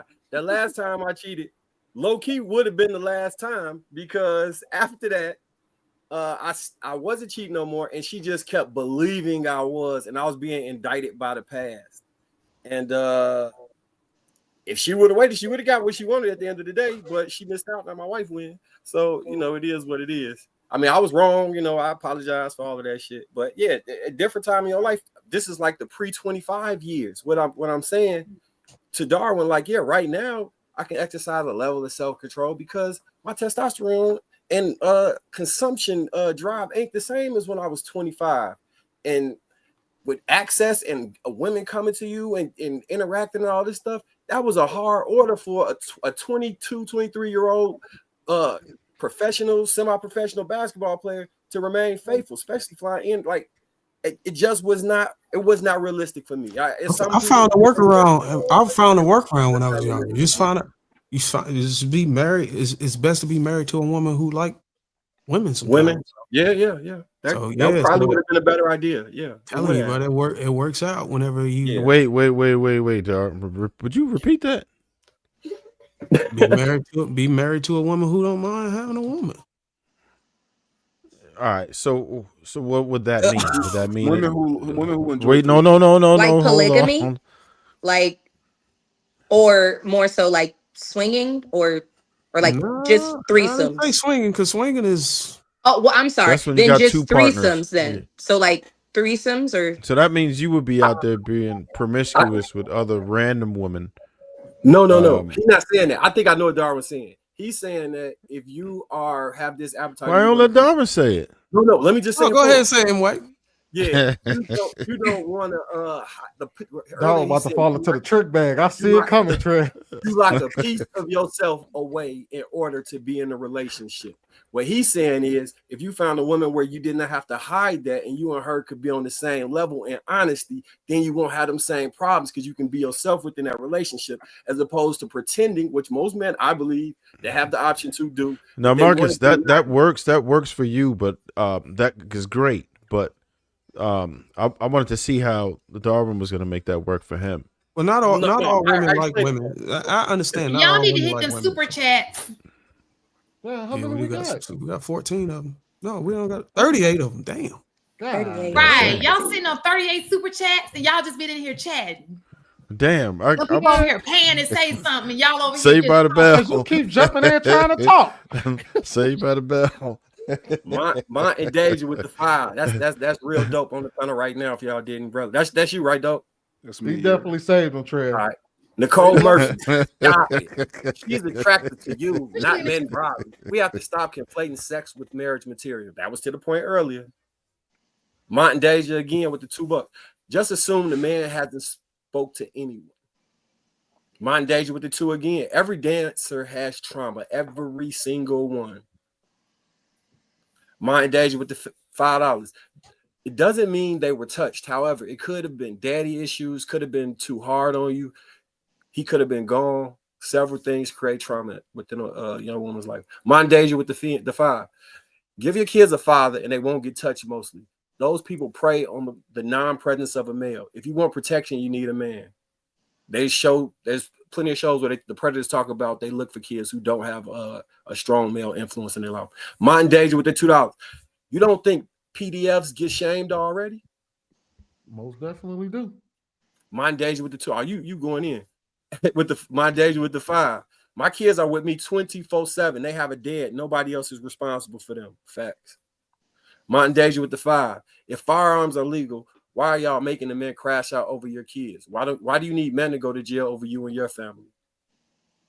Successful MD with the $2. Do women call out the abusive female teachers? There has been a rise in them making the news. Yes, Bro, I think that is gross. Bro Namji with the $5 super sticker. Salute, bro. Prophecy the Savior with the 10. So quick question. Let's say the men of that caliber do what you say, Laisha. Lachey, did I say it right? Laisha. Laisha. Yeah, Laisha. And that man gets killed and can't get back to his family. What do we do for that man's family protection and needs then? Pause. Hold on, wait. Before you move on to I definitely want to hear Laisha and Ray Ray's answer to that question real quick. Keep it under 40 seconds. Okay. I fully believe that whatever that would mean, whatever she asked for is what she needs, I would be willing to contribute to that. And I believe in the same concept as not only if he died, as in like if he went to jail for that offense. Like, I think that protecting the Black family and being in support of Black people, no matter the circumstance, I would do. If that lady asked me for $20, if she called me 10 years from now and was like, hey, I need $100 for my kid's $20? graduation, like I'm fine with that. I don't mind supporting somebody. I'm all about camaraderie. So you think money can like $20 can replace a father? No, I don't. I'm literally my first statement before the only examples I could think of quick, fast, under 40 seconds though were those. But my first statement was whatever she asked for, whatever she needs, whatever I can contribute to this woman's life, to her family well-being, to the betterment of that family, I would be willing to do. So she needs you to pick up where he left off with all of the resources he was provided. I feel like that would then become a community effort. Nah, it's gonna be your ass effort. Your ass is on the line, and he saved your ass. Yeah, he saved your ass. He didn't save Right. me. He saved you. Right. Next super chat. So crowdfunding would be the answer. Maybe we preemptively do it. Call it a vengeance fund. Prophecy the Savior with the $10. Also, if you a married woman, would you be okay if your man lost his life to protect a woman he does not know, now leaving you without protection? Yes or no? I Yes or don't no? understand why people keep making it seem like I'm asking for physical stuff. I'm No. verbatimly Yes or no? asking for shame. Yes or no? Would you be okay? No, I'm asking Okay. for shame. Ray, yes or no? You don't think we shame? She asked for shame though. She not saying physically step I in. get it, but that's not the question. All I was saying I is think that you if men personally knew- do. If You don't men think knew men in to large shame men for being predators? Yes or no? shame, but I think collectively, if they knew there would be consequences beyond shaming, like real consequences, then it would be a decrease in the predatory nature, especially amongst kids. Men just know that most men are going to kind of debate it in their head and be like, well, should we go I after mean, him? think for- about Let me R. These is the Kelly longest though. yes or no Think about I've R. ever Kelly. Y'all did forgive R. Kelly for them 14-year-olds. Let me finish what I'm See what I'm saying. saying? Nobody's shaming R. Kelly. Nobody shamed Bill Cosby. That nigga in jail. Didn't go 14 years. Yes or no? So the answer yes or no in unison. 1, 2, 3. No. No. Ray. Yes or no? What? No. All right, we're gonna go to the next thing. Shan, you know, yeah. I Prophecy already to say said no. It's a no-go for Wait a me. minute. You know what? Hold on, wait. Before you go to, you know what's crazy? You talking about shaming R. Kelly? We put that nigga in jail for y'all. Yeah, and then That all nigga's black people locked got up. on the platform and was like, we illegal. never gonna stop loving R. Kelly. I don't give a do flying it. fuck It was that some illegal. people. Who You know cares? what's I think R. crazy? Kelly a little bit different They though. still Okay, listen to that nigga first of music. all, In jail Still, right now. 2 seconds. That's what When I'm he talking did it to the about. first 14-year-old, he did not go to jail. It And was when Shan, he you told still listening to his It music? wasn't for lack of trying. I don't listen You to said it him. like we didn't try. Oh my God! when it was Aaliyah, nobody said it. No. Hold on, wait. Why did R. Kelly get off? Prophecy to say The first time, can we definitely try? Also, we do Why not did have he a get cell off? phone with 5G. You that know can you call listen to 911 or instant data with Google that can Bump and tell us the Grind nearest police station. Y'all so at night. No. Don't do Prophecy that. the Savior with the $10. Can we allow people to speak without trying to cut someone off? We are adults, right? JR, panelists should fill out a decorum form. This is getting old. HR, we need new forms. Great point. Goodbye. Martin Deja with the $5. I'd Y'all say know that goodbye. men do what y'all, you know what men do when they feel weak? They go to the gym. They learn to fight. They arm themselves. What y'all doing? We go to the gym. Trucker Yale with the $10. All y'all do is leg work, glute work. Trucker Yale, salute Trucker Yale. Amira is absolutely right. The way you present yourself is a key, lady. Is the key. Lady-like presence will always get lady-like respect. Most men will tighten up because of a lady. Y'all ain't JC with the $2. Ronald McDonald's wife is right. Oh, prophecy the savior with the $10. Shan, it's 2025. Allow people to live in delusion. Also, guys, remember only women are SA, no men ever, right? Also, women never SA kids ever, right? The lies we tell, shaking my head. But men also Trucker Yale with the $5. Man, it amazes me how our own women continue to place men the same way as color purple. Shaking my head. Time to let it go. Successful MD with the $2. Demanding total liberation, but won't help. Wow. Successful MD with the $2. Do car dealerships advertise for no reason? Prophecy the savvy with the $5. Someone pull out the bat signal, please. Shaking my head. Was that for Kine? UE McCoy with the $5. I will never understand why men submit so much time on your show letting these women bogart their way with these silly hypotheticals. Prophecy the savvy with the $5. Real dope. Fam, it's pointless. There will always be an excuse no matter how many different avenues you point out and give. Trucker Yale with the 10 again. Salute.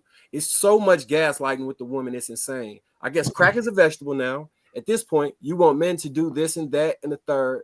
At the same time, you call them the same men predators. Prophecy to save you with the $5. Salute to you. Y'all cooking tonight on these super chats. Damn shame. Laisha just admitted she gives her husband a hard time when it's time to follow his guidance. Damn shame. Look at M. White face, laughing my ass off, shaking my head. Hey, his face. Yeah, I'm gonna do it again. His face was priceless when he said I'm gonna keep that doing shit. it. Yeah. I got a husband. You McCoy, salute, bro, with the $5. I personally believe y'all dudes on the panel look more ridiculous than these loudmouth chicks you got running your show. Y'all look good. Prophecy to savior with $5. That's too much logic in White. Sweeney, adults that want protection and benefits but want the responsibility of children. Hypocrisy at its finest. I swear. Rashawn Watts still with the $5. Why don't y'all have the same smoke for these female teachers smashing these girls and boys in these schools? That's nasty. Premier XL breeding with the $5. Compared to men carrying guns legally and women saying it's kids around, put it up. Bro Namzi with another $5 super sticker. Prophecy to Savvy with the $5. Man, y'all have. She bringing in the money. Yeah, Laisha, would you be okay if your husband volunteered to protect women in need of these services? He does. He's a security officer. He protects people all the time. He's head of security at several places. What are you talking about? Rashawn Washington. Why do black women say that they dress modest, but you can see their camel toe, crack, and every curve in their body? It makes sense. It's bigger than average. Rashawn Washington with the 10. The reason why women get most of the blame is because 20% of the men is sleeping with the majority of women, with almost 80% of children are being born by 20 to 30% of men. Men spread it out. That's impossible. That's crazy talk to me. Prophecy to save it with the 10. The reason why women get most of the blame is because 20% of the men is sleeping with the majority of women, with almost 80% of the children being born are produced by 20 to 30% of men. That's incorrect. Successful MD with the $2. She has a doctorate in capping from Cap University. Cap. At least she went to school. Prophecy to save it with the 5. Quick question, panelists. How do y'all lose the plot every time? How do we go down a rabbit hole like this? Stay on topic. JR, where is HR at? I'll take the blame for HR got fired. Prophecy to save it for $5. JR, I blame you for the panelists losing the plot today. Laughing my ass off. JR in the back taking an extended smoke break, and all hell has broken loose. He did disappear. Oh shit! I thought JR was asleep. I'm the one clicking the super chats. That man got a lot of reverb. He moving all his furniture out. Let me rock. Oh, y'all funny. That was funny. Talk about some my husband volunteer. Talk about some he a security guard. He volunteered. That nigga get paid to protect people. That's like it's the same thing. My man does put his life on the line for people all the time. Yeah, but somebody's paying him to do it. He could die. What? Guess what? Y'all just said that $20 wouldn't help me if he died, right? His paycheck would not help me if he died. Security So guards don't put their life on the line. Security guards, they know better. They know that let they got me insurance. They rephrase not that. going. It's not said you're not gonna security cover guard. her, He's Megan. executive protection. He carries the gun, works nightclubs, TV shows, celebrities, etc., etc. People expect him to take a bullet for them. And you Pull do up too. on me. Yes. So Pull up. my question to you is, Ouch. not argue with that man no more. You better not. I told you I don't argue. I whine. Stop all that goddamn whining. Endings. Stop all that goddamn whining. I'm never gonna stop whining. I'm Big Daddy's baby, and I'm I don't gonna care. whine like one. I don't I care don't about care. it. I don't care. I Hey, don't tell your care. husband we appreciate him letting you stay up and Oh, rock out he's with us. on a work trip in Miami filming, so Oh, he is shit, no wonder you gotta unbothered. stay up this late. He is unbothered. He be saw All you the on here men with has me. fouled Like, Yeah, no, he's In on Mi- here. I think he's on here. in Like Miami. he's Was it? watching. We Yeah, Miami. You want so to he shout him works for a out? TV company, and they're filming damn, in tell that nigga Miami to send a right super chat then. Damn. now. He did. She did some super chat. He ain't Thank sent no damn you. super Nigga chat. ain't I'm seen here. it. You know how many super chat she brought in tonight? She did. Rashawn Washington with the fan. $5. And I appreciate y'all for letting me come to this platform. I have had such a great time. Is it better than TikTok or no? It is like nobody has like Hold on, right quick. Hold been super on, rude or Laisha. disrespectful. Hold on, Laisha. I want to thank you guys for tuning in tonight. Let's make sure we follow everybody and support everybody. YouTube channels, IGs, clothing lines, film. We all talented over here, so let's make sure you guys are supporting the same way you support here. Catch us next Thursday, and we are out. Y'all enjoy your weekend. Bye.